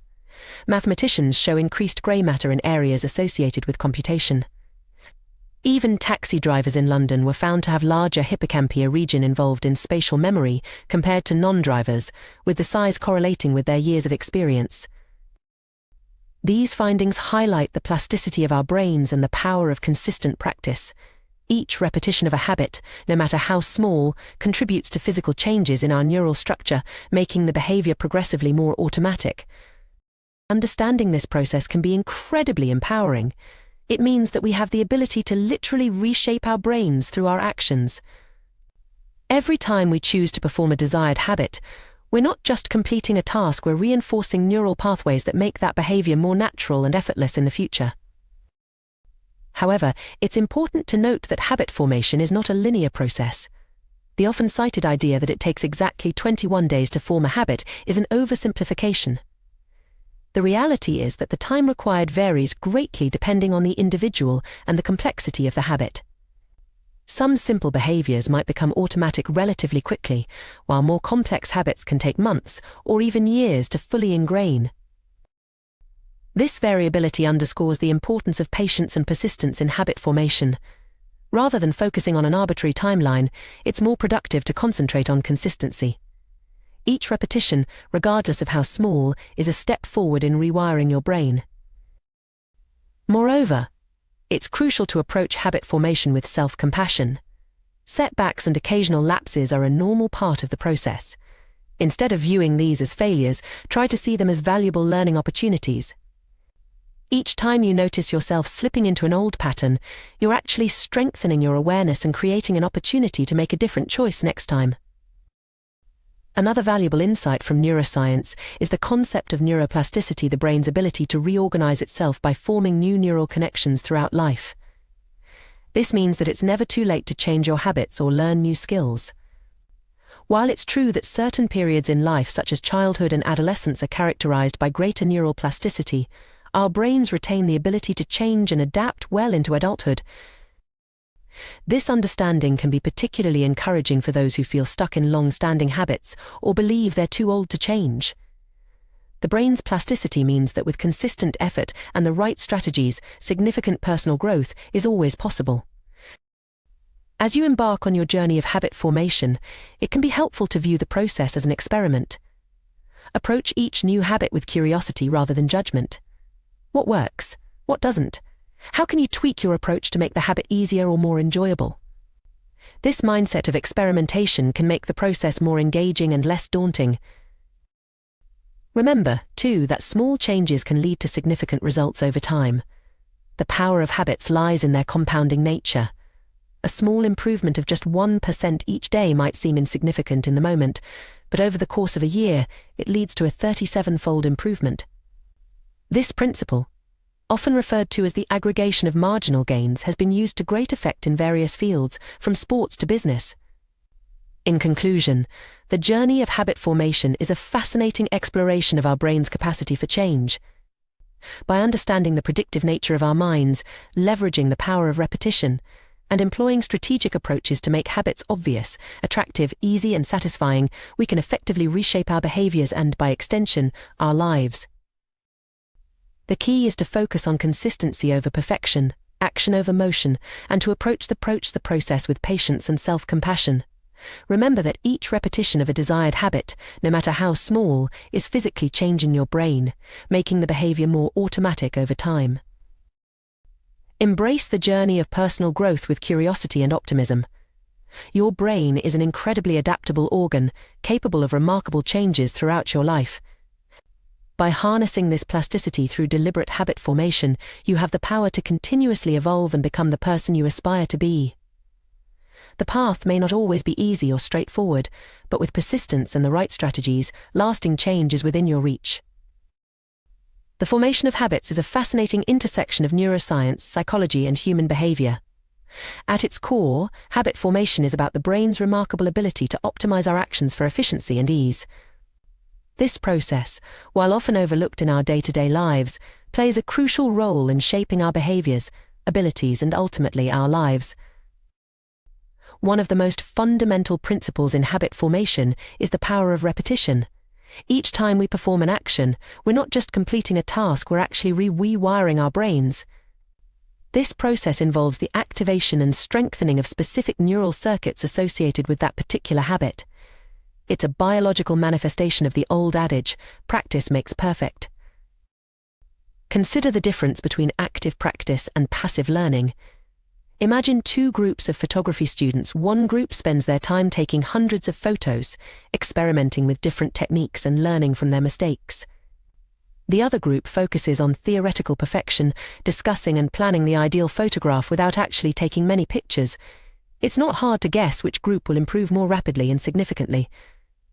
The group engaging in active practice, through sheer repetition, is literally changing their brains with every shot they take. This principle extends far beyond photography. Whether you're learning to play an instrument, mastering a new language, or trying to incorporate a new exercise routine into your life, the key is consistent repetition. It's not about achieving perfection from the start, but rather about putting in the reps, day after day. As we repeat an action, it gradually moves from requiring conscious effort to becoming automatic. This process, known as automaticity, is the holy grail of habit formation. It's the point at which a behavior becomes so ingrained that we can perform it without actively thinking about each step. Think about how you tie your shoelaces or brush your teeth. These are perfect examples of automaticity in action. The journey from conscious effort to automaticity isn't a sudden leap, but rather a gradual progression. Initially, a new habit requires significant mental energy and focus. With each repetition, it becomes slightly easier, requiring less conscious attention. Eventually, after enough practice, the behavior crosses what we might call the habit line, the point at which it becomes more automatic than conscious. This progression challenges a common misconception about habit formation, the idea that it takes a specific number of days to form a new habit. You've probably heard that it takes 21 days or 30 days to form a habit. In reality, the time it takes is far less important than the number of repetitions. A habit performed twice in 30 days is far less likely to stick than one performed 60 times in the same period. The focus on time rather than frequency is a fundamental misunderstanding of how our brains work. Our neural pathways don't care about the passage of time, they care about the number of times a circuit is activated. This is why consistency is so crucial in habit formation. It's not about perfect streaks or arbitrary timelines, but about accumulating repetitions. Understanding this can be incredibly liberating.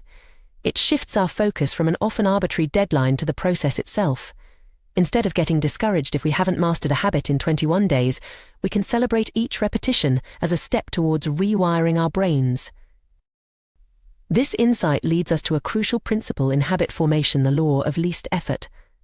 This law, deeply ingrained in human nature, states that when faced with similar options, we will naturally gravitate towards the one that requires the least amount of work. Far from being a character flaw, this tendency towards efficiency is a smart evolutionary strategy.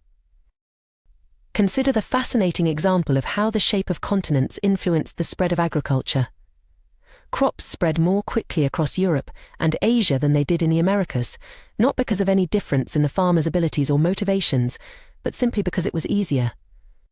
The east-west orientation of Eurasia meant that crops could be transported to areas with similar climates more easily than in the north-south oriented Americas, where dramatic climate changes posed significant challenges.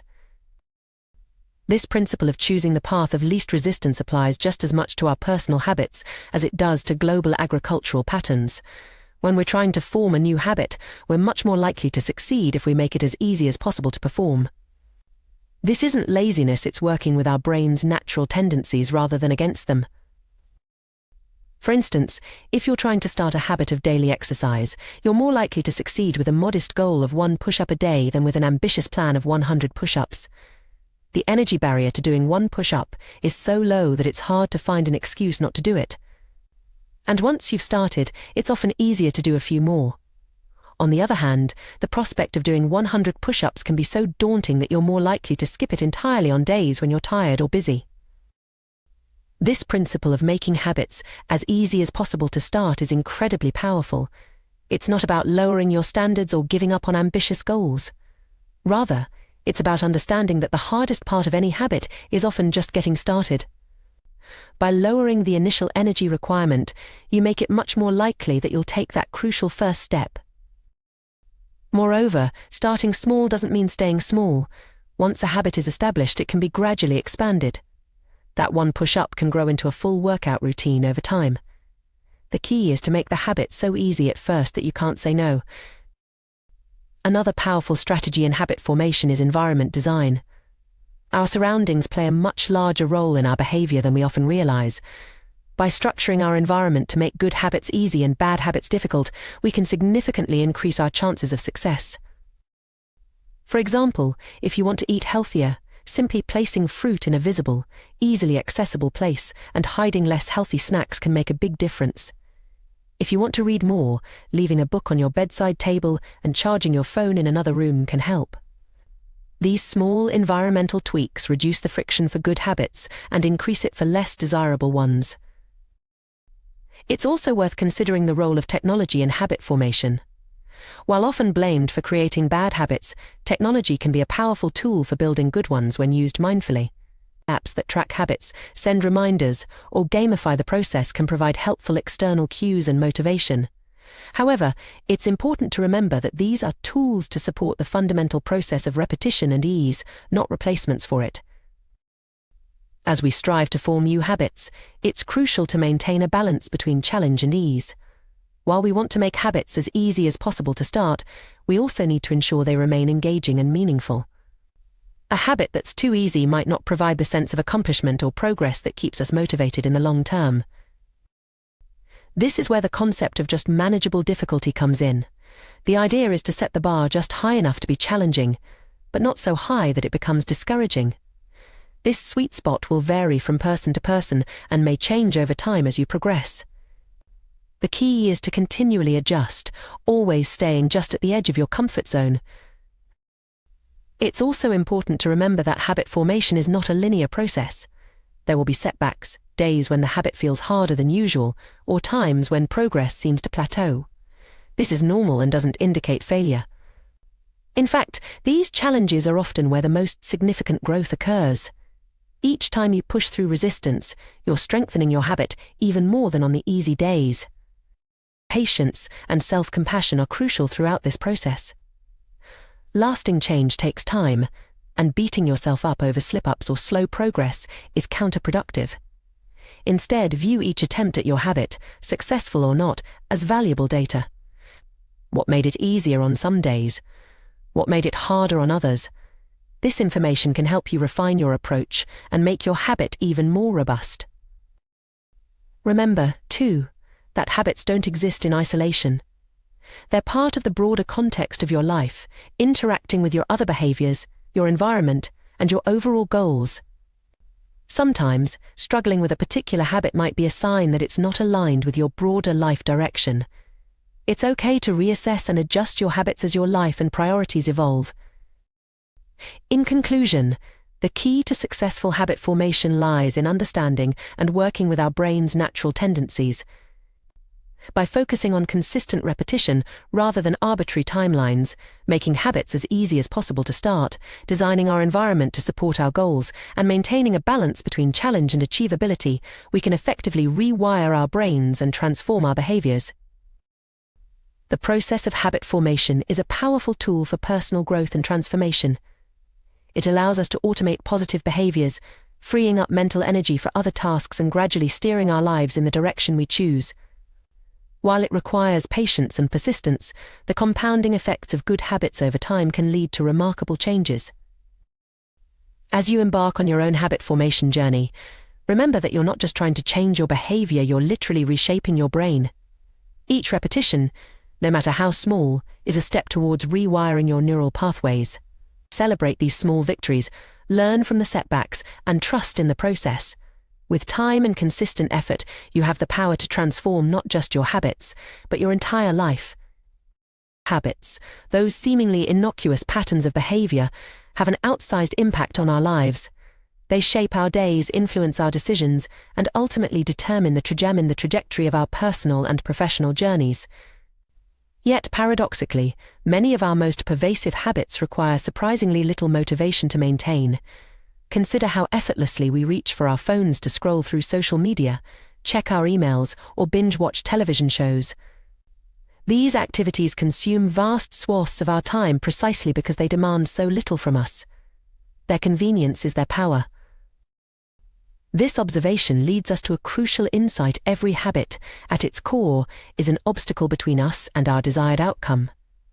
When we diet, we're not truly after the act of restricting our food intake, we're seeking the health and appearance benefits that come with it. Meditation isn't about sitting still, it's about achieving a state of calm and mental clarity. Journaling isn't the end goal, clear thinking is. Understanding this distinction is vital because it highlights the friction that exists between our current state and our aspirations. The more difficult a habit is to maintain, the more friction it introduces into our lives. This is why making our positive habits as effortless as possible is crucial for long-term success.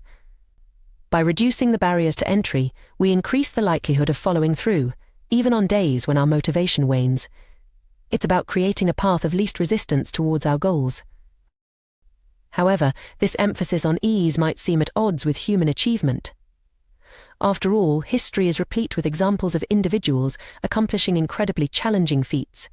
From raising children to building businesses to scaling the world's highest peaks, humans have demonstrated time and again their capacity for overcoming immense obstacles. How do we reconcile this with the idea that we're fundamentally lazy creatures? The answer lies in understanding the ebb and flow of human motivation. While we are indeed capable of Herculean efforts, our drive to tackle difficult tasks fluctuates. Some days we feel invincible, ready to take on the world. Other days, the simplest tasks feel insurmountable. It's on these challenging days that having systems and environments optimized for our success becomes crucial. By minimizing friction in our lives, we make it easier for our most motivated, capable selves to emerge and tackle the inevitable challenges life throws our way. This doesn't mean we should only pursue easy tasks. Rather, it suggests that we should strive to make the initial steps of important long-term habits as frictionless as possible. By doing so, we set ourselves up for success in the moments when our willpower is at its lowest. To illustrate this concept, imagine a garden hose with a kink in it.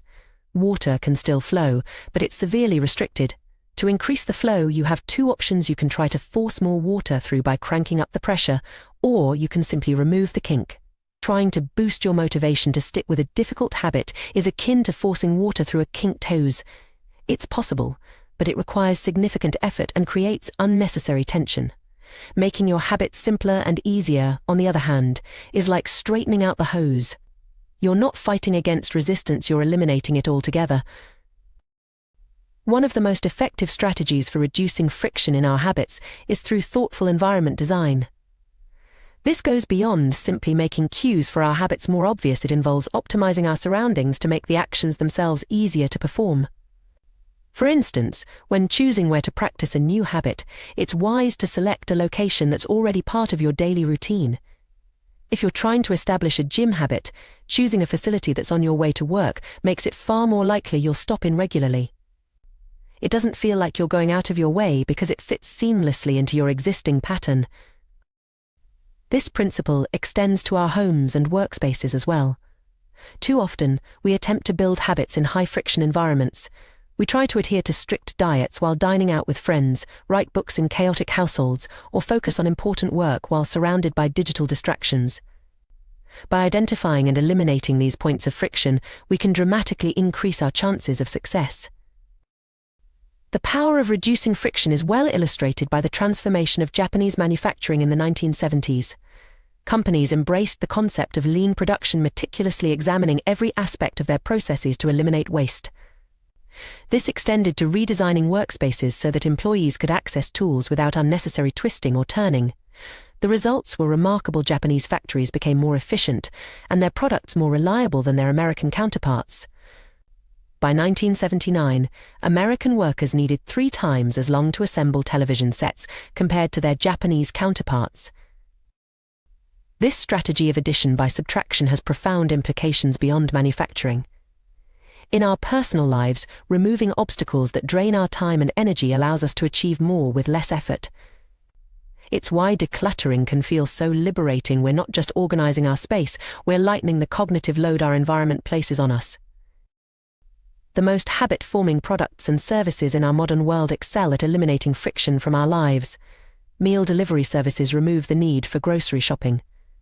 Dating apps simplify social introductions. Ride-sharing services make getting across town effortless. Each of these innovations automates, eliminates, or simplifies steps in processes that were once more cumbersome. Successful companies apply this principle rigorously to their product design. They reduce form fields, minimize account creation steps, and provide clear, concise instructions. Even small reductions in friction can have significant impacts. When the British government wanted to increase tax collection rates, they made a simple change. Instead of sending citizens to a web page where they could download a tax form, they provided a direct link to the form itself. This minor adjustment increased response rates from 19.2% to 23.4%, translating to millions in additional tax revenue. The key takeaway is clear: create an environment where doing the right thing is as easy as possible. Much of the challenge in building better habits comes down to finding ways to reduce the friction associated with positive behaviors while increasing the friction associated with negative ones. One intriguing approach to this is the concept of resetting the room as practiced by Oswald Knuckles, an IT developer from Mississippi. After finishing an activity, Knuckles takes a moment to prepare the space for its next use. After watching TV, he returns the remote to its designated spot, arranges the pillows and folds the blanket. When leaving his car, he disposes of any trash. While waiting for the shower to warm up, he quickly wipes down the toilet. This practice serves a dual purpose.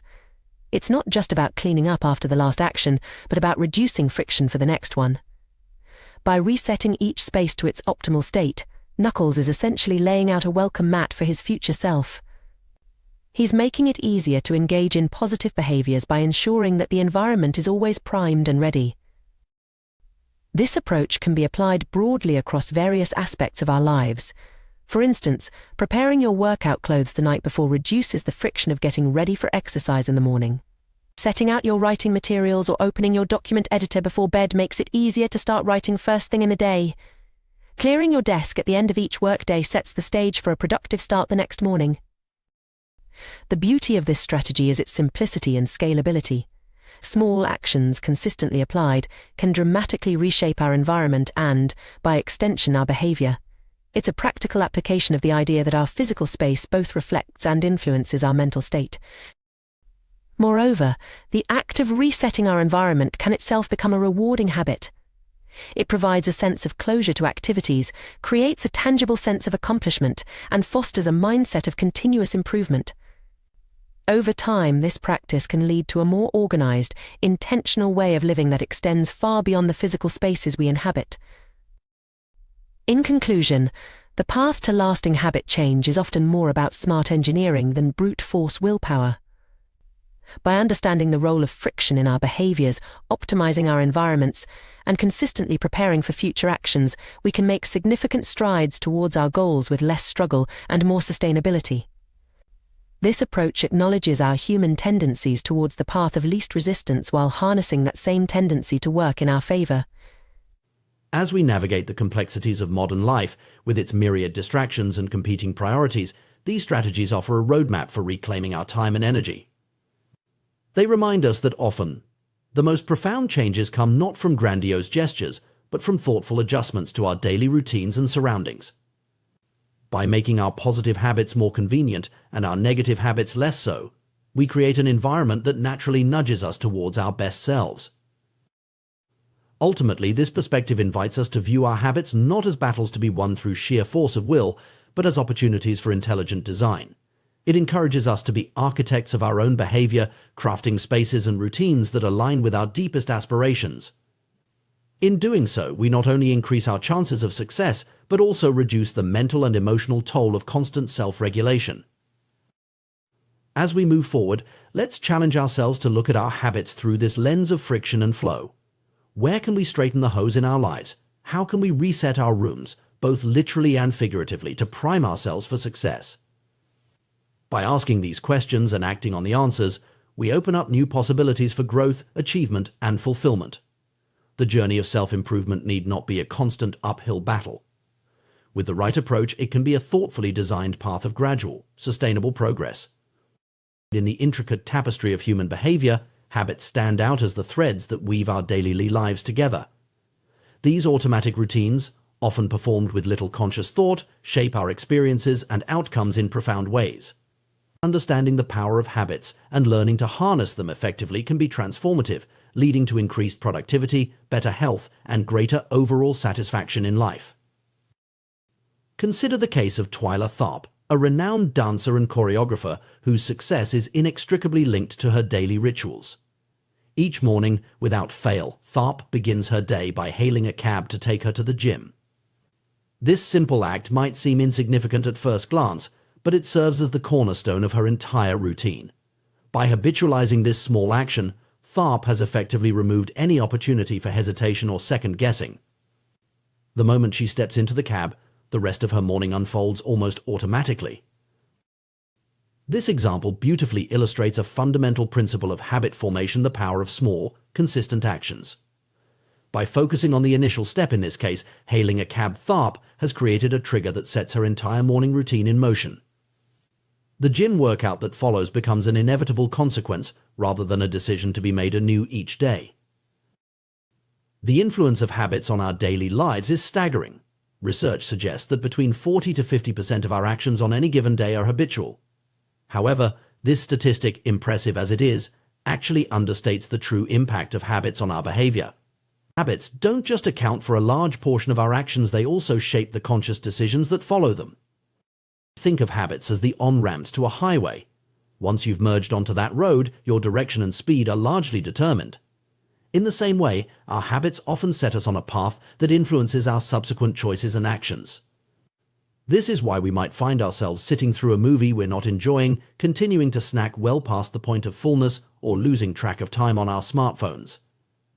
The initial habitual action, turning on the TV, reaching for a snack, or picking up the phone, creates a momentum that's difficult to resist. This cascading effect of habits highlights their true power. While a single habit might only take a few seconds to perform, its influence can extend far beyond that brief moment. A morning habit of meditation, for instance, might only take 10 minutes, but it can set the tone for a calmer, more focused day. Conversely, a habit of checking social media first thing in the morning might lead to hours of distraction and reduced productivity. Understanding this principle allows us to leverage the power of habits to our advantage. By carefully choosing and cultivating positive habits, we can create a domino effect of beneficial behaviors throughout our day. This is where the concept of decisive moments comes into play. Decisive moments are those brief instances where we make choices that have an outsized impact on the course of our day. These are the forks in the road, the points where we decide between actions that align with our goals and those that don't. It's the moment when we choose between cooking a healthy meal or ordering takeout, between going for a run or watching another episode of our favorite show, between starting our work or procrastinating for just 5 more minutes. These moments might seem small and insignificant in isolation, but they stack up over the course of a day, week, month, and year to create vastly different outcomes. A single decision to go to the gym might not make much difference, but when that decision is made consistently over months and years, the cumulative effect is transformative. The power of these decisive moments lies in their ability to set us on different paths. Once we've made the initial choice to put on our running shoes, to open our textbook, to start preparing a healthy meal, the subsequent actions become much easier. It's as if we've created a groove for our behavior to follow, and staying in that groove requires less effort than veering off course. This insight provides us with a powerful strategy for behavior change.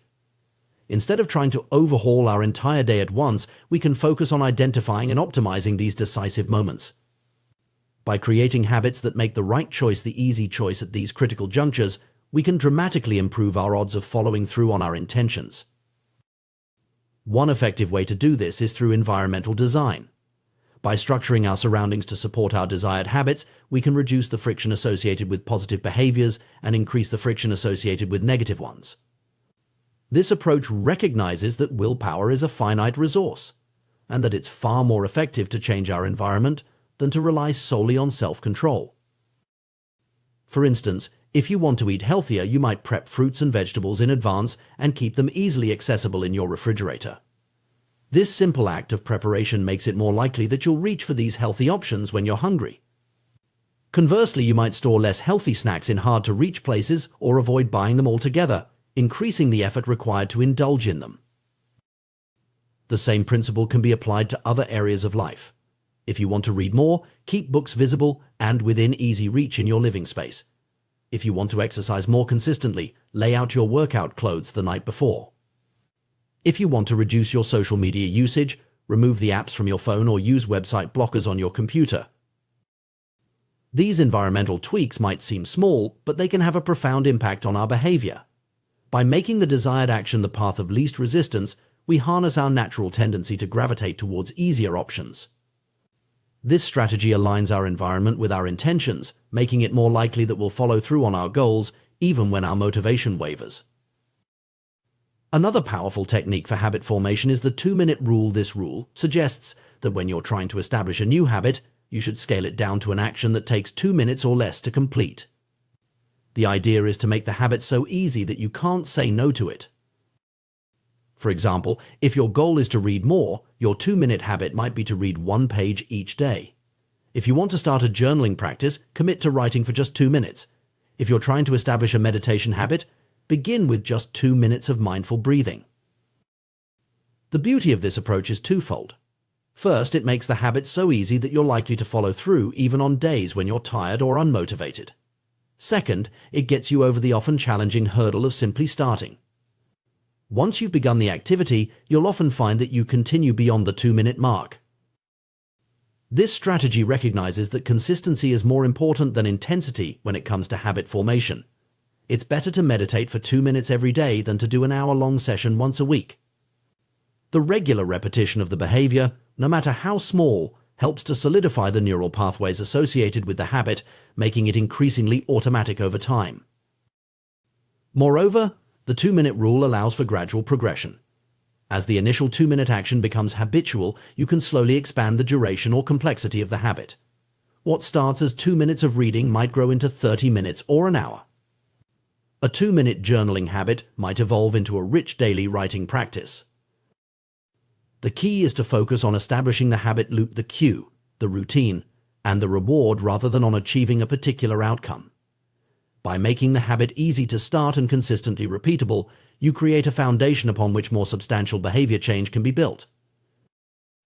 It's also worth noting that the inverse of this principle can be used to break undesirable habits. If you want to reduce a negative behavior, you can increase the friction associated with it. For instance, if you find yourself watching too much television, you might unplug the TV after each use and store the remote in a drawer. This small increase in effort can be enough to break the automatic nature of the habit and give you a moment to reconsider your choice. Ultimately, the goal is to create an environment and a set of habits that make positive behaviors easy and negative behaviors difficult. This approach recognizes that our willpower is limited and that sustained behavior change is more likely to come from changing our surroundings than from sheer force of will. As we navigate the complexities of modern life with its myriad distractions and competing priorities, understanding and leveraging the power of habits becomes increasingly crucial. By focusing on the small, everyday choices that shape our behavior, we can gradually steer ourselves towards the lives we aspire to lead.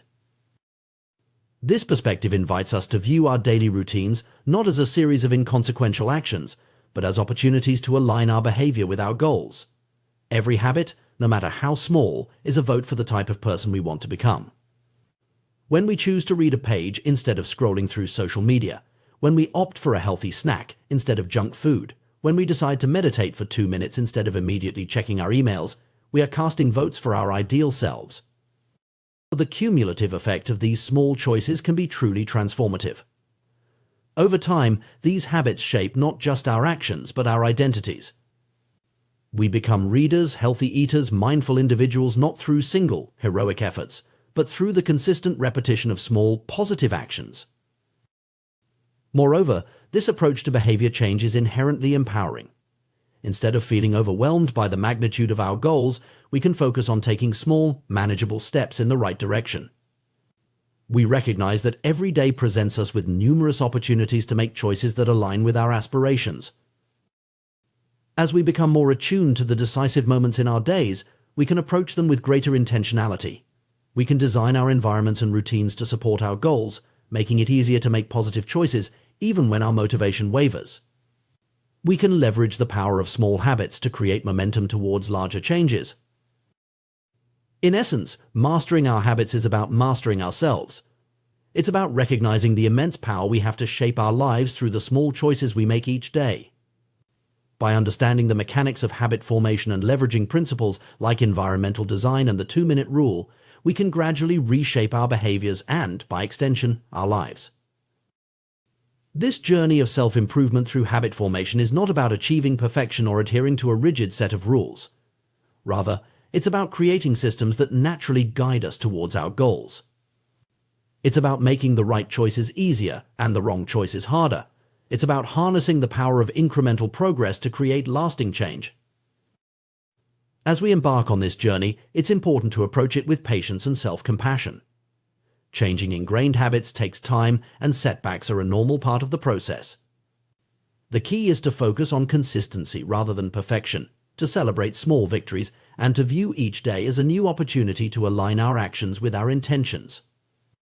In conclusion, the study of habits offers you as a powerful lens through which to view personal growth and behavior change. By understanding the outsized impact of small actions, the importance of decisive moments, and the power of environmental design, we can approach self-improvement in a more strategic and effective way. As we master our habits, we don't just change our behaviors, we change our lives. In the intricate tapestry of human behavior, our daily choices serve as the individual threads that, when woven together, create the fabric of our lives. Among these myriad decisions, certain moments stand out as particularly significant. These are what we might call decisive moments.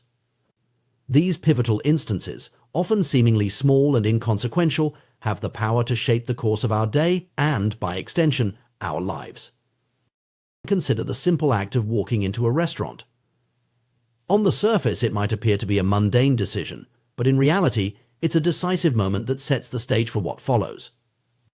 By choosing to enter a particular establishment, you've effectively determined the range of options available for your meal. If you step into a steakhouse, your choices are immediately constrained to what's on their menu. You can order a sirloin or a ribeye, but sushi is off the table. This principle extends far beyond food choices. It applies to virtually every aspect of our lives. These decisive moments are the junctures at which our habits exert their influence most powerfully. Our habitual behaviors lead us down certain paths, opening some doors while closing others. This is why developing an awareness of these critical points throughout our day is so crucial. Each day is composed of countless moments, but it's the habitual choices we make at these key junctures that ultimately determine the trajectory of our time and energy. Understanding this concept allows us to approach personal growth and habit formation from a more strategic perspective. Instead of trying to overhaul our entire lifestyle at once, a daunting task that often leads to frustration and failure, we can focus on identifying and optimizing these decisive moments. By doing so, we create a ripple effect that can lead to significant changes over time. However, even when we recognize the importance of starting small, it's all too easy to fall into the trap of trying to do too much too soon. The excitement of potential change can be intoxicating, leading us to set unrealistic goals or attempt to make sweeping changes overnight. This is where the 2-minute rule comes into play, a powerful strategy for making habits stick. The 2-minute rule posits that when you're trying to establish a new habit, it should take less than 2 minutes to do. This might seem counterintuitive at first. After all, how can you achieve significant change in just 2 minutes? But the beauty of this rule lies in its simplicity and its focus on getting started. Almost any habit can be distilled down to a 2-minute version. Want to read more? Start with reading just 1 page before bed. Aiming to exercise regularly? Begin by simply putting on your workout clothes. Hoping to improve your diet? Start by adding 1 vegetable to your plate at dinner. The key is to make the initial action so easy that it's almost impossible to say no to it. This approach is powerful for several reasons. Firstly, it removes the intimidation factor that often comes with trying to establish new habits. Reading an entire book might seem daunting, but reading a single page is manageable for anyone. Secondly, it leverages the principle of momentum. Once you've started an activity, it's much easier to continue. You might sit down intending to read just 1 page, only to find yourself engrossed in the book an hour later. The 2-minute rule isn't about limiting yourself to only 2 minutes of an activity. Rather, it's about creating what we might call a gateway habit, a small, easy action that naturally leads you down a more productive path. It's about mastering the art of showing up consistently, which is the foundation of any lasting habit. This concept aligns with the idea that habits must be established before they can be improved. Many people make the mistake of trying to optimize a habit before it's even become a regular part of their routine. But if you can't consistently show up, you have little hope of mastering the finer details. The 2-minute rule allows you to focus on the most critical aspect of habit formation: consistency. As you become more consistent with your 2-minute habit, it begins to serve as a ritual that signals the beginning of a larger routine. This ritualization is actually an ideal way to approach mastering difficult skills. By standardizing the beginning of a process, you make it easier to slip into a state of deep focus. Athletes often have specific warm-up routines that help them get into the right mindset for peak performance. Writers might have a particular ritual they follow before sitting down to work. These routines serve as triggers that tell your brain it's time to focus on the task at hand. Some might view the 2-minute rule as a psychological trick, and in a sense it is. You know that your ultimate goal is to do more than just 2 minutes of an activity. But this trick is based on sound psychological principles. It's about making the barrier to entry so low that you can't help but take action. And once you've taken that first step, you've already overcome the hardest part: getting started. If the idea of tricking yourself doesn't sit well with you, try this variation: do the activity for 2 minutes and then stop, even if you want to continue. Go for a run, but stop after 2 minutes. Start meditating, but stop after 2 minutes. Study a new language, but stop after 2 minutes. This approach can be particularly effective because it leaves you wanting more, which increases the likelihood that you'll return to the activity the next day. This strategy has proven effective for many people across various goals. One individual used it to lose over 100 pounds. He started by going to the gym each day, but limiting himself to just 5 minutes. After a few weeks, he naturally began to extend his workouts. The key was that he had established the habit of going to the gym consistently before trying to do lengthy workouts. Journaling provides another excellent example of the power of this approach. Many people avoid journaling or give up quickly because it feels like a chore. But by committing to write for just 2 minutes a day, or to write less than you feel like writing, you can build a consistent habit without it ever feeling burdensome. This principle of stopping before it feels like work can be applied to virtually any habit you're trying to establish. The 2-minute rule and similar strategies are effective for another crucial reason: they reinforce the identity you want to build. Every time you show up to do your 2-minute habit, you're casting a vote for your new identity. If you go to the gym for 5 days in a row, even if it's just for 2 minutes each time, you're reinforcing your identity as someone who doesn't miss workouts. You're not focused on getting in shape, the outcome. You're focused on becoming the type of person who exercises regularly, the identity. This shift in focus from outcomes to identity is a powerful one. It's easy to get consumed by end goals: losing weight, writing a book, learning a new skill. But by focusing on the smallest actions that confirm the type of person you want to be, you're laying the groundwork for lasting change. 1 push-up is better than not exercising at all. 1 minute of guitar practice is better than none. 1 page of reading is better than never picking up a book. As you consistently show up and your 2-minute habit becomes ingrained, you can begin to shape it towards your ultimate goal. This process, which we might call habit shaping, involves gradually scaling up your habit while still maintaining your focus on the crucial first 2 minutes.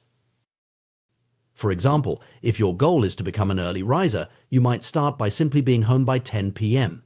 every night. Once that becomes easy, you move to having all devices turned off by 10 p.m. The next step might be being in bed by 10 p.m., then lights off by 10 p.m., and finally waking up at 6 a.m. each day. At each day, you're focusing on mastering just the first 2 minutes of the behavior before moving on to the next level. This gradual approach can be applied to any habit you're trying to build. If you want to become vegan, you might start by adding vegetables to each meal, then progressively eliminating different types of animal products from your diet. If you're aiming to establish an exercise routine, you begin with simply changing into workout clothes, then stepping out the door for a walk, and gradually building up to regular gym sessions. The beauty of this approach lies in its flexibility and its respect for the gradual nature of true behavior change. It recognizes that lasting habits are built slowly and consistently, not through Herculean efforts that burn you out quickly. It allows you to celebrate small victories along the way, reinforcing your motivation and your new identity. Moreover, this strategy aligns with our understanding of how the brain forms habits. Neuroscience tells us that habits are formed through repetition, as neural pathways are strengthened through consistent use. By focusing on small, manageable actions that you can repeat daily, you're effectively training your brain to associate certain cues with certain behaviors. It's worth noting that this approach to habit formation doesn't just apply to personal habits, it can be equally effective in professional settings or when trying to implement changes in organizations. Too often, companies try to implement sweeping changes all at once, leading to resistance and failed initiatives. By breaking down large changes into smaller, more manageable steps, organizations can more effectively guide their employees towards new ways of working. As you embark on your journey of habit formation, it's crucial to maintain a perspective of patience and self-compassion. Change takes time and setbacks are a normal part of the process. The goal isn't perfection, but progress. Every time you show up for your 2-minute habit, you're moving in the right direction, regardless of what happens afterwards. Remember, too, that the habits you're working to establish are not the end goal in themselves. They are the entry point, the first step on a longer journey. Just as hailing a cab was the crucial first step in Twyla Tharp's morning routine, your 2-minute habit is the gateway to larger changes and growth. In conclusion, the path to lasting change lies not in grand gestures or heroic efforts, but in the small, consistent actions we take each day. By understanding the power of decisive moments, leveraging the 2-minute rule, and focusing on identity-based habits, we can create meaningful change in our lives. It's about making the right behaviors easy, focusing on consistency over intensity, and trusting in the compounding effect of small actions over time. As you move forward, challenge yourself to identify the decisive moments in your day. Where are the points at which a small choice could lead you down a more positive path? Then, apply the 2-minute rule to create gateway habits that align with your goals. Remember, the journey of 1,000 miles begins with a single step, or in this case, a single 2-minute action. By mastering the art of showing up, you set the stage for transformative change and growth. Your future self will thank you for the small, consistent efforts you make today. In the realm of personal development and habit formation, we often focus on strategies to make positive behaviors easier to adopt. However, an equally powerful approach is to make undesirable habits more difficult to maintain. This principle is beautifully illustrated by the story of Victor Hugo and his novel, The Hunchback of Notre Dame. In 1830, Hugo found himself in a predicament familiar to many creatives. He had promised his publisher a new book, but had spent the year procrastinating. Faced with an imminent deadline, Hugo devised an ingenious, if unconventional, solution. He gathered all his clothes and had them locked away, leaving himself with nothing but a large shawl to wear. Unable to leave his study without proper attire, Hugo had no choice but to focus on his writing. The result: The Hunchback of Notre Dame was completed ahead of schedule. This anecdote exemplifies what psychologists call a commitment device, a choice made in the present that controls future actions. By removing the option to engage in other activities, Hugo created an environment where writing was the path of least resistance. This strategy inverts the common advice to make good habits easier. Instead, it focuses on making bad habits harder. Commitment devices can take many forms, each tailored to address specific challenges. For those struggling with overeating, purchasing food in individual portions rather than bulk sizes can serve as a natural limit on consumption.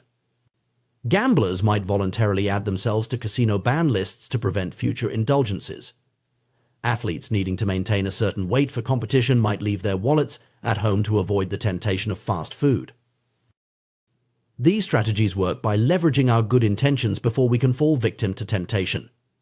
They recognize that willpower is a finite resource and that the environment often plays a more significant role in our behavior than sheer determination. By altering our environment or creating obstacles to undesired behaviors, we can guide ourselves towards better choices without relying solely on willpower.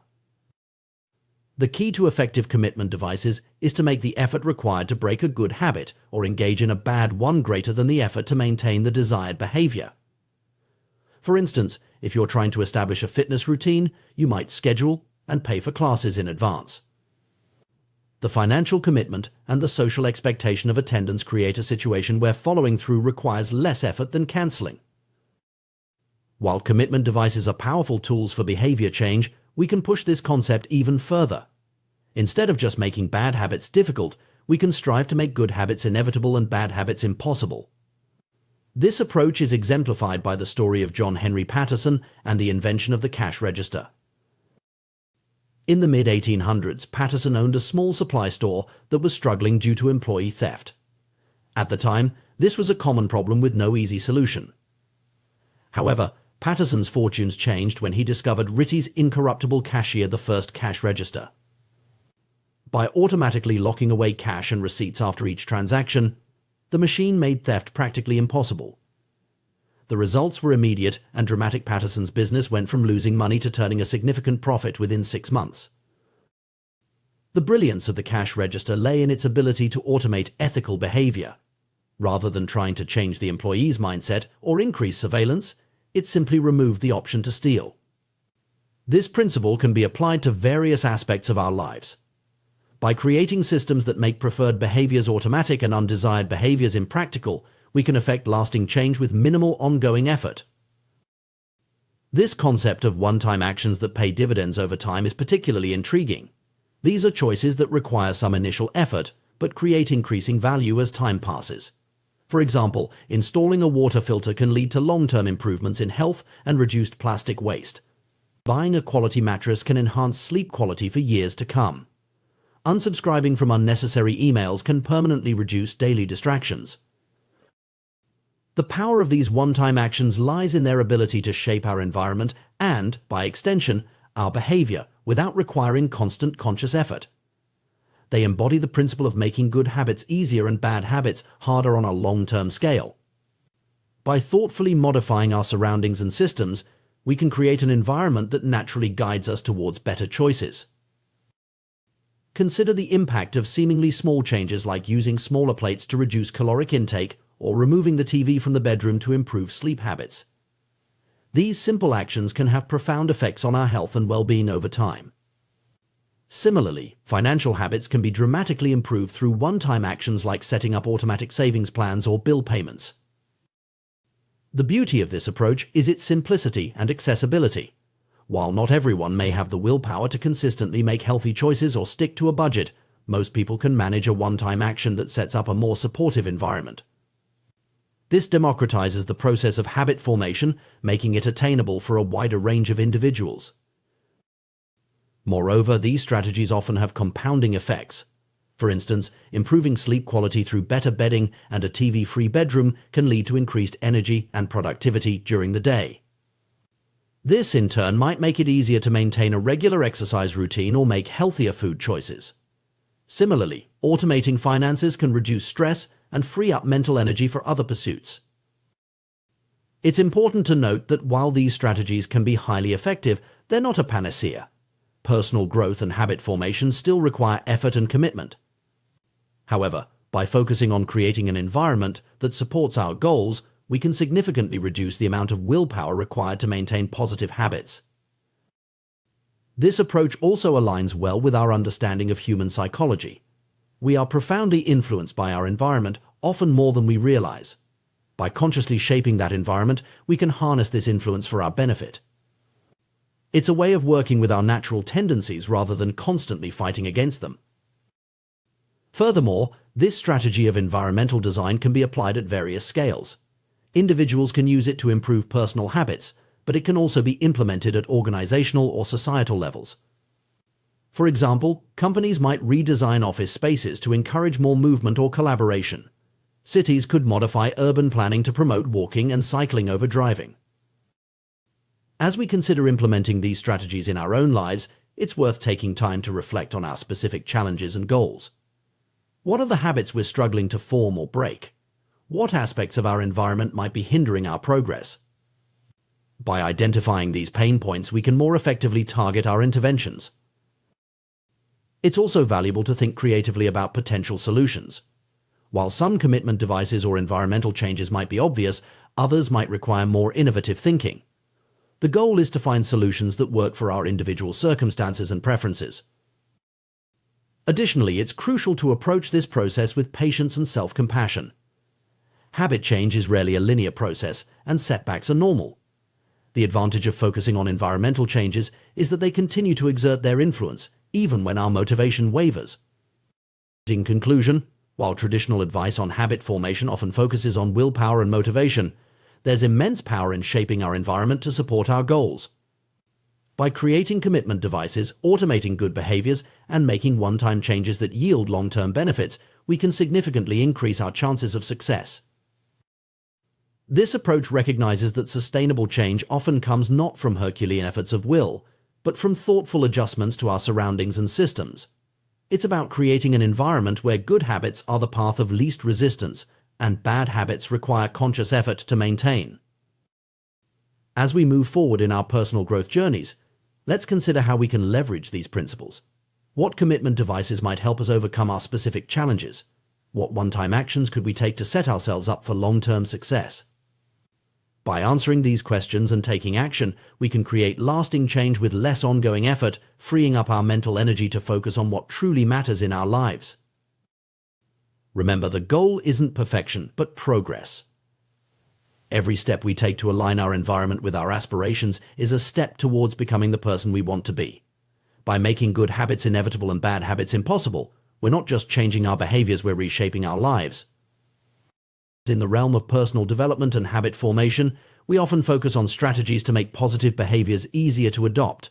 However, an equally powerful approach is to make undesirable habits more difficult to maintain. This principle is beautifully illustrated by the story of Victor Hugo and his novel, The Hunchback of Notre Dame. In 1830, Hugo found himself in a predicament familiar to many creatives. He had promised his publisher a new book but had spent the year procrastinating. Faced with an imminent deadline, Hugo devised an ingenious, if unconventional, solution. He gathered all his clothes and had them locked away, leaving himself with nothing but a large shawl to wear. Unable to leave his study without proper attire, Hugo had no choice but to focus on his writing. The result? The Hunchback of Notre Dame was completed ahead of schedule. This anecdote exemplifies what psychologists call a commitment device, a choice made in the present that controls future actions. By removing the option to engage in other activities, Hugo created an environment where writing was the path of least resistance. This strategy inverts the common advice to make good habits easier. Instead, it focuses on making bad habits harder. Commitment devices can take many forms, each tailored to address specific challenges. For those struggling with overeating, purchasing food in individual portions rather than bulk sizes can serve as a natural limit on consumption. Gamblers might voluntarily add themselves to casino ban lists to prevent future indulgences. Athletes needing to maintain a certain weight for competition might leave their wallets at home to avoid the temptation of fast food. These strategies work by leveraging our good intentions before we can fall victim to temptation. They recognize that willpower is a finite resource, and that the environment often plays a more significant role in our behavior than sheer determination. By altering our environment or creating obstacles to undesired behaviors, we can guide ourselves towards better choices without relying solely on willpower. The key to effective commitment devices is to make the effort required to break a good habit or engage in a bad one greater than the effort to maintain the desired behavior. For instance, if you're trying to establish a fitness routine, you might schedule and pay for classes in advance. The financial commitment and the social expectation of attendance create a situation where following through requires less effort than canceling. While commitment devices are powerful tools for behavior change, we can push this concept even further. Instead of just making bad habits difficult, we can strive to make good habits inevitable and bad habits impossible. This approach is exemplified by the story of John Henry Patterson and the invention of the cash register. In the mid-1800s, Patterson owned a small supply store that was struggling due to employee theft. At the time, this was a common problem with no easy solution. However, Patterson's fortunes changed when he discovered Ritty's incorruptible cashier, the first cash register. By automatically locking away cash and receipts after each transaction, the machine made theft practically impossible. The results were immediate and dramatic. Patterson's business went from losing money to turning a significant profit within 6 months. The brilliance of the cash register lay in its ability to automate ethical behavior. Rather than trying to change the employee's mindset or increase surveillance, it simply removed the option to steal. This principle can be applied to various aspects of our lives. By creating systems that make preferred behaviors automatic and undesired behaviors impractical, we can effect lasting change with minimal ongoing effort. This concept of one-time actions that pay dividends over time is particularly intriguing. These are choices that require some initial effort but create increasing value as time passes. For example, installing a water filter can lead to long-term improvements in health and reduced plastic waste. Buying a quality mattress can enhance sleep quality for years to come. Unsubscribing from unnecessary emails can permanently reduce daily distractions. The power of these one-time actions lies in their ability to shape our environment and, by extension, our behavior without requiring constant conscious effort. They embody the principle of making good habits easier and bad habits harder on a long-term scale. By thoughtfully modifying our surroundings and systems, we can create an environment that naturally guides us towards better choices. Consider the impact of seemingly small changes like using smaller plates to reduce caloric intake or removing the TV from the bedroom to improve sleep habits. These simple actions can have profound effects on our health and well-being over time. Similarly, financial habits can be dramatically improved through one-time actions like setting up automatic savings plans or bill payments. The beauty of this approach is its simplicity and accessibility. While not everyone may have the willpower to consistently make healthy choices or stick to a budget, most people can manage a one-time action that sets up a more supportive environment. This democratizes the process of habit formation, making it attainable for a wider range of individuals.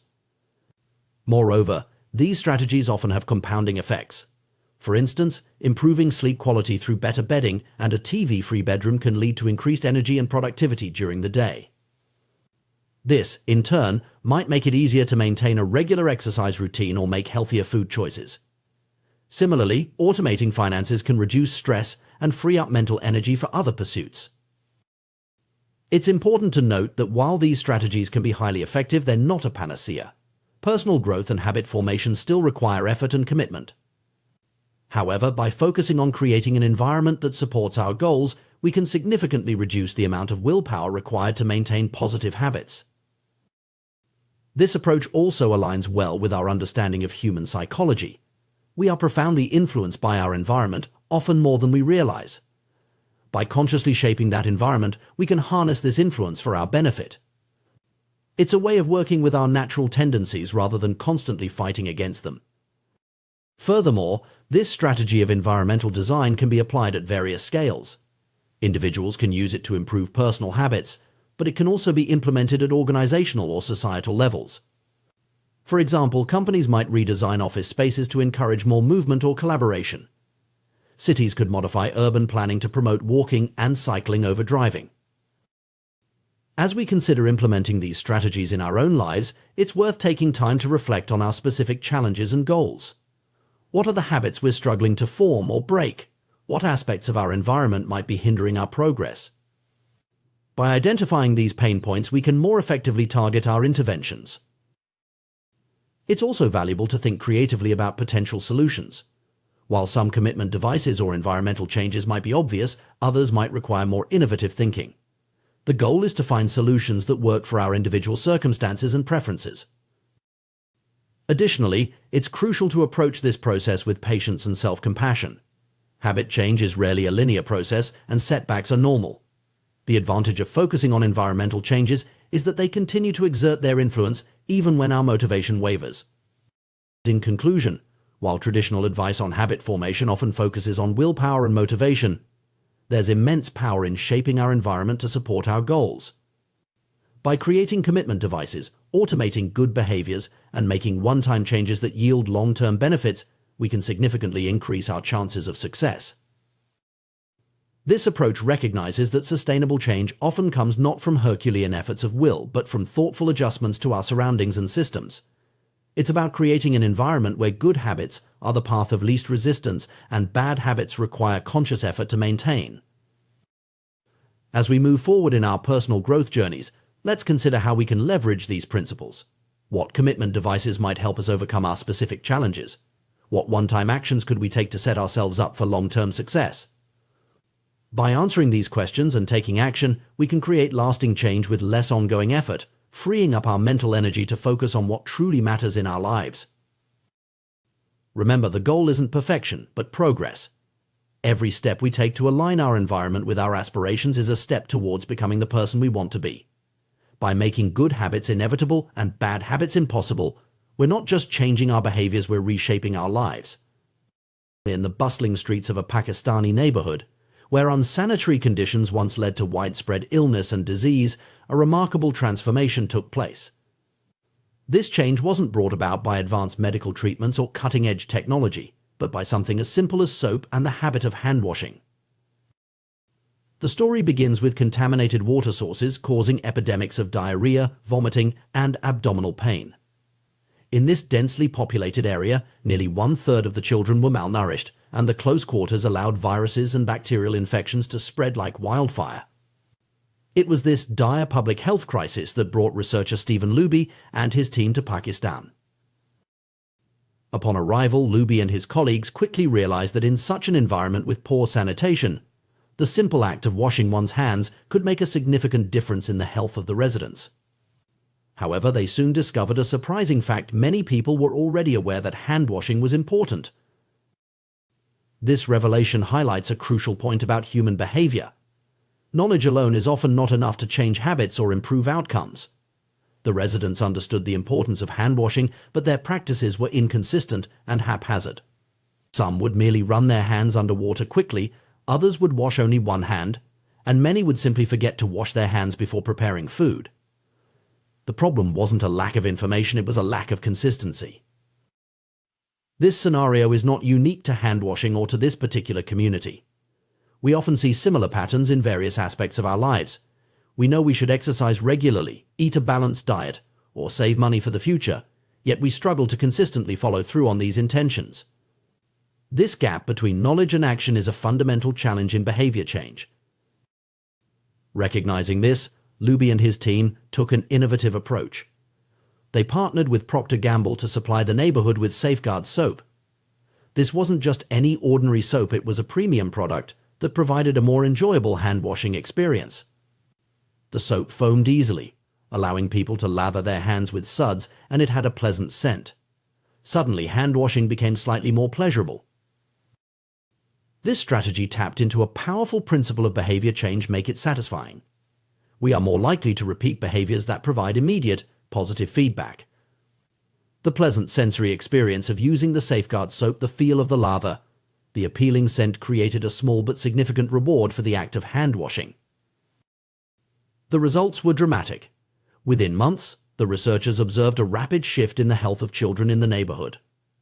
The rate of diarrhea fell by 52%, pneumonia by 48%, and impetigo, a bacterial skin infection, by 35%.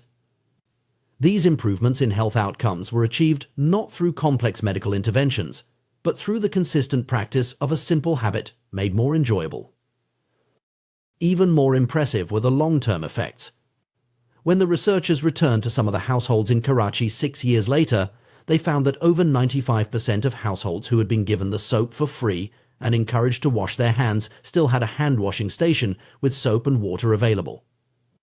The researchers hadn't provided any soap to the intervention group for over 5 years, yet the habit had become so ingrained that the practice was maintained.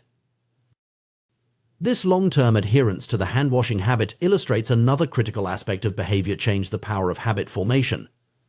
Once a behavior becomes habitual, it requires less conscious effort and decision-making.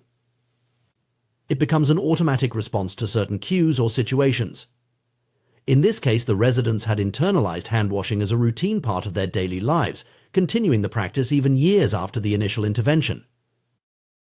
The success of this hand-washing initiative in Pakistan exemplifies what can be considered the fourth law of behavior change: make it satisfying.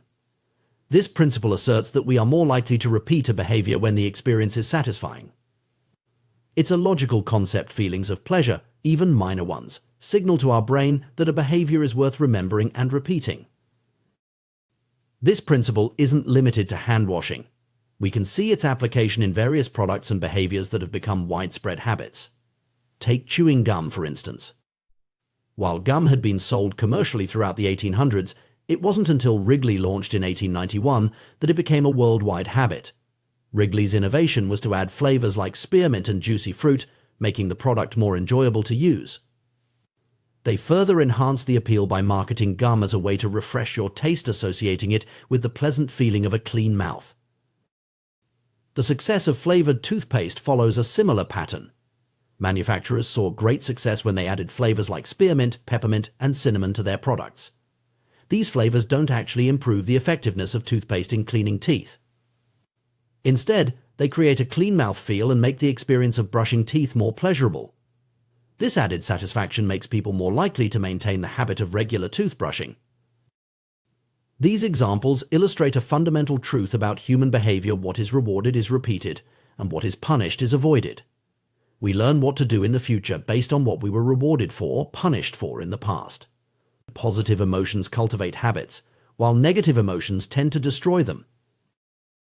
However, there's a crucial aspect to this principle that's easy to overlook. When we talk about making behaviors satisfying, we're not looking for just any type of satisfaction. We're specifically seeking immediate satisfaction. This is where we encounter a significant challenge in modern society: the mismatch between immediate and delayed rewards. To understand this mismatch, it's helpful to consider the environment in which the human brain evolved. For most of our species' history, we lived in what scientists call an immediate return environment. Imagine being an animal roaming the plains of Africa. Your decisions typically have an immediate impact. You're constantly focused on immediate concerns like finding food, avoiding predators, or seeking shelter. Your actions deliver clear and immediate outcomes. In contrast, modern society often operates in what's called a delayed return environment. Many of the choices we make today won't benefit us immediately. If we do a good job at work, we might get a paycheck in a few weeks. If we exercise today, we might see health benefits months or years down the line. If we save money now, it might secure our retirement decades in the future. This shift to a delayed return environment is relatively recent in human history, primarily occurring in the last 500 years or so. Compared to the age of the human brain, which has remained largely unchanged for about 200,000 years, modern society is brand new. Our brains evolved in an environment where immediate rewards were crucial for survival.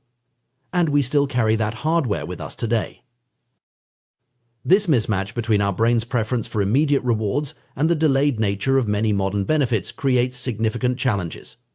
It's one reason why we often struggle with behaviors that have long-term benefits but little immediate payoff. Saving for retirement, maintaining a healthy diet, or studying for future exams all require us to override our innate preference for immediate gratification. Understanding this mismatch is crucial for anyone trying to change their behavior or habits. It explains why it's often so difficult to maintain motivation for long-term goals, and why we're easily swayed by short-term pleasures even when we know they might not be in our best interest. So, how can we bridge this gap between our brain's desire for immediate satisfaction and the often delayed rewards of beneficial behaviors? One effective strategy is to find ways to add immediate positive feedback to otherwise unrewarding tasks. For instance, if you're trying to establish a habit of daily exercise, you might pair your workout with listening to your favorite podcast or audiobook. This way, even on days when you don't feel particularly motivated to exercise, you have the immediate reward of enjoying engaging content. Similarly, if you're trying to eat healthier, you might focus on finding nutritious recipes that are also delicious, providing immediate taste satisfaction alongside long-term health benefits. Another approach is to use a habit tracker or similar tool to provide immediate visual feedback on your progress. The simple act of marking off a day on a calendar or seeing a streak of successful days can provide a small but meaningful sense of accomplishment, helping to bridge the gap until the long-term benefits of your habit become apparent. It's also worth noting that while our brains may be wired for immediate gratification, we humans have a unique capacity for long-term thinking and planning. By consciously cultivating an appreciation for delayed rewards and regularly reminding ourselves of our long-term goals, we can gradually shift our perspective and find more satisfaction in behaviors that contribute to those goals. In conclusion, the story of the hand-washing initiative in Pakistan and the broader principles it illustrates offer valuable insights into human behavior and habit formation. By understanding the power of immediate satisfaction and the challenges posed by our delayed return environment, we can design more effective strategies for personal growth and societal change. Whether we're trying to improve public health, encourage better financial habits, or simply stick to our New Year's resolutions, making behaviors more immediately satisfying can be a powerful tool for positive change.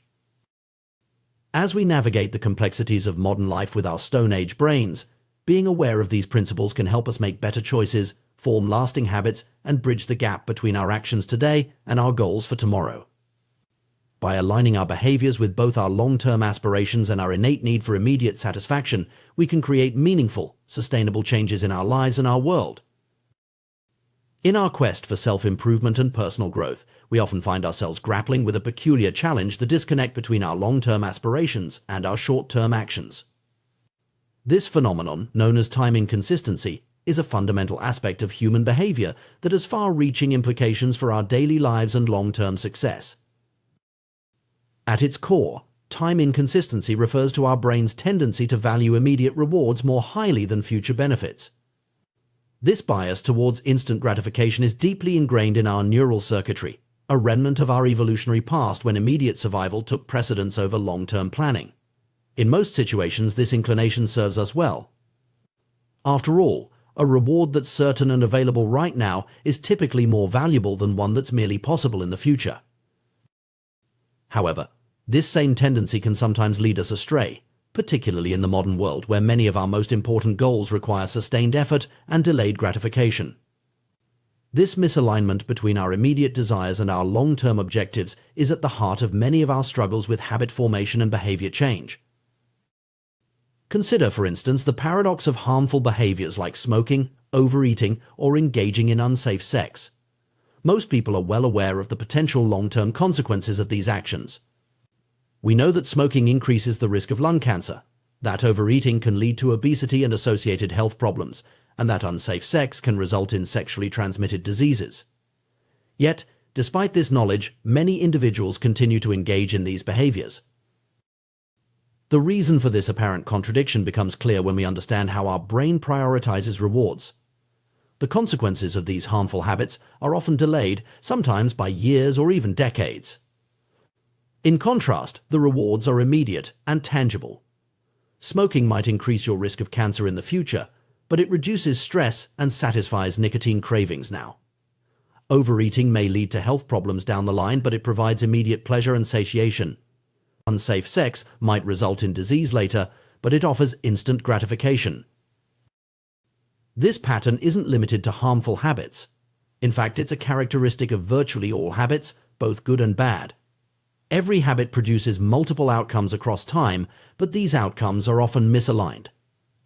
With detrimental habits, the immediate outcome is usually pleasurable, while the ultimate outcome is negative. Conversely, with beneficial habits, the immediate experience is often unenjoyable, but the long-term results are positive. Take exercise, for example. The immediate experience of working out can be uncomfortable, even painful. Your muscles ache, you're out of breath, and you might prefer to be relaxing on the couch. However, the long-term benefits of regular exercise, improved health, increased energy, better mood are substantial. The challenge lies in overcoming the immediate discomfort to reap these future rewards. This misalignment of outcomes across time creates a significant hurdle for behavior change. When we make plans to improve ourselves, whether it's losing weight, writing a book, or learning a new language, we're essentially making plans for our future selves. In these moments of planning, it's easy to see the value in actions that have long-term benefits.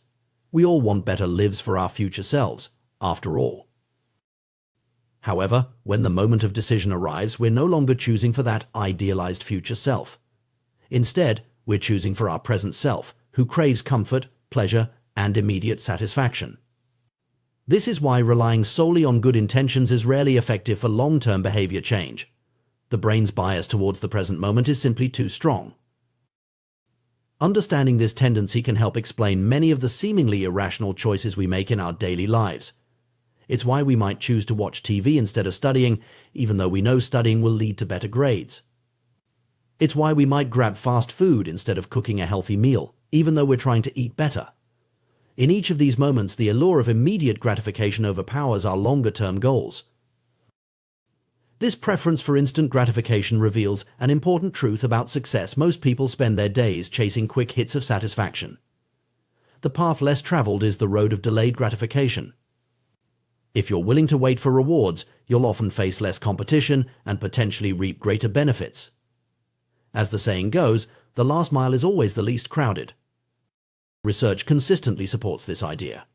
Studies have shown that individuals who are better at delaying gratification tend to have higher SAT scores, lower levels of substance abuse, lower likelihood of obesity, better responses to stress, and superior social skills. We've all observed this play out in our own lives. The student who resists the temptation to procrastinate and completes their assignments on time generally achieves better grades. The individual who forgoes purchasing junk food at the grocery store often maintains a healthier diet at home. At some point, success in nearly every field requires the ability to ignore an immediate reward in favor of a delayed, but ultimately more significant reward. This is true whether you're an athlete training for a competition, an entrepreneur building a business, or a writer working on a novel.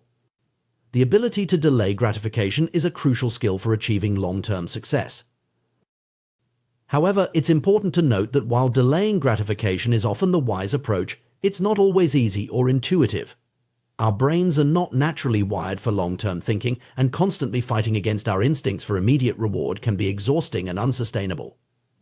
So how can we work with our brain's tendencies rather than against them? The key lies in finding ways to make delayed gratification more appealing and immediate.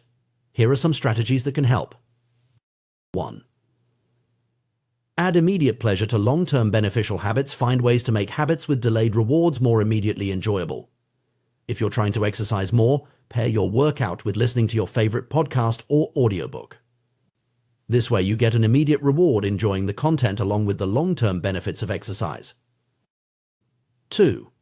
Add immediate consequences to harmful habits. Similarly, try to associate immediate, small negative consequences with habits you're trying to break. If you're trying to cut back on social media use, for example, you could commit to doing 10 push-ups every time you catch yourself mindlessly scrolling. 3. Use visual cues and tracking. Our brains respond well to visual feedback. Use habit trackers or charts to give yourself an immediate sense of accomplishment when you stick to a good habit. The satisfaction of marking off a day on a calendar can be a powerful motivator. 4. Create artificial milestones. Break long-term goals into smaller, more immediate targets. If you're saving for a big purchase, celebrate hitting smaller savings milestones along the way. 5. Practice mindfulness and visualization regularly. Take time to vividly imagine the long-term benefits of your good habits. This can help make those future rewards feel more real and immediate. 6. Use commitment devices. These are strategies where you make it more difficult or costly to engage in bad habits. For example, you might give a friend money to hold and only return if you meet your goal. 7.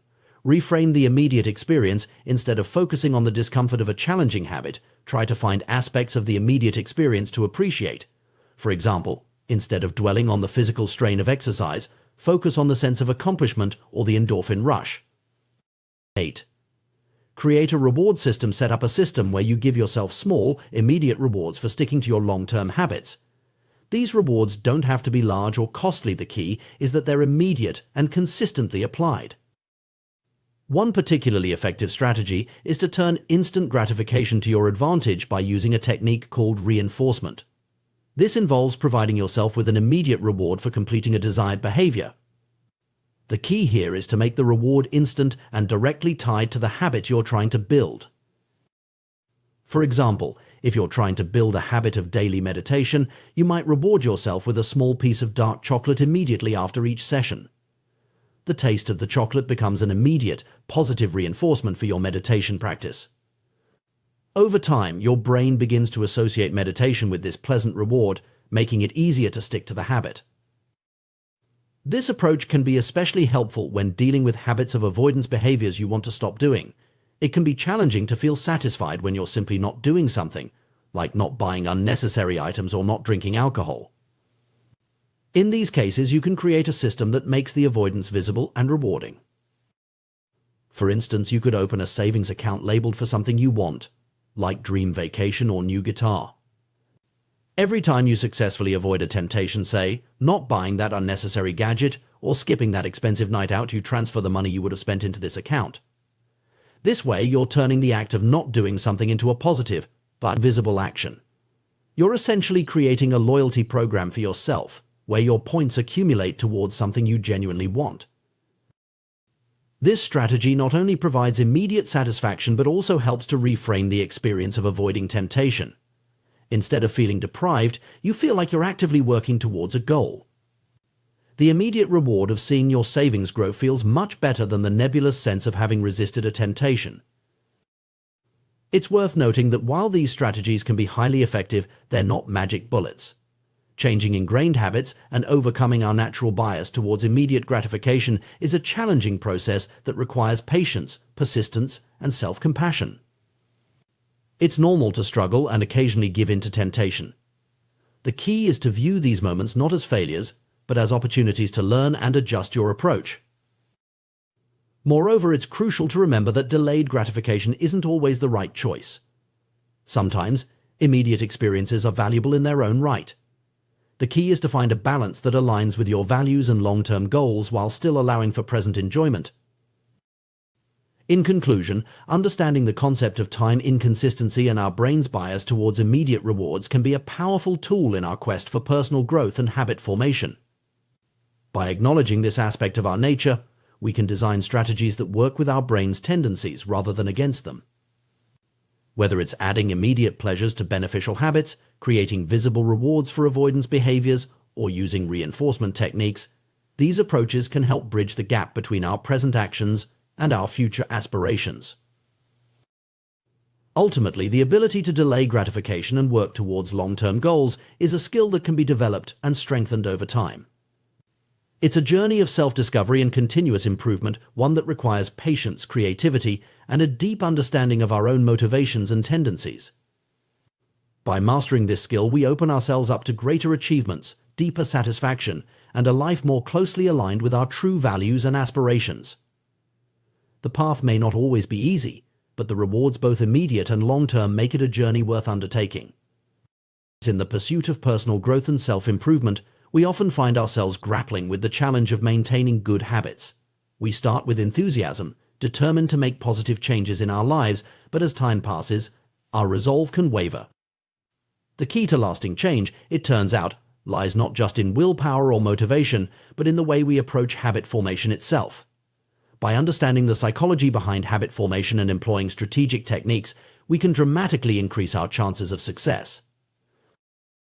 One of the most powerful tools in this journey is the concept of making habits satisfying. This idea is rooted in the fundamental principle that we are more likely to repeat behaviors that provide immediate rewards. Our brains are wired to seek pleasure and avoid pain, and this instinct plays a crucial role in shaping our habits. However, there's a catch. Many of the habits we want to cultivate, like exercising regularly, eating healthily, or saving money, don't provide immediate gratification. Their benefits are often delayed, sometimes by months or even years. This delay can make it challenging to stick with these habits, especially when we're faced with more immediately rewarding alternatives. To overcome this challenge, we need to find ways to make our desired habits more immediately satisfying. This doesn't mean compromising on our long-term goals, but rather finding ways to bridge the gap between the present action and the future reward. One effective strategy is to create a system of short-term rewards that align with your long-term goals. For instance, if you're trying to exercise more, you might reward yourself with a relaxing bath or an episode of your favorite show after each workout. The key is to choose rewards that reinforce your desired identity rather than conflicting with it. If your goal is to improve your health, rewarding yourself with unhealthy food after exercising would be counterproductive. Instead, choose rewards that align with your vision of becoming a healthier person. This approach of aligning short-term rewards with long-term goals can be applied to virtually any habit you're trying to build. If you're aiming to read more, you might allow yourself to buy a new book only after finishing your current one. If you're trying to save money, you could allocate a small portion of your savings to a fun fund that you can spend guilt-free once you reach certain milestones. The power of this strategy lies in its ability to tap into our brain's reward system. By providing immediate positive reinforcement, we're training our brains to associate the habit with pleasure. Over time, this association can make the habit itself more enjoyable, reducing our reliance on external rewards. Another powerful technique for making habits stick is the use of visual tracking systems. This approach, sometimes called the paperclip strategy, involves creating a tangible representation of your progress. The name comes from a story about a young stockbroker who used 2 jars of paperclips to track his daily sales calls. Each time he made a call, he would move a paperclip from one jar to another. This simple act provided a clear, visual measure of his progress, which proved to be incredibly motivating. The beauty of this strategy lies in its simplicity and flexibility. You can adapt it to virtually any habit you're trying to build. For example, if you're trying to write a book, you might move a marble from one jar to another for each page you complete. If you're aiming to increase your daily step count, you could use a similar system to track your progress. These visual tracking systems work on multiple levels. First, they provide immediate satisfaction.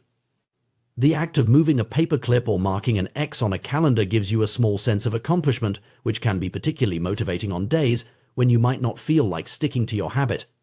Second, they make your progress visible. On days when you're feeling discouraged, you can look at your tracker and see how far you've come, which can provide the motivation to keep going. Perhaps the most comprehensive form of visual tracking is the habit tracker.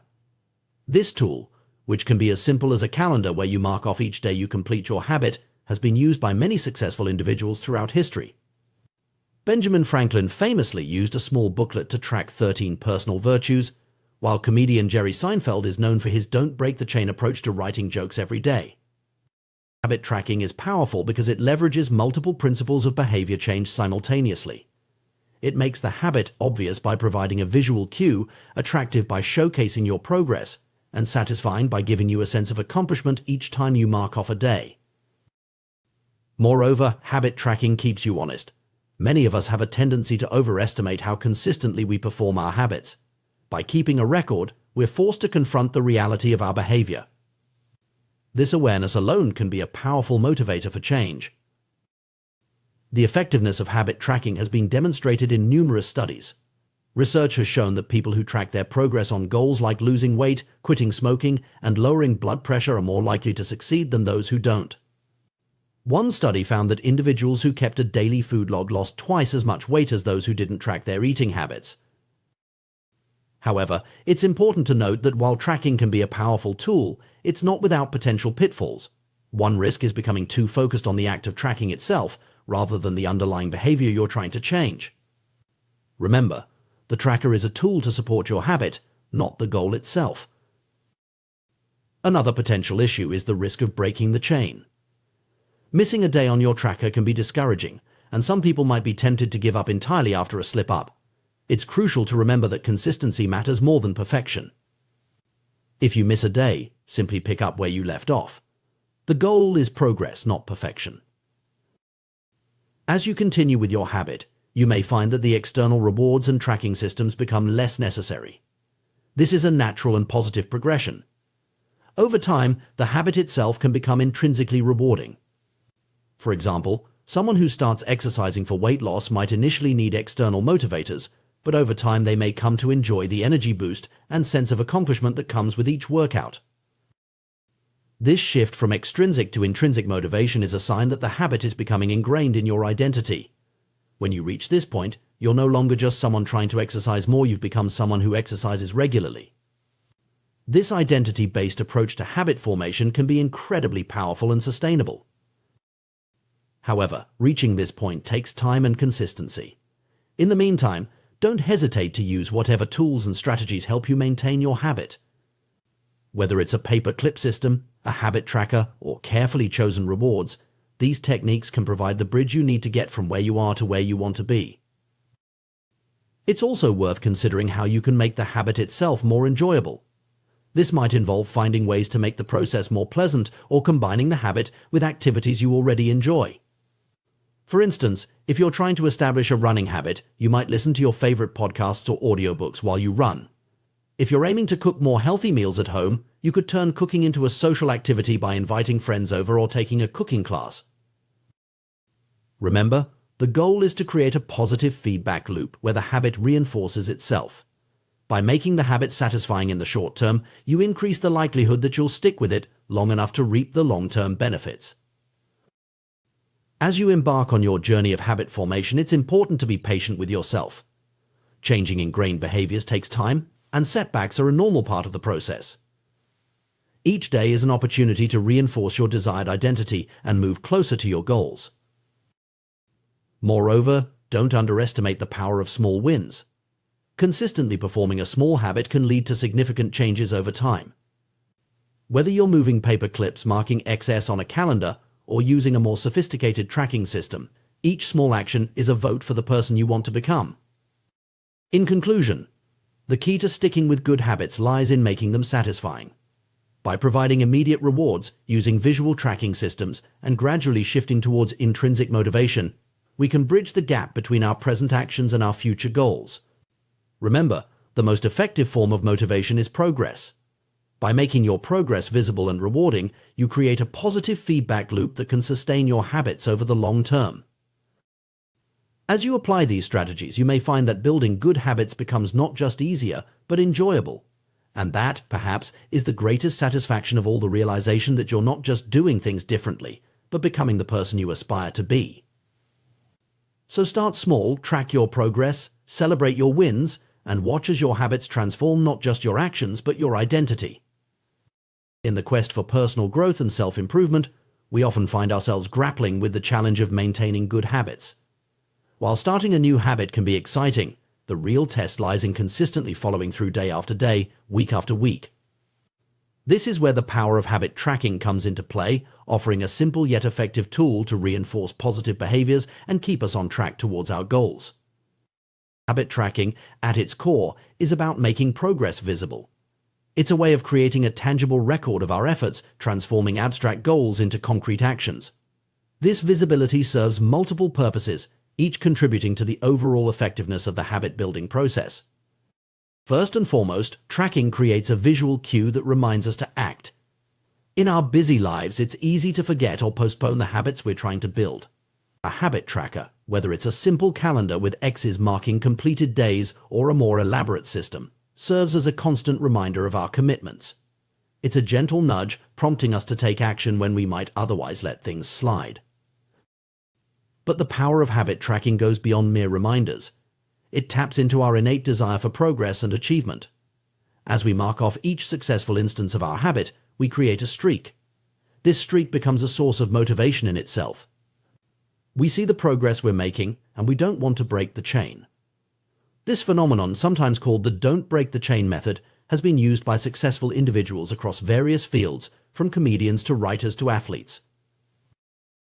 The satisfaction of recording our progress is another key benefit of habit tracking. There's a small but significant sense of accomplishment that comes from crossing an item off a to-do list or marking an X on a calendar. This feeling of satisfaction is immediate and tangible, providing a quick hit of dopamine that reinforces the behavior. In essence, the act of tracking becomes its own reward, making the habit more likely to stick. Moreover, habit tracking shifts our focus from the end result to the process itself. When we're trying to build a new habit, it's easy to get discouraged if we don't see immediate results. For instance, if you're trying to lose weight, you might get frustrated if the number on the scale doesn't change as quickly as you'd like. But by tracking your workouts or healthy meals, you're focusing on what you can control, your daily actions, rather than the outcome, which can be influenced by many factors beyond your control. This focus on process over outcome is crucial for long-term success. It helps us build a new identity, casting votes for the type of person we want to become with each action we take. Every time we mark off a completed habit, we're not just recording an action, we're reinforcing a belief about ourselves. We're saying, I'm the type of person who doesn't miss workouts, or I'm a writer who writes every day. Over time, these small actions and the beliefs they reinforce can lead to significant changes in our self-image and, consequently, our behavior. Despite these benefits, many people resist the idea of habit tracking. It can feel like an additional burden, adding another task to our already busy lives. Some worry that it will take too much time or that they'll forget to do it. Others may feel that it's unnecessary, that they should be able to remember to do the habit without needing to track it. These concerns are valid, but they often overlook the long-term benefits of tracking in favor of short-term convenience. While it's true that tracking requires some effort, this investment of time and energy can pay significant dividends in terms of habit adherence and personal growth. That said, it's important to approach habit tracking in a way that works for you. If the idea of manually recording every instance of a habit feels overwhelming, look for ways to automate the process. Many of us are already tracking various aspects of our lives without realizing it. Credit card statements track our spending habits, fitness trackers record our physical activity, and calendar apps log our appointments and commitments. By leveraging these existing data sources and setting up regular review periods, we can gain insights into our behavior without adding much additional work. For habits that do require manual tracking, it's often best to focus on just one or two key behaviors rather than trying to track everything at once. Choose the habits that are most important to you or that you're struggling with the most. By limiting your focus, you increase the likelihood of consistent tracking. Another key to successful habit tracking is to record each instance of the habit immediately after it occurs. This approach, combined with habit stacking linking a new habit to an existing one, can make tracking feel more natural and less of a chore. For example, you might decide to record your workout immediately after putting away your gym bag or log your meditation session right after turning off your meditation app. While consistent tracking can be incredibly powerful, it's important to remember that perfection is not the goal. Life is unpredictable, and there will inevitably be times when our habits get disrupted. The key is not to let these disruptions derail you completely. One powerful principle to keep in mind is never miss twice. If you slip up and miss a day, the most important thing is to get back on track as quickly as possible. Missing once is an accident, missing twice is the start of a new habit. By recommitting to the habit immediately after a slip-up, you prevent a temporary setback from turning into a permanent abandonment of your goals. This principle of quick recovery is a distinguishing feature of successful individuals across various fields. Everyone has bad days or periods of lower performance. What sets high achievers apart is their ability to rebound quickly from these setbacks. They understand that the occasional bad day or missed habit is far less important than the overall trend of their behavior. In fact, showing up on the days when you don't feel like it or can't perform at your best can be even more important than the days when everything goes smoothly. These bad days maintain the compound gains you've accrued from previous good days. Even if you can't do the habit as thoroughly or effectively as you'd like, doing something is always better than doing nothing. It's about maintaining momentum and reinforcing your identity as someone who follows through on their commitments. This approach also helps avoid the all-or-nothing mindset that can be so detrimental to habit formation. Too often, people fall into the trap of thinking that if they can't do something perfectly, they shouldn't do it at all. This black and white thinking can lead to giving up entirely after a small setback. By embracing the idea that something is always better than nothing, we can maintain consistency even when circumstances aren't ideal. While habit tracking can be a powerful tool, it's important to ensure we're tracking the right things. Sometimes, the most obvious or easiest to measure metrics aren't necessarily the most meaningful. For example, if you're trying to improve your diet, simply tracking calories might not give you the full picture. You might be hitting your calorie goals but not getting proper nutrition. In this case, tracking the number of whole, unprocessed foods you eat each day might be more beneficial. Similarly, if you're trying to improve your productivity at work, tracking hours worked might not be as useful as tracking the number of important tasks completed. The key is to choose metrics that truly align with your goals and provide meaningful feedback on your progress. It's also worth noting that not all habits need to be tracked indefinitely. Sometimes tracking is most useful in the early stages of habit formation when we're still establishing the behavior. Once the habit becomes more ingrained, we might be able to ease off on tracking without losing the habit itself. The goal, ultimately, is for the behavior to become so automatic that we no longer need external reinforcement to maintain it. In conclusion, habit tracking is a powerful tool in the quest for personal growth and behavior change. By making our progress visible, providing immediate satisfaction, and shifting our focus to the process rather than just the outcome, tracking can significantly increase our chances of successfully building new habits.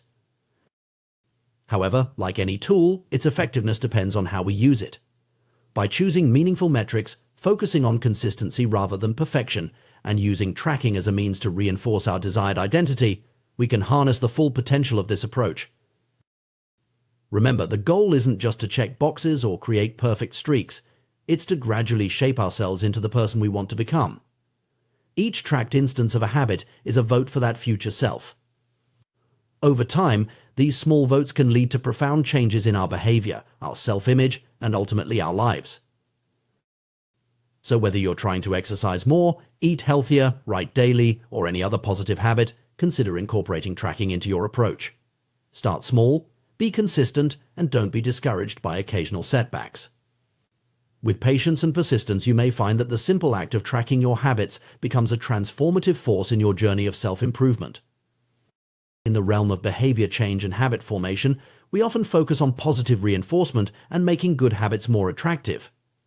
However, there's another powerful tool in our arsenal making bad habits immediately unsatisfying. This approach, while less discussed, can be incredibly effective in curbing unwanted behaviors and promoting positive change. The concept is rooted in our innate tendency to avoid pain and discomfort. Just as we're more likely to repeat experiences that end on a satisfying note, we're equally inclined to avoid experiences that conclude with discomfort or pain. This principle can be harnessed to great effect in our quest for self-improvement and behavioral change. Consider the story of Roger Fisher, a Harvard Law School professor who specialized in negotiation and conflict management. In the 1970s and 1980s, as the threat of nuclear war loomed large, Fisher proposed an unconventional idea to prevent hasty decisions about nuclear launches. He suggested implanting the nuclear launch codes in a volunteer's chest right next to their heart. The president, if ever deciding to launch nuclear weapons, would first have to physically kill this volunteer to access the codes. Fisher's proposal, while extreme, illustrates a profound point about human behavior. By making the act of launching nuclear weapons viscerally and immediately painful, it would force decision-makers to confront the reality of their actions in a way that abstract numbers and distant consequences never could. The immediacy and personal nature of the pain would serve as a powerful deterrent. This principle extends far beyond hypothetical scenarios about nuclear war. It applies to our everyday lives and habits in numerous ways. Pain, both physical and emotional, is an incredibly effective teacher. When failure or mistakes result in immediate and tangible pain, we're quick to learn and adapt. This is why a plumber strives for excellence in their work. The threat of a bad review or lost business is an immediate and costly consequence of poor performance. Similarly, restaurants maintain high standards because the possibility of customers never returning is a constant, immediate threat. In fields where the stakes are even higher, such as surgery, the immediate and severe consequences of mistakes drive professionals to master their craft with utmost precision. The cost of cutting the wrong blood vessel is so high and immediate that surgeons are motivated to achieve exceptional levels of skill and care. The key here is the immediacy of the consequence. When the pain or cost of an action is delayed, it's easier to ignore or discount. This is why many harmful habits persist. The negative consequences are often far removed in time from the behavior itself. Smoking might lead to lung cancer, but not immediately. Overeating doesn't instantly result in obesity. The delay between action and consequence makes it easier for us to persist in behaviors we know are harmful in the long run. To leverage this principle for positive change, we need to find ways to make the consequences of bad habits more immediate and tangible. This could involve creating artificial consequences or finding ways to bring long-term effects into the present moment. For instance, some people use apps that donate money to causes they dislike every time they break a commitment to exercise. The immediate financial pain serves as a powerful motivator. However, it's crucial to note that for this approach to be effective, the strength of the consequence must match the relative strength of the behavior it's trying to correct. A minor inconvenience won't be enough to deter a deeply ingrained habit. The cost of procrastination must outweigh the perceived benefit of putting things off. The discomfort of exercise must be less than the pain of remaining sedentary. Moreover, the consequences need to be reliably enforced. Inconsistent enforcement can lead to a gambling mentality where individuals take chances on avoiding punishment. This is why consistent, immediate feedback is so crucial in habit formation and behavior change. One effective way to implement this strategy is through the use of habit contracts. A habit contract is an agreement you make with yourself or others that spells out the consequences of failing to stick to a desired behavior. These contracts can be particularly powerful when they involve other people, adding a layer of social pressure and accountability. For example, you might create a contract with a friend stating that if you don't go to the gym 3 times a week, you have to pay them $50. or you could agree to perform an unpleasant chore if you fail to meet your writing goals for the week. The key is to make the consequence immediate and unpleasant enough that you're motivated to avoid it. Habit contracts work because they bring the pain of failure into the present moment. Instead of worrying about abstract long-term consequences, you're faced with a concrete, immediate cost for not following through. This immediacy can be a powerful motivator, especially in the early stages of habit formation when the long-term benefits aren't yet apparent. However, it's important to use this strategy judiciously. While making bad habits painful can be effective, it's not always the most sustainable or healthy approach in the long term. Ideally, as you progress in your habit formation journey, you should be able to transition from avoiding pain to seeking pleasure in the habit itself. Moreover, it's crucial to strike a balance. If the consequences you set for yourself are too severe, you might find yourself avoiding the situation entirely rather than facing the possibility of failure. The goal is to create enough discomfort to motivate change, but not so much that it becomes paralyzing. Another consideration is the potential for unintended consequences. Sometimes, focusing too much on avoiding negative outcomes can create anxiety or stress that's counterproductive to your goals. It's important to monitor your emotional state and adjust your approach if you find that the fear of consequences is becoming overwhelming. Additionally, while immediate consequences can be powerful motivators, they shouldn't completely replace an understanding of the long-term impacts of our actions. Ideally, the immediate consequences we create for ourselves should serve as reminders or proxies for the more distant effects we're trying to avoid or achieve. It's also worth noting that different people respond differently to various types of motivation. While some individuals might find the threat of immediate negative consequences highly motivating, others might respond better to positive reinforcement or intrinsic motivation. It's important to know yourself and what works best for you. In some cases, combining immediate consequences with positive reinforcement can be particularly effective. For instance, you might set up a system where you face a small penalty for missing a workout, but also reward yourself for completing a full week of exercise. This balanced approach can help create a more sustainable and enjoyable path to habit formation. When implementing this strategy, it can be helpful to start small. Begin with minor habits and relatively mild consequences. As you become more comfortable with the process and start seeing results, you can gradually increase the stakes for more significant habits. Remember, the ultimate goal is not to live in constant fear of punishment, but to use this tool as a stepping stone towards intrinsic motivation. Over time, as habits become more ingrained and the benefits become more apparent, the need for external consequences should diminish. It's also important to be compassionate with yourself. Everyone slips up sometimes, and the occasional failure doesn't negate all your progress. The purpose of immediate consequences is to provide feedback and motivation, not to punish yourself excessively. In conclusion, while making good habits attractive and satisfying is crucial, we shouldn't overlook the power of making bad habits immediately unsatisfying. By bringing the consequences of our actions into the present moment, we can create a powerful impetus for change. Whether through habit contracts, accountability partners, or other creative methods, finding ways to make the cost of bad habits immediate and tangible can be a game changer in our pursuit of personal growth and positive change. However, this approach should be used thoughtfully and in conjunction with other strategies for habit formation. The goal is not to create a life ruled by fear of consequences, but to use this tool as a stepping stone towards building habits that are intrinsically rewarding and aligned with our long-term goals. By understanding and leveraging the power of immediate consequences, we can create an environment that supports our desired behaviors and helps us become the people we aspire to be. The power of habits in shaping our lives cannot be overstated. From the mundane daily routines to life-changing behaviors, habits form the backbone of our existence. One of the most striking examples of habit formation on a societal scale is the adoption of seatbelt usage in the United States. In just a few decades, we witnessed a dramatic shift from a time when most people didn't wear seatbelts to a present where the vast majority of Americans buckle up every time they get in a car.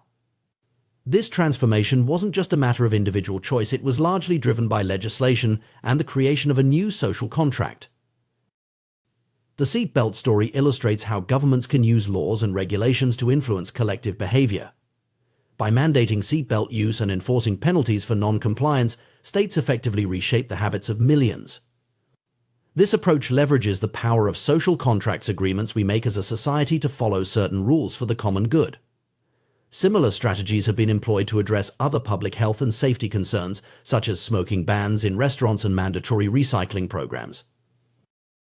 While these large-scale interventions are effective, we can apply similar principles on a personal level to cultivate positive habits or break undesirable ones. Enter the concept of a habit contract, a formalized agreement with yourself and others to hold you accountable for your behavior. This approach recognizes that sometimes willpower alone isn't enough to overcome ingrained patterns or resist temptation. By explicitly stating your commitments and the consequences of failing to meet them, you create a powerful motivational tool. Consider the case of Brian Harris, an entrepreneur who used a habit contract to achieve his health and fitness goals. After the birth of his son, Harris realized he needed to make some changes to his lifestyle. Instead of relying solely on good intentions, he drafted a detailed contract outlining his objectives, the specific actions he would take, and the consequences of non-compliance. Crucially, he involved his wife and personal trainer as accountability partners, having them sign the contract alongside him. Harris's contract was comprehensive, breaking down his overall goal into phases and specifying daily habits like logging his food intake and weighing himself. The consequences for failing to follow through were concrete and meaningful, having to dress formally for work, a departure from his usual casual attire, and paying his trainer a financial penalty. This level of detail and the inclusion of external accountability proved to be highly effective. As someone who initially viewed such contracts as unnecessarily formal, I've come to appreciate their value.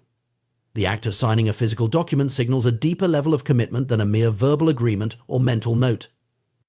It transforms vague intentions into concrete promises, not just to yourself but to others.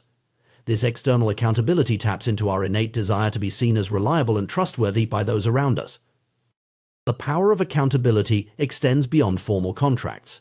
Simply having someone to check in with regularly can significantly boost our likelihood of sticking to a new habit or breaking an old one. Comedians, writers, and other creatives often use this approach, partnering with colleagues to ensure they produce work consistently. The knowledge that someone is watching and expecting results can be a powerful motivator, helping us overcome procrastination and laziness. In our digital age, we can even automate accountability. Thomas Frank, an entrepreneur, devised an ingenious system to ensure he wakes up early each morning. If he fails to rise by his target time, a pre-scheduled tweet goes out to his followers, offering a small financial reward to the first few people who call him out on his tardiness. This public commitment adds an extra layer of motivation to his morning routine. These strategies work because they tap into fundamental aspects of human psychology. We are social creatures, deeply concerned with how others perceive us. The desire to present our best selves to the world influences many of our behaviors, from personal grooming to academic and professional achievements.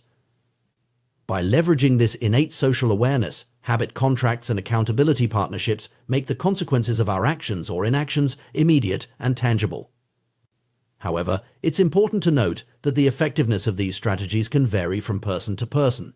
Some individuals might find the pressure of external accountability motivating, while others might feel overwhelmed or rebellious. The key is to find an approach that resonates with your personality and goals. Moreover, while consequences and accountability are powerful tools, they shouldn't be the only factors driving habit formation. Ideally, we want to cultivate habits that are intrinsically rewarding, where the behavior itself becomes satisfying over time.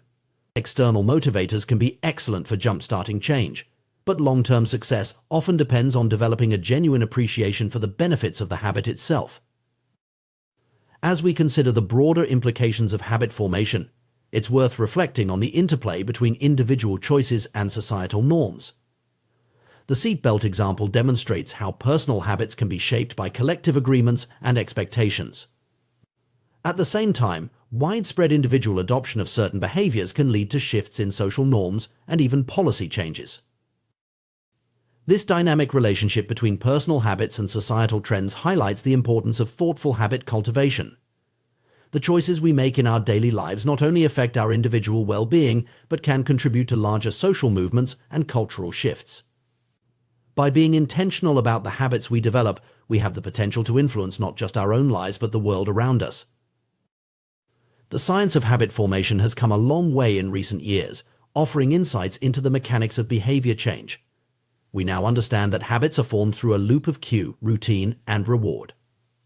By manipulating these elements, we can increase our chances of successfully adopting new behaviors or breaking undesirable ones. For those looking to create positive habits, there are several strategies to consider. Making the cue for a desired behavior obvious and visible in your environment can serve as a constant reminder.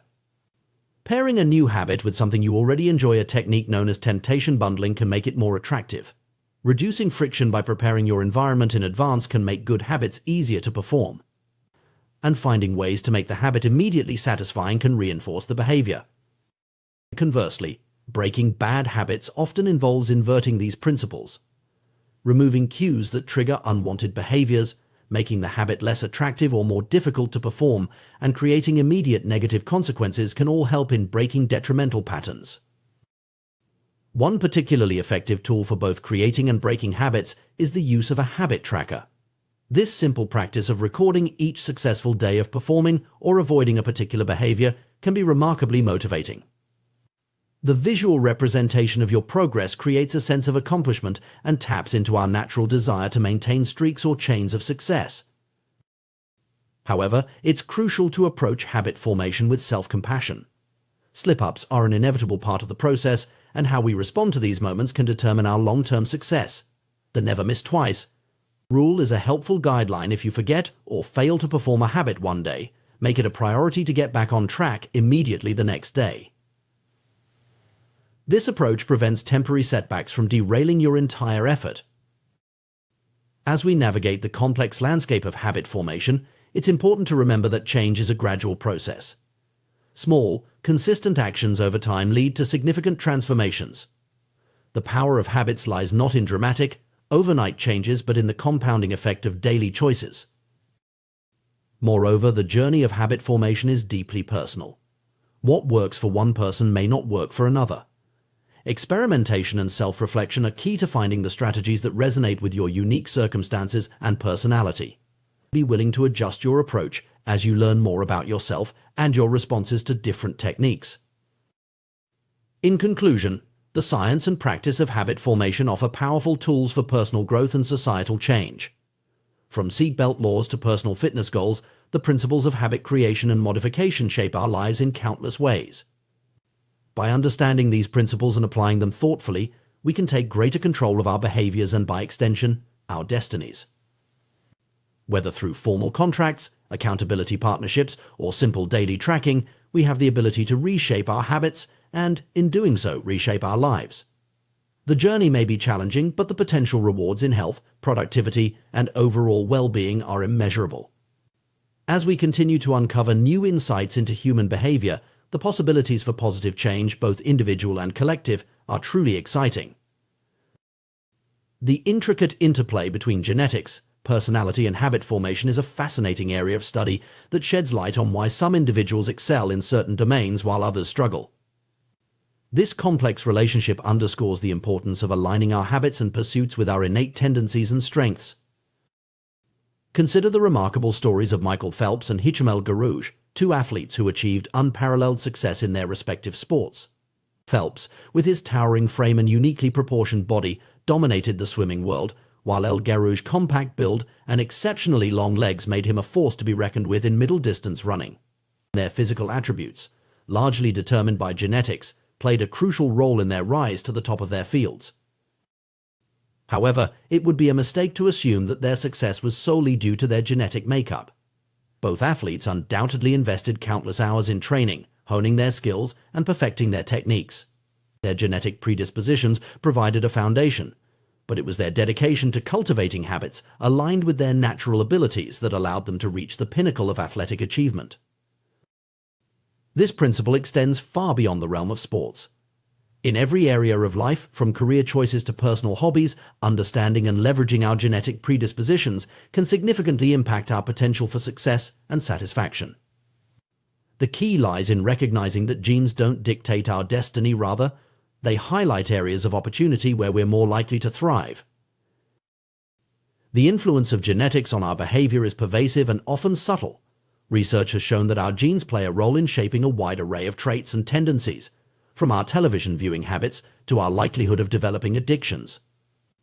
Even seemingly personal characteristics, such as our response to authority or our level of proactivity, have genetic underpinnings. However, it's crucial to understand that genetic influence doesn't equate to genetic determinism.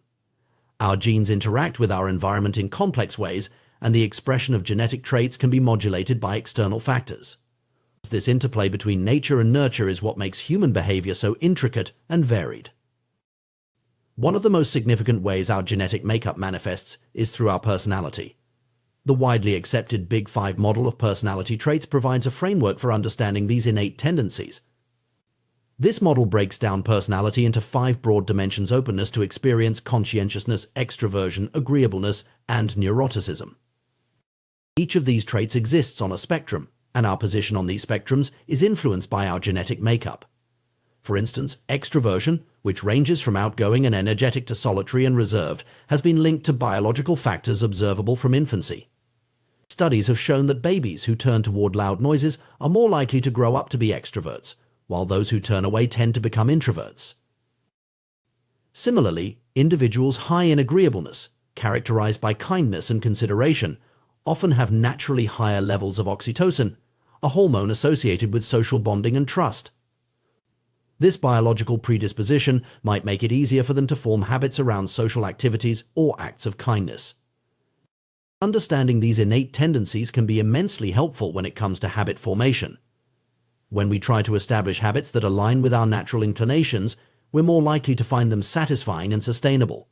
For example, an individual high in openness to experience might find it easier to cultivate a habit of trying new foods or visiting new places, while someone high in conscientiousness might excel at developing organizational or planning habits. However, it's important to note that our personality traits are not immutable. While they have a genetic basis, they can also be influenced by our experiences and environment. This malleability means that we have the capacity to develop traits and habits that don't come naturally to us, albeit with more effort. The key to leveraging our genetic predispositions for habit formation lies in self-awareness. By understanding our natural tendencies, we can make informed decisions about which habits to cultivate and how to approach their formation. This doesn't mean we should limit ourselves only to activities that come easily. Rather, it suggests that we should be strategic in our approach to personal growth and development. For instance, if you know you're naturally high in neuroticism, you might find it particularly beneficial to develop habits around stress management and mindfulness. These practices could help mitigate the anxiety and sensitivity associated with this trait. Conversely, if you're low in conscientiousness, you might need to put extra effort into creating systems and routines to support habits related to organization and time management. The concept of aligning our habits with our genetic predispositions also has implications for how we approach skill development and career choices. Just as Michael Phelps was uniquely suited for swimming, each of us has areas where our natural abilities give us an edge. Identifying these areas can help us focus our efforts where they're most likely to yield results. However, this doesn't mean we should avoid challenges or give up on areas where we're not naturally gifted. Instead, it suggests that we should be realistic about the effort required to excel in different domains. If we choose to pursue an area where we don't have a natural advantage, we should be prepared to put in extra work to compensate for our genetic disadvantages. Moreover, the interaction between our genes and our environment means that the suitability of our traits can change depending on the context. A trait that's advantageous in one situation might be a hindrance in another. For example, high neuroticism might be detrimental in a high-stress job, but beneficial in a role that requires attention to detail and risk assessment. This contextual nature of genetic influence underscores the importance of finding the right environment for our traits to flourish. Sometimes the key to success isn't changing ourselves, but rather finding or creating an environment that suits our natural tendencies. This might involve choosing a career that aligns with our personality, seeking out social groups that appreciate our unique qualities, or modifying our physical environment to support our desired habits. It's also worth noting that while our genes influence our behavior, they don't control it entirely. We have the capacity for self-reflection and choice, which allows us to override our natural inclinations when necessary. This ability to act against our instincts is what allows us to grow and change over time. In fact, the process of habit formation itself can be seen as a way of shaping our behavior patterns to align more closely with our goals, even when those goals require us to act in ways that don't come naturally. Through consistent practice and reinforcement, we can develop new neural pathways that make desired behaviors more automatic, effectively rewiring our brains over time. This plasticity of the brain highlights an important point. While our genes provide a starting point, our habits and experiences play a crucial role in shaping who we become. The habits we choose to cultivate can enhance our natural strengths, compensate for our weaknesses, and even develop entirely new capabilities. Understanding the role of genetics in habit formation also has implications for how we approach behavior change on a societal level. Public health initiatives, educational policies, and workplace practices could all benefit from a more nuanced understanding of how genetic factors influence behavior. By recognizing the diversity of genetic predispositions within a population, we can design more effective interventions and support systems that cater to a range of natural tendencies. For instance, smoking cessation programs might be more effective if they offer a variety of approaches, recognizing that individuals with different genetic profiles might respond better to different strategies. Similarly, educational systems could be designed to accommodate a wider range of learning styles and personality types, helping each student find the approach that best suits their innate tendencies. As our understanding of genetics and behavior continues to evolve, we're likely to gain even more insights into how our genes shape our habits and tendencies. This knowledge has the potential to revolutionize our approach to personal development, allowing us to craft more effective strategies for growth and change. However, as we delve deeper into this field, it's crucial to maintain a balanced perspective. While genetic factors are important, they are just one piece of the puzzle. Our choices, experiences, and environment all play significant roles in shaping who we are and who we can become. Moreover, we must be cautious about overinterpreting genetic information or using it as an excuse for inaction. The knowledge of our genetic predispositions should empower us to make informed decisions, not limit our aspirations or justify harmful behaviors. In conclusion, the relationship between genetics, personality, and habit formation is a complex and fascinating area of study. By understanding our genetic predispositions, we can make more informed choices about which habits to cultivate and how to approach their formation. We can leverage our natural strengths while also developing strategies to compensate for our weaknesses. At the same time, we must remember that our genes are not our destiny. They provide a starting point, but our habits, choices, and experiences shape who we ultimately become. By combining self-awareness of our genetic tendencies with intentional habit formation, we can work towards becoming the best versions of ourselves, regardless of the hand we were dealt by our DNA. The journey of personal growth and habit formation is a deeply individual one, influenced by the unique interplay of our genes, personality, and environment. By embracing this complexity and approaching our development with curiosity and intention, we can unlock our full potential and lead more fulfilling lives. The journey of personal growth and habit formation is a complex and fascinating process, deeply influenced by our innate tendencies and the environments we find ourselves in. While we often focus on willpower and discipline as the primary drivers of habit change, the reality is far more nuanced. Our genetic makeup, personality traits, and natural inclinations play a significant role in determining which habits we're likely to stick with and excel at. Consider the trait of neuroticism, a personality characteristic that all individuals possess to varying degrees. Those who score high in neuroticism tend to be more anxious and prone to worry. This isn't simply a matter of choice or weakness. Research has linked this trait to increased sensitivity in the amygdala, the brain region responsible for threat detection. Essentially, these individuals are hardwired to be more attuned to potential dangers in their environment. Understanding these innate tendencies doesn't mean we're prisoners of our genes or personalities. Rather, this knowledge empowers us to work with our natural inclinations rather than against them. For instance, a person who scores lower on conscientiousness might struggle with organization and routine. Instead of fighting this tendency, they might benefit more from focusing on environmental design strategies to support their habits. This could involve setting up systems that make desired behaviors easier and undesired ones more difficult. The key takeaway here is the importance of tailoring our habits to our individual personalities and preferences. Too often, we fall into the trap of trying to adopt habits that work for others or that are currently trendy without considering whether they're a good fit for us personally. This approach is often counterproductive and can lead to frustration and failure. Instead, we should seek out versions of habits that bring us joy and satisfaction. If you're trying to incorporate more exercise into your routine, don't force yourself to follow a bodybuilding regimen if you find it tedious. Perhaps you'd be more motivated by rock climbing, cycling, or dancing. The specific activity matters less than finding something that resonates with you personally. This principle extends to all areas of life. If you're trying to read more, don't feel pressured to tackle dense nonfiction if you find yourself drawn to romance novels or science fiction. The goal is to cultivate the habit of reading the genre as secondary. By choosing activities that naturally appeal to us, we're more likely to stick with them in the long run. However, finding the right habits is only part of the equation. To truly thrive, we need to identify areas where we have a natural advantage, situations where the odds are in our favor. This concept is crucial for maintaining motivation and achieving success. Think about it: when we engage in activities that come easily to us, we're more likely to perform well. This leads to positive feedback, praise, and often tangible rewards like better pay or increased opportunities. This positive reinforcement creates a virtuous cycle, energizing us and propelling us to even greater heights of performance. The challenge, of course, is identifying these areas of natural advantage.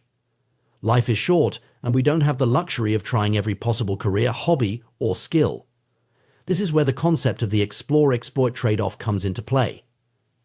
In the early stages of any new endeavor, whether it's a career, a relationship, or a hobby, there should be a period of exploration.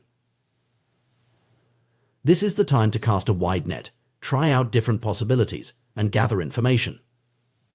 In relationships, we call this dating. In education, it's the liberal arts approach. In business, it might manifest as split testing or market research. After this initial exploratory phase, the focus shifts to exploiting the best options you've discovered. However, it's crucial to maintain some level of exploration even at this stage. A common rule of thumb is to spend about 80 to 90% of your time and energy on your primary focus, while reserving 10 to 20% for continued exploration and experimentation. This balance isn't fixed, it should be adjusted based on your current situation.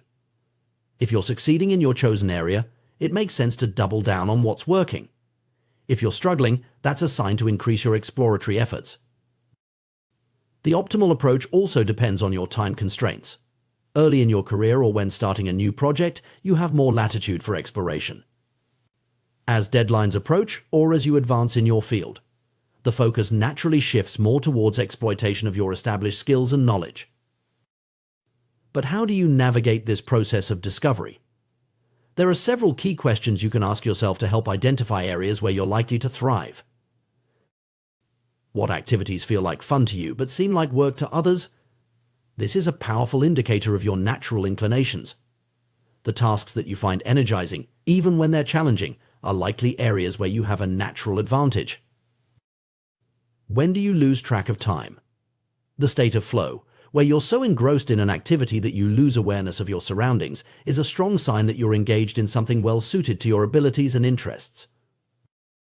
Where do you seem to get better results than the average person? If you find yourself progressing faster or achieving more in a particular area compared to your peers, that's a good indication you found a field where you have a natural advantage. What feels natural to you? This requires honest self-reflection, setting aside societal expectations and ingrained beliefs. When do you feel most authentically yourself? These moments of genuine engagement and enjoyment are signposts pointing towards your areas of natural strength. It's important to acknowledge that some of this process involves an element of luck. We don't choose our genetic makeup or the environment we're born into. Some individuals, like Olympic athletes Michael Phelps or Hicham Gerouge, are fortunate to have rare physical attributes that are highly valued in their specific sports. Moreover, they had the opportunity to be exposed to and develop those talents. However, this doesn't mean we should leave our personal growth entirely to chance. By actively exploring different areas, paying attention to what energizes us, and being willing to pivot when something isn't working, we can significantly increase our odds of finding our personal sweet spots. This approach to personal development and habit formation represents a shift from the traditional no pain, no gain mentality. It's not about forcing yourself to adopt habits or pursue goals that don't align with your natural inclinations. Instead, it's about understanding yourself deeply, identifying your areas of natural strength, and then leveraging those strengths to achieve your goals. This doesn't mean avoiding challenges or staying within your comfort zone. Growth often requires pushing our boundaries. However, when we're working in areas aligned with our natural talents and interests, these challenges feel more like exciting opportunities than daunting obstacles. Moreover, this approach can lead to more sustainable success and fulfillment. When we're engaged in activities that naturally resonate with us, we're more likely to persist in the face of difficulties. We're also more likely to achieve a state of flow, which research has linked to increased happiness and life satisfaction. It's worth noting that this process of self-discovery and alignment is ongoing. Our interests and strengths can evolve over time, and what worked for us at one stage of life might not be as effective in another. This is why maintaining that element of exploration is crucial, even when we've found areas where we excel. This perspective on personal growth also has implications for how we approach education and career development. Rather than pushing everyone towards a standardized set of skills or career paths, we should be encouraging exploration and helping individuals identify their unique strengths and interests. In the workplace, this might mean allowing employees more flexibility to shape their roles around their strengths, or providing opportunities for people to explore different areas of the business. In education, it could involve more personalized learning paths that allow students to delve deeper into areas where they show natural aptitude or interest. However, it's important to strike a balance. While focusing on our strengths is generally a good strategy, there's also value in developing a broad base of skills and knowledge. Sometimes, seemingly unrelated experiences or skills can combine in unexpected ways to give us a unique advantage. Furthermore, we should be cautious about using this approach as an excuse to avoid necessary but challenging tasks. There will always be aspects of any pursuit that are less enjoyable or more difficult. The key is to find a path where the overall balance tilts in favor of activities that energize and engage us. As we navigate this process of aligning our habits and goals with our natural inclinations, it's crucial to remain patient and compassionate with ourselves. Finding our optimal path is rarely a straightforward process. It often involves trial and error, false starts, and occasional setbacks. Remember, the goal isn't perfection but progress. Each experiment, each habit we try, teaches us something about ourselves. Even if a particular habit doesn't stick, the attempt provides valuable information that can guide our future efforts. Moreover, as we become more attuned to our natural strengths and preferences, we often find that our definition of success evolves. Instead of chasing external markers of achievement, we may find ourselves more focused on personal fulfillment and the joy of engaging in activities that truly resonate with us. This shift can have profound implications for our overall well-being. When we're aligned with our natural inclinations, work often feels less like a chore and more like a calling. We're more likely to experience states of flow, which research has linked to increased happiness and life satisfaction. In conclusion, the path to personal growth and successful habit formation is not about forcing ourselves to conform to a one-size-fits-all approach. Instead, it's a journey of self-discovery, of finding and nurturing our natural strengths, and of aligning our habits and goals with our innate tendencies. This doesn't mean avoiding challenges or staying within our comfort zones.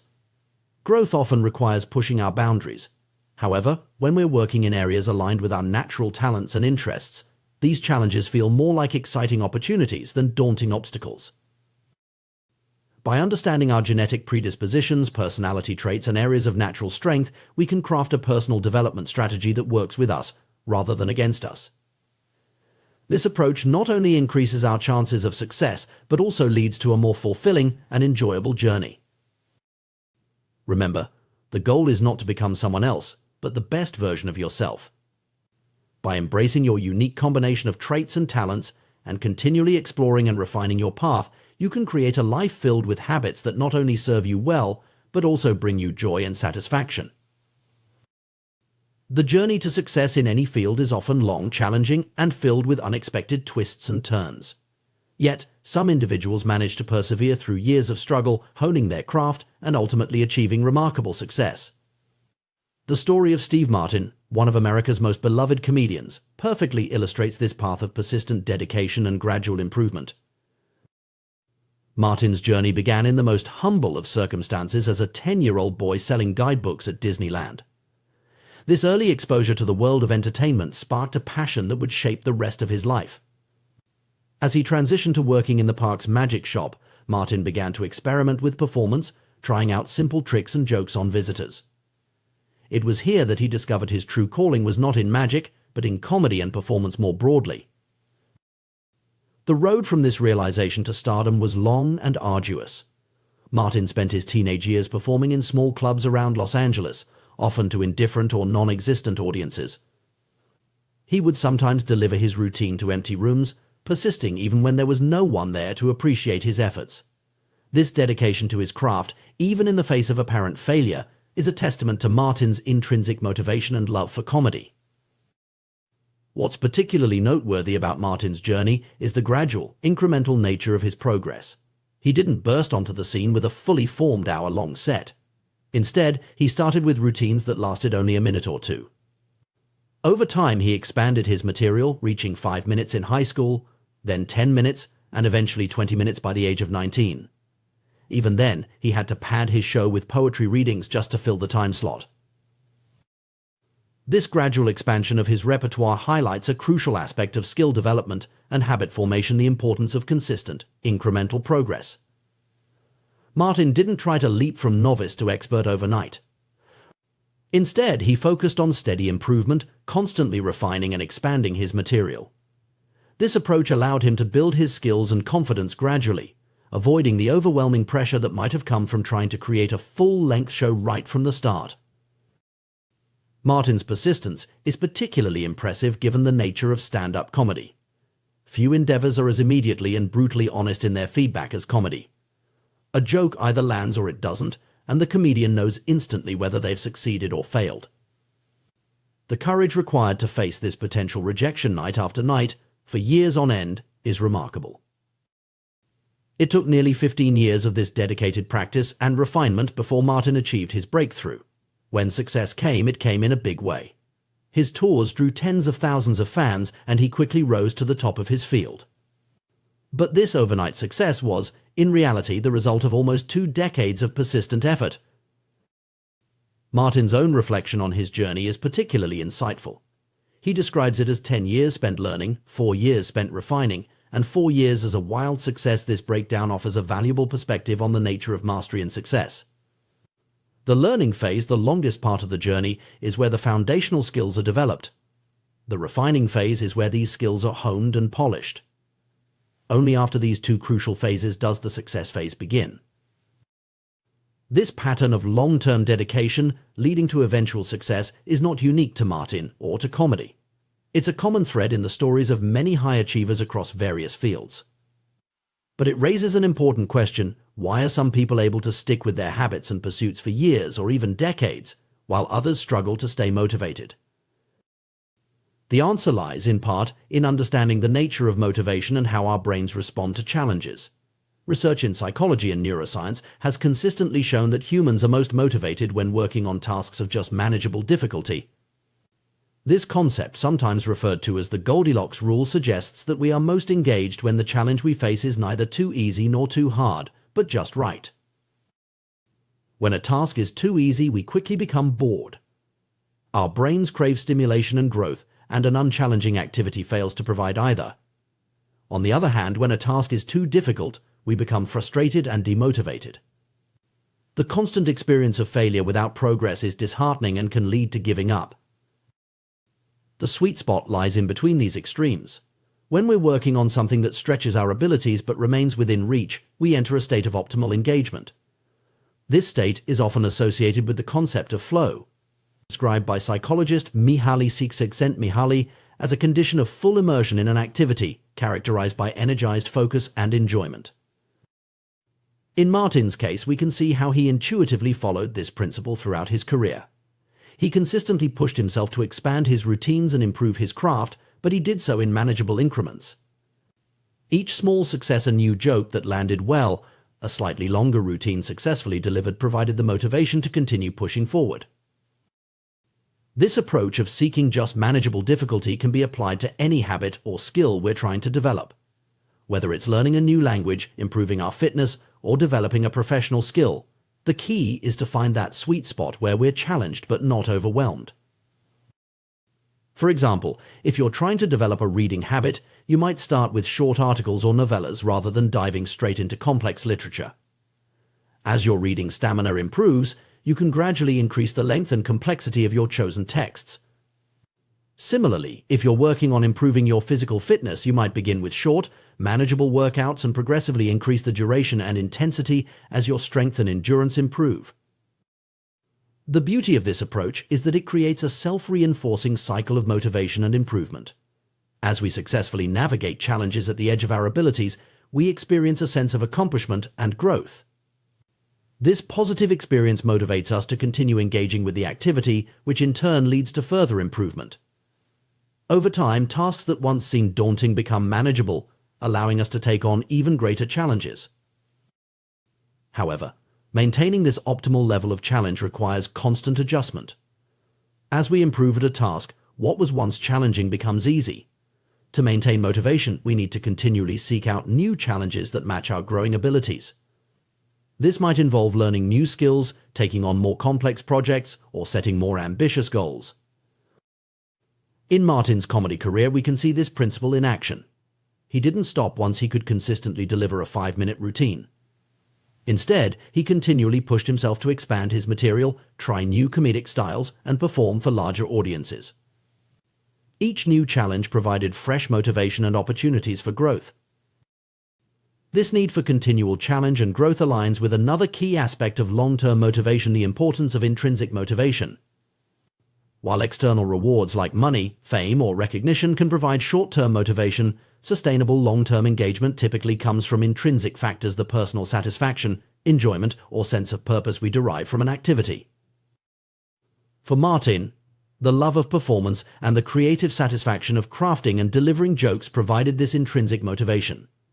Even when external success was lacking, when he was performing to empty rooms or uninterested audiences, this internal drive kept him going. Cultivating this kind of intrinsic motivation is crucial for maintaining any long-term habit or pursuit. It involves connecting with the inherent value or enjoyment of the activity itself rather than focusing solely on external outcomes. This might mean focusing on the sense of accomplishment you feel after a workout rather than just the number on the scale, or savoring the process of creating art rather than fixating on selling your work. Another crucial factor in maintaining long-term motivation is the environment we create for ourselves. Our surroundings, both physical and social, can have a profound impact on our ability to stick with our habits and pursuits.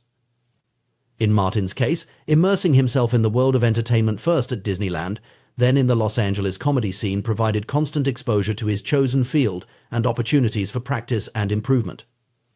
Creating a supportive environment for our habits might involve setting up a dedicated workspace for a creative pursuit, surrounding ourselves with like-minded individuals who share our interests, or removing obstacles that make it difficult to engage in our chosen activity. The goal is to make it as easy as possible to engage in the habit consistently, reducing the reliance on willpower alone. The role of failure and setbacks in the journey of habit formation and skill development is also worth considering. Martin's story includes many moments that could be considered failures: jokes that didn't land, performances to empty rooms. Yet he persisted. This resilience in the face of setbacks is a crucial component of long-term success. Developing this resilience involves reframing how we view failure. Rather than seeing setbacks as indictments of our abilities or reasons to give up, we can view them as valuable feedback and opportunities for learning. Each failed joke or performance gave Martin information about what didn't work, helping him refine his material and delivery. This growth mindset, the belief that our abilities can be developed through dedication and hard work, is a powerful tool for maintaining motivation over the long term. It allows us to see challenges as opportunities for growth rather than threats to our self-image. As we reflect on Martin's journey and the principles of motivation and habit formation it illustrates, we can draw several key lessons. 1. Success often requires a long period of dedicated practice and incremental improvement. The overnight success is usually anything but. 2. Maintaining motivation over the long term requires finding the right level of challenge tasks that stretch our abilities without overwhelming us. 3. Intrinsic motivation deriving satisfaction and enjoyment from the activity itself is crucial for sustaining long-term engagement. 4. Creating a supportive environment can make it easier to stick with our habits and pursuits. 5. Resilience in the face of setbacks, coupled with a growth mindset, allows us to persist through difficulties and learn from our failures. 6. Continual adjustment and seeking out new challenges is necessary to maintain engagement as our skills improve. These principles can be applied to any area of life where we're seeking to develop new skills, form positive habits, or achieve long-term goals. Whether we're aspiring comedians like Martin, or simply individuals looking to improve our health, learn a new skill, or advance in our careers, understanding and applying these concepts can help us stay motivated and achieve our objectives. In conclusion, the story of Steve Martin's rise to comedic stardom offers more than just an inspiring tale of perseverance. It provides a roadmap for anyone looking to achieve mastery in their chosen field or stick with a challenging habit over the long term. By embracing the process of gradual improvement, seeking out appropriate challenges, cultivating intrinsic motivation, and persisting through setbacks, we can all work towards our own versions of success, whatever form that may take. The journey may be long and challenging, but as Martin's story shows, the results can be truly remarkable. The pursuit of excellence in any field is a journey fraught with challenges, but perhaps the most formidable obstacle isn't failure or lack of talent, it's boredom.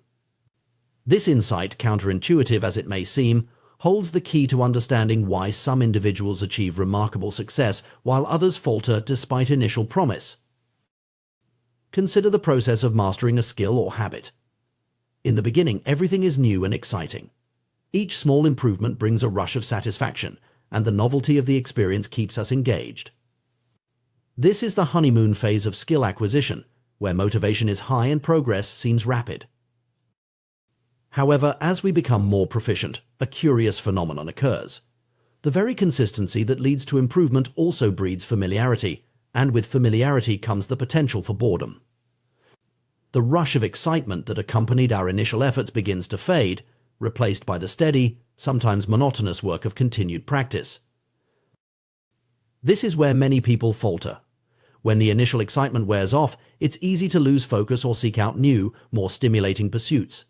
But those who achieve mastery in their chosen fields are those who find ways to push through this plateau of boredom. The key to maintaining motivation in the face of routine lies in understanding what psychologists call the Goldilocks rule. This principle suggests that humans experience peak motivation when engaging in tasks that are right at the edge of their current abilities, not so easy as to be boring, but not so difficult as to be discouraging. Imagine playing a game of tennis. If you're facing an opponent who is significantly less skilled than you, the game quickly becomes tedious. There's no challenge, no excitement. Conversely, if you're up against a professional player who outclasses you in every aspect, the game becomes frustrating and demoralizing. But when you play against someone of similar skill level, something magical happens. The game becomes engaging, challenging, and deeply satisfying. You're pushed to your limits, but victory remains within reach. This is the Goldilocks zone of just manageable difficulty. The concept extends far beyond sports. In any field of endeavor, finding this sweet spot of challenge is crucial for maintaining long-term motivation. It's a delicate balance pushed too hard, and you risk burnout not hard enough, and boredom sets in. Consider the career of a successful comedian. They don't start with hour-long specials in packed arenas. Instead, they begin with short sets in small clubs, gradually expanding their repertoire and tackling more challenging venues. Each step presents a new challenge, keeping the work engaging and pushing the boundaries of their abilities. This principle of incremental challenge is vital in habit formation and skill development. When starting a new habit, it's important to keep things simple and achievable. But once the habit is established, it's equally important to find ways to keep it challenging and engaging. For instance, if you're developing a writing habit, you might start with a goal of writing 100 words a day. As this becomes comfortable, you could increase the word count, tackle more complex topics, or experiment with different styles of writing. The key is to continuously find new challenges that stretch your abilities without overwhelming you. However, even with careful attention to the Goldilocks rule, there will inevitably be times when the work feels monotonous. This is where the true test of mastery begins. The ability to persist through periods of boredom, to continue showing up and putting in the work even when it's not exciting, is what separates the amateurs from the professionals. An elite weightlifting coach once shared a profound insight: at some point it comes down to who can handle the boredom of training every day, doing the same lifts over and over and over. This perspective challenges the common notion that success is all about passion and motivation. While these elements are important, they are not sufficient. True mastery requires the ability to persist even when the initial excitement has faded.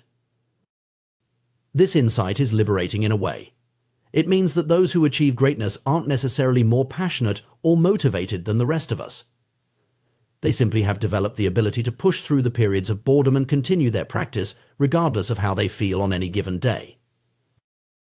The challenge, then, is to fall in love with boredom. To find satisfaction not just in the exciting moments of breakthrough, but in the quiet, consistent work that leads to those breakthroughs. This doesn't mean that the work should always feel tedious.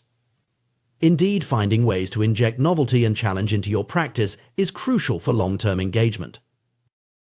One way to maintain interest is through the concept of variable rewards. This principle, well known in psychology, explains why activities like gambling can be so addictive. When rewards are unpredictable, they create a stronger dopamine response in the brain, enhancing memory recall and accelerating habit formation. While not all habits should or could involve variable rewards, imagine if flossing only sometimes resulted in clean teeth. Understanding this principle can help in designing practices that remain engaging over time. For instance, a fitness routine could incorporate different types of workouts, a reading habit could explore various genres, or a meditation practice could experiment with different techniques. However, it's important to note that novelty alone is not the answer. Jumping from one new thing to another may keep boredom at bay, but it prevents the deep learning and skill development that comes from sustained practice. The key is to find a balance between consistency and novelty to keep the core of the practice steady while finding new challenges within it. This brings us to another crucial point: the importance of identity in maintaining long-term habits. When we tie our habits to our sense of identity, when we see ourselves as the kind of person who does this, we're more likely to persist even when the initial excitement fades. The writer writes, even on days when the words don't flow easily. An athlete trains even when they don't feel particularly energetic. A meditator sits even when their mind feels especially restless. Developing this kind of identity requires a shift in focus from outcomes to processes. Instead of fixating on the end goal, becoming a published author, winning a competition, achieving enlightenment, we learn to find satisfaction in the daily practice itself. This doesn't mean abandoning our aspirations, but rather recognizing that the journey towards them is where the real growth occurs. Moreover, this perspective helps in dealing with the inevitable setbacks and plateaus that occur in any long-term endeavor. When progress seems slow or non-existent, it's easy to become discouraged. But if we've learned to appreciate the process itself, we can find satisfaction in the simple act of showing up and doing the work, regardless of immediate results. This mindset also helps in managing expectations. Often we have unrealistic ideas about how quickly we should progress or how consistently we should feel motivated. Understanding that boredom and frustration are normal parts of the journey can help us persist through these challenging periods. It's also worth considering the role of community in maintaining long-term motivation. Surrounding ourselves with others who share our goals and values can provide support, accountability, and inspiration during times when our individual motivation flags. This could be a formal group, like a writing circle or a sports team, or simply a network of like-minded individuals pursuing similar goals. Another strategy for maintaining engagement over the long term is to periodically step back and reconnect with the bigger picture. Why did you start this practice in the first place? What are the larger goals or values that it serves? Sometimes, zooming out and reminding ourselves of the broader context can reignite our motivation and help us push through periods of tedium. It's also important to recognize that motivation often follows action, not the other way around. We often think we need to feel motivated in order to act, but in reality, taking action even when we don't feel particularly inspired can generate its own motivation. This is why the simple act of showing up, of starting the work even when we don't feel like it, is so powerful. Ultimately, the ability to persist through boredom is a skill that can be developed, like any other. It requires practice, patience, and a willingness to sit with discomfort. but the rewards of this skill are immense. It's what allows us to push past the plateaus that stop most people to achieve levels of mastery that seem out of reach to those who rely solely on sporadic bursts of motivation. This doesn't mean that the journey should be joyless. Indeed, finding ways to enjoy the process, to find satisfaction in the daily work, is crucial for long-term success. But it does mean accepting that not every moment will be exciting or inspiring, and learning to find value in the steady, consistent effort that leads to true mastery.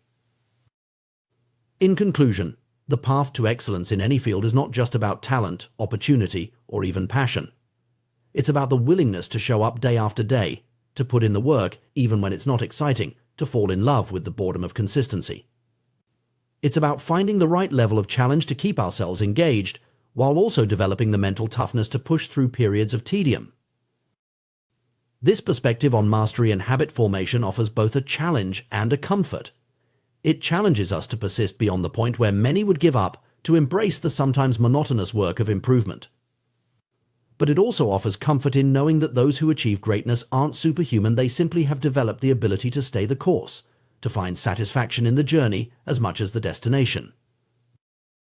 As we pursue our own paths to mastery, whether in our careers, our hobbies, or our personal development, let us remember this crucial lesson. Let us strive to find the right balance of challenge and consistency, to inject novelty into our practices while maintaining their core, and above all, to cultivate the mental fortitude to push through boredom. For it is in these quiet moments of persistence, when no one is watching and motivation is low, that true mastery is forged.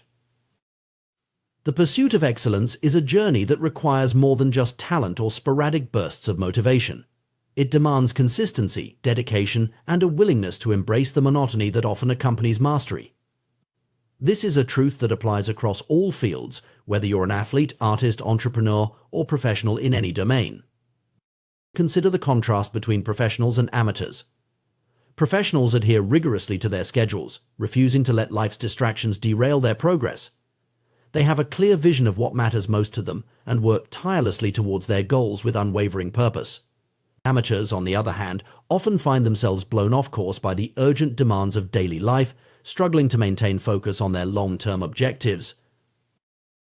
This distinction is particularly evident in the realm of habit formation.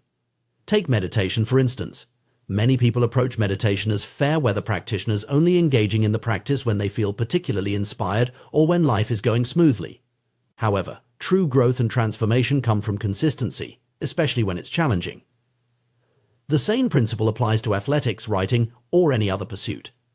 To achieve greatness, one must be willing to show up and put in the work regardless of mood or circumstance.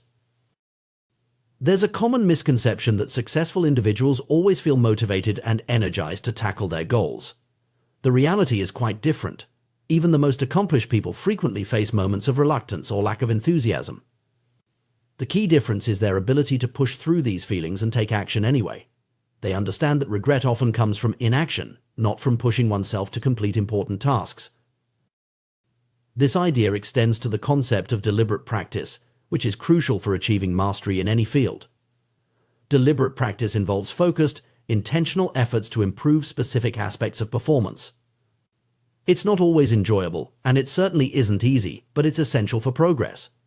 The willingness to engage in deliberate practice, even when it feels tedious or challenging, is what separates the truly exceptional from the merely good. Interestingly, the path to excellence often requires embracing boredom. This might seem counterintuitive, as we often associate passion and excitement with high achievement. However, true mastery comes from the ability to find fascination in repetition, to see the nuances and opportunities for improvement in tasks that others might find mundane. It's about falling in love with the process, not just the outcome. This brings us to an important psychological principle known as the Goldilocks rule. This concept suggests that humans experience peak motivation when working on tasks that are right at the edge of their current abilities, not too easy, not too hard, but just right. This sweet spot of challenge keeps us engaged and propels us forward. However, as we improve and tasks become easier, we risk falling into a comfort zone that can lead to stagnation. The greatest threat to success, then, is not failure but boredom. As habits become routine, they often become less interesting and less satisfying. This is a natural part of the skill acquisition process, but it's also a potential pitfall. The key is to recognize this phenomenon and develop strategies to combat it. One effective approach is to continually seek out new challenges within your field. As you master one level of skill, immediately begin pushing yourself to the next. This constant progression keeps the work engaging and prevents complacency. It's also important to develop a mindset that values consistency over fleeting bursts of motivation. Anyone can work hard when they feel inspired, but it's the ability to keep going when the work isn't exciting that truly makes the difference. The formation of good habits is undoubtedly crucial for success. Habits create the foundation for mastery by automating basic skills, freeing up mental space for more advanced thinking. In chess, for example, it's only after a player has internalized the basic movements of the pieces that they can focus on higher-level strategy. This principle holds true across disciplines. When fundamental actions become second nature, attention can be directed to more nuanced and complex aspects of performance. However, the very automaticity that makes habits powerful can also become a limitation. As behaviors become automatic, we risk falling into mindless repetition. This can lead to a decrease in sensitivity to feedback and a tendency to let small errors slide.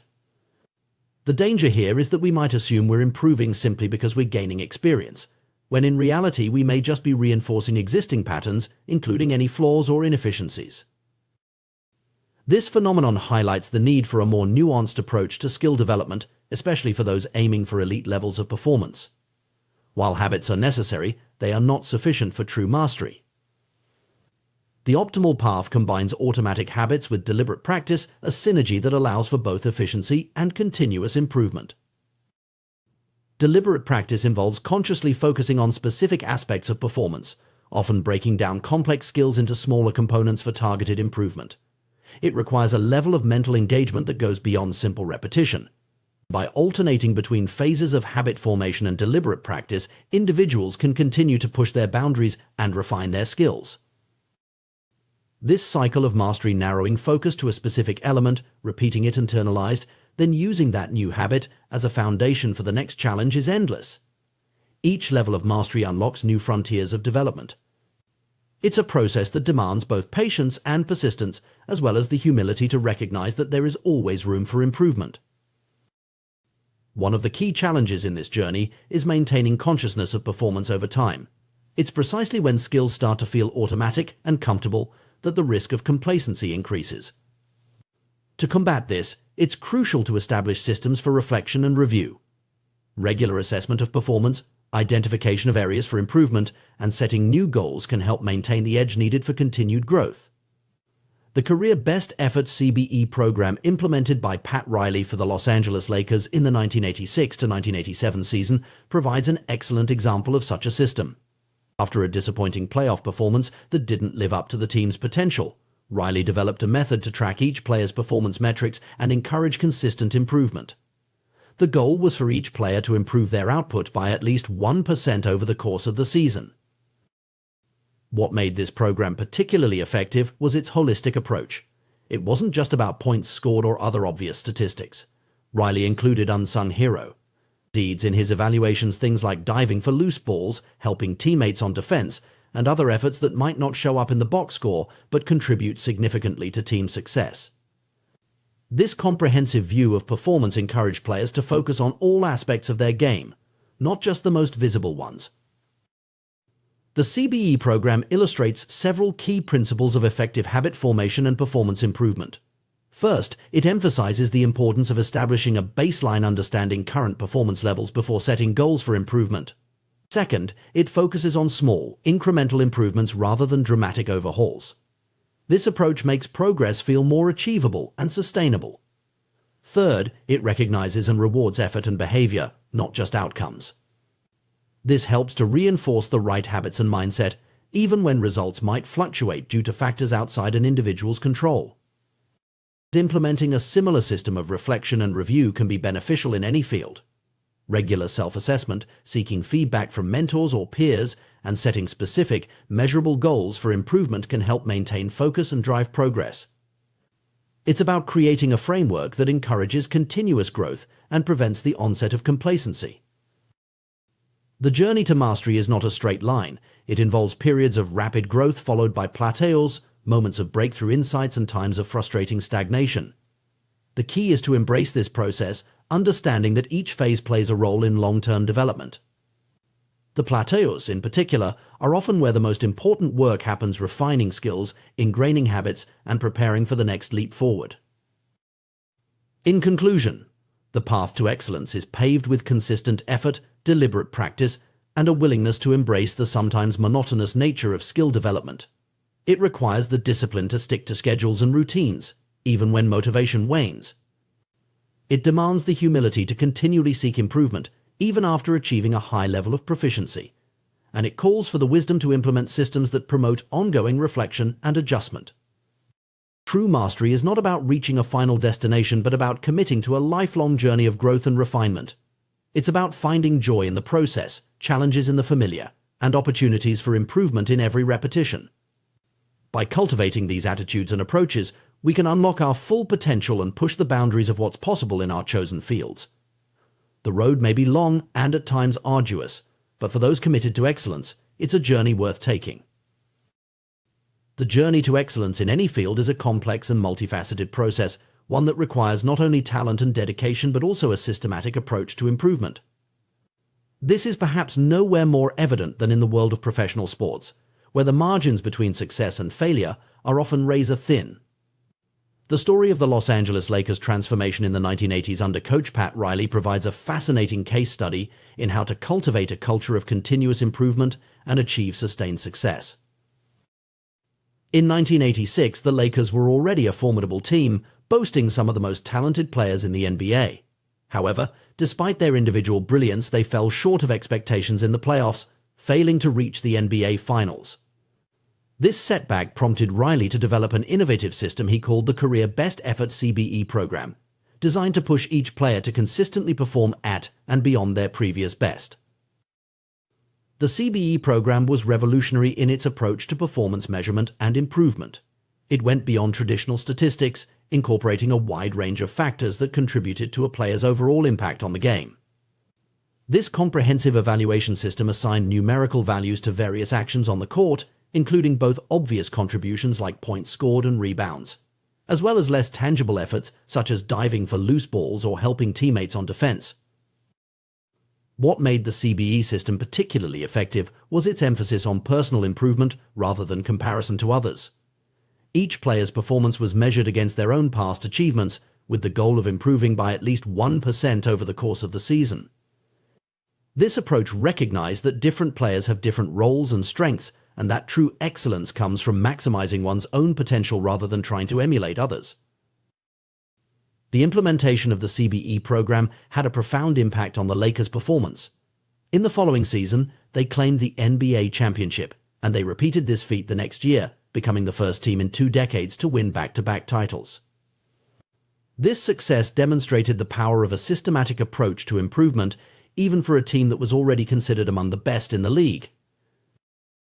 The principles underlying the CBE program extend far beyond the basketball court. They speak to a fundamental truth about the nature of excellence and the path to mastery in any field. At its core, the program was about creating a culture of reflection, review, and continuous improvement. It provided a structured framework for players to assess their performance, identify areas for growth, and track their progress over time. This approach to performance enhancement aligns closely with the practices of top performers across various disciplines. From world-class athletes to successful business leaders, those who consistently operate at the highest levels tend to engage in regular self-reflection and performance review. These practices serve multiple purposes. They provide accountability, help identify strengths and weaknesses, and guide future efforts for improvement. Consider, for example, the routines of elite athletes like Eliud Kipchoge, one of the greatest marathoners of all time. Despite his numerous accolades, including an Olympic gold medal, Kipchoge maintains a habit of taking detailed notes after every training session. He reviews his performance, looking for even the smallest opportunities for improvement. This level of self-awareness and commitment to growth is a hallmark of true excellence. Similarly, in the world of comedy, performers like Chris Rock demonstrate the value of systematic review and iteration. When developing new material, Rock performs at small clubs dozens of times, meticulously recording audience reactions and refining his jokes based on this feedback. This process of constant refinement and adaptation is what allows him to consistently deliver top-tier performances on the biggest stages. In the business world, many successful executives and investors maintain decision journals where they record major decisions, the reasoning behind them, and their expected outcomes. By reviewing these journals periodically, they can assess the quality of their decision-making process and identify patterns or biases that may be influencing their choices. This practice not only improves their decision-making skills over time, but also provides valuable insights into their own thought processes and assumptions. These examples highlight a crucial point: improvement is not just about forming habits, but about continuously refining and optimizing them. It's about creating a feedback loop that allows for ongoing adjustment and growth. This process of reflection and review ensures that efforts are focused on the most impactful areas and that course corrections can be made when necessary. For individuals seeking to apply these principles in their own lives, there are various approaches to implementing a system of reflection and review. One effective method is to conduct regular, structured assessments of performance and progress. This could take the form of an annual review, where one looks back on the past year's achievements and challenges, or more frequent check-ins, such as monthly or quarterly evaluations. A comprehensive review process might include questions such as: 1. What were my major accomplishments during this period? 2. Where did I fall short of my goals or expectations? 3. What new skills or knowledge did I acquire? 4. How have my habits and routines supported or hindered my progress? 5. What unexpected challenges or opportunities arose, and how did I respond to them? 6. How well did I align with my core values and long-term objectives? 7. What adjustments or changes should I make going forward? By engaging in this type of structured reflection, individuals can gain valuable insights into their own performance and development. It provides an opportunity to celebrate successes, learn from failures, and set meaningful goals for the future. Moreover, it helps to maintain a sense of perspective, allowing one to step back from the day-to-day grind and view progress over a longer time horizon. Another crucial aspect of effective reflection and review is the importance of data and measurement. The CBE program's success was largely due to its rigorous quantification of performance. While not all aspects of personal or professional development can be easily quantified, finding ways to measure progress can be incredibly powerful. This might involve tracking specific metrics related to one's goals, keeping a journal of key activities or decisions, or soliciting feedback from peers, mentors, or coaches. However, it's important to strike a balance in this regard. While data and metrics can provide valuable insights, an overly rigid focus on numbers can sometimes be counterproductive. The goal should be to use measurement as a tool for improvement, not as an end in itself. It's also crucial to choose metrics that truly reflect meaningful progress towards one's goals, rather than simply tracking what's easiest to measure. One of the most powerful benefits of regular reflection and review is its ability to reinforce and evolve one's identity. Our habits and behaviors are closely tied to our self-perception, and by consistently engaging in practices that align with our desired identity, we can strengthen and solidify that identity over time. For instance, a person who sees themselves as a healthy eater is more likely to consistently make nutritious food choices, reinforcing that identity through their actions. However, this connection between identity and habit can also present challenges. As we become more invested in a particular self-image, we may become resistant to change or criticism that challenges that identity. This can lead to a form of stagnation, where we cling to outdated methods or beliefs out of a sense of pride or fear of change. It's a phenomenon seen across various fields: the experienced teacher who refuses to adapt their methods, the veteran manager who insists on doing things their way, or the successful artist who gets stuck in a creative rut. To avoid this pitfall, it's crucial to cultivate a growth mindset, a belief that our abilities and intelligence can be developed through effort, learning, and persistence. This mindset allows us to view challenges and setbacks as opportunities for growth rather than threats to our identity. It encourages us to embrace feedback, seek out new experiences, and continually push our boundaries. Incorporating this growth mindset into our reflection and review process can be transformative. Instead of simply assessing whether we've met our goals, we can ask ourselves questions like: 1. How have I challenged myself to learn and grow this period? 2. What new perspectives or ideas have I encountered, and how have they influenced my thinking? 3. Where have I stepped out of my comfort zone, and what did I learn from those experiences? 4. How can I approach my weaknesses or areas for improvement with curiosity rather than judgment? By framing our self-assessment in this way, we can maintain a sense of openness and flexibility, even as we build strong habits and a clear sense of identity. The power of reflection and review extends beyond individual performance to team and organizational success as well. The Lakers story demonstrates how a systematic approach to improvement can transform a group of talented individuals into a cohesive, high-performing team. In any collaborative environment, regular reflection can help align individual efforts with team goals, identify synergies and inefficiencies, and foster a culture of continuous improvement. For leaders and managers, implementing a reflection and review process can be a powerful tool for driving performance and engagement. This might involve regular team debriefs, where successes and challenges are discussed openly, or structured feedback sessions that allow team members to share insights and suggestions. The key is to create an environment where honest reflection is encouraged and where lessons learned are actively incorporated into future plans and processes. In conclusion, the path to sustained excellence in any field involves more than just talent, hard work, or even consistent habits.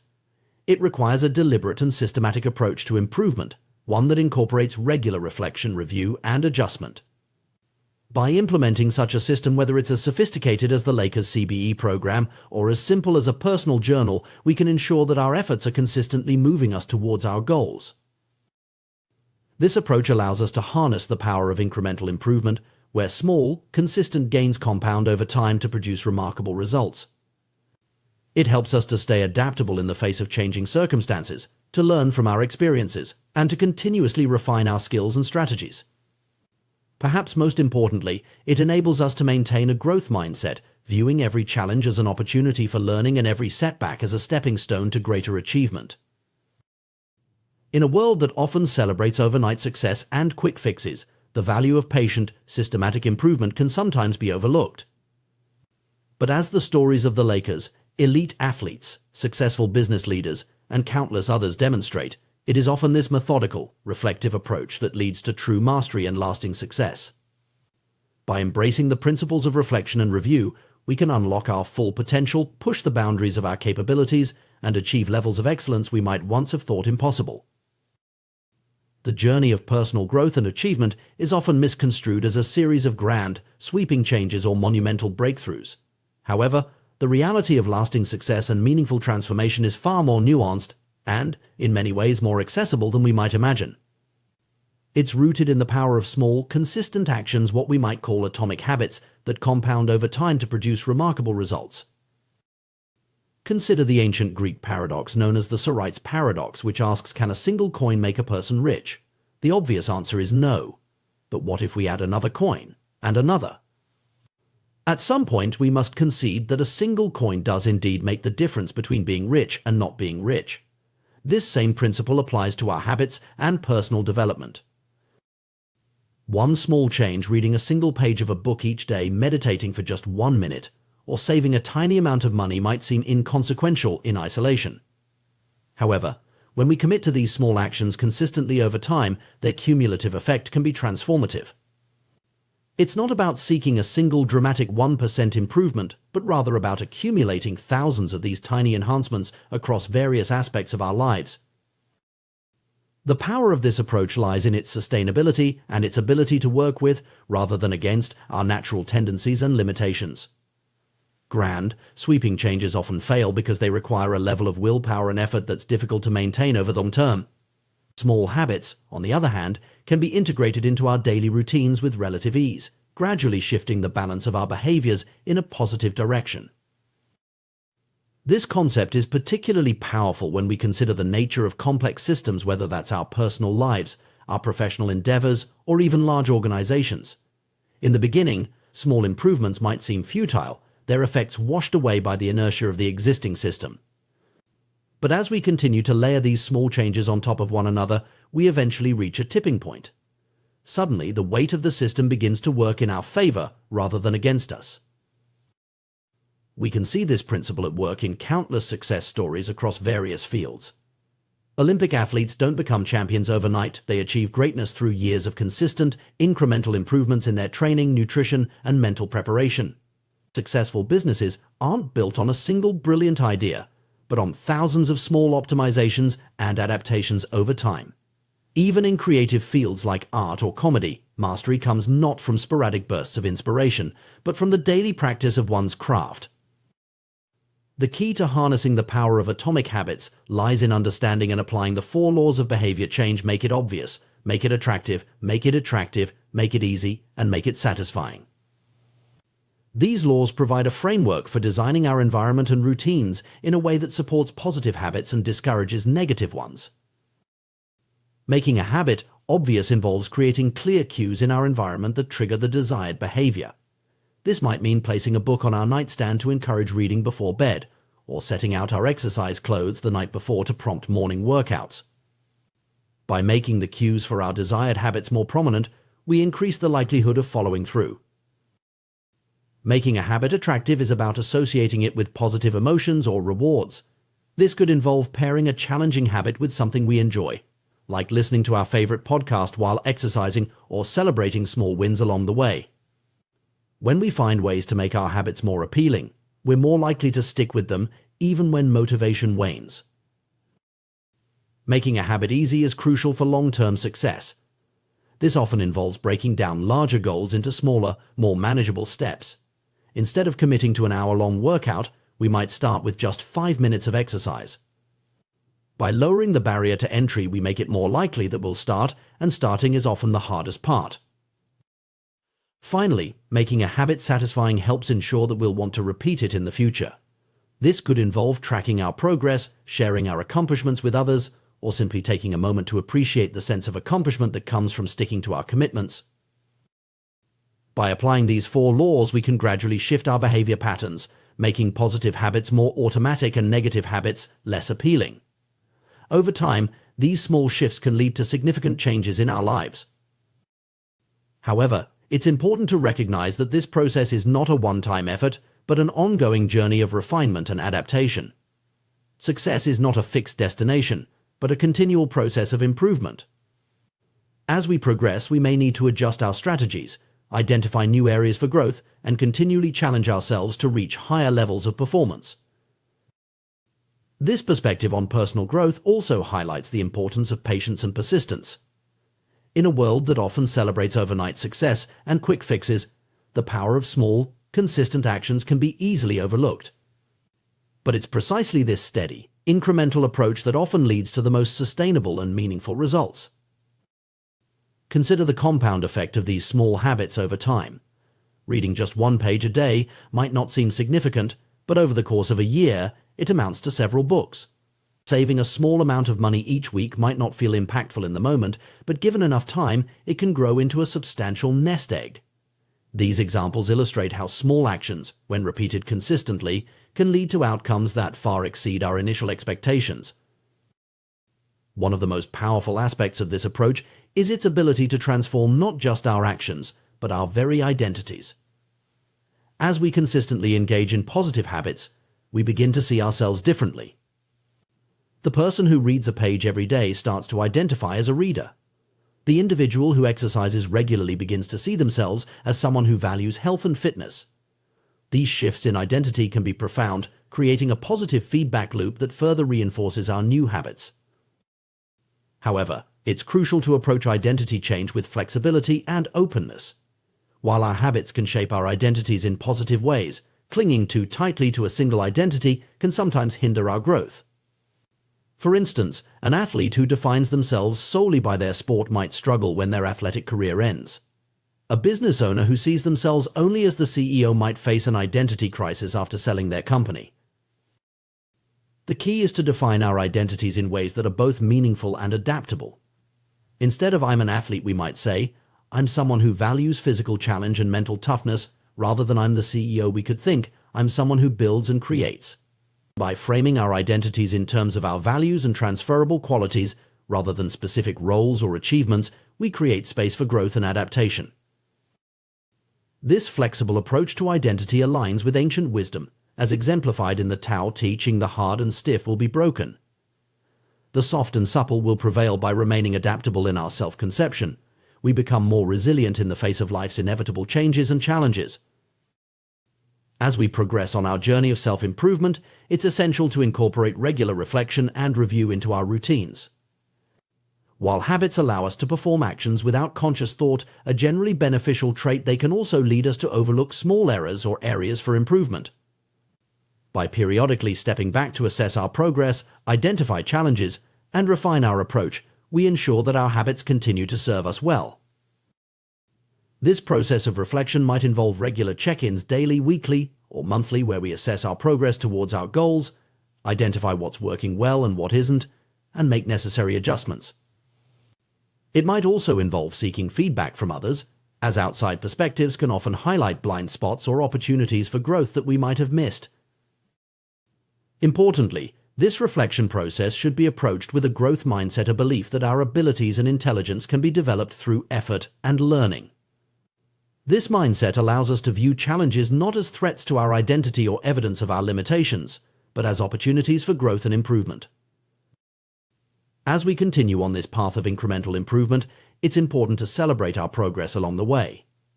While the day-to-day changes might be small, over time they accumulate into significant transformations. By acknowledging and appreciating these changes, we reinforce our commitment to continued growth and maintain motivation for the journey ahead. It's also worth noting that this approach to personal development, focusing on small, consistent actions rather than dramatic changes, can be particularly effective in times of uncertainty or stress. When the world around us feels chaotic or overwhelming, concentrating on the small actions within our control can provide a sense of stability and progress. Moreover, the principle of atomic habits can be applied not just to individual growth, but to organizational and societal change as well. Companies can transform their culture and performance through small, consistent improvements in processes and behaviors. Communities can address complex social issues through the cumulative effect of many small, positive actions by individuals. In conclusion, the path to lasting change and meaningful achievement is rarely marked by dramatic leaps or sudden transformations.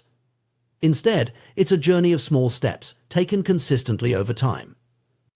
By focusing on creating positive atomic habits, making them obvious, attractive, easy, and satisfying, we set in motion a process of continuous improvement that can lead to remarkable results. This approach requires patience, persistence, and a willingness to trust in the power of incremental progress. It asks us to shift our focus from immediate results to long-term growth, from dramatic changes to small, sustainable actions. But in doing so, it offers a path to success that is both more achievable and more enduring. The secret to results that last is, quite simply, to never stop improving. It's about layering one small change upon another, day after day, year after year. It's about understanding that true transformation doesn't happen overnight, but through the compound effect of countless tiny actions. In embracing this philosophy, we open ourselves to a journey of continuous growth and discovery. We free ourselves from the pressure of seeking perfect results immediately and instead find joy and satisfaction in the process of gradual improvement. And perhaps most importantly, we set ourselves on a path that doesn't just change what we do, but transforms who we are one small habit at a time.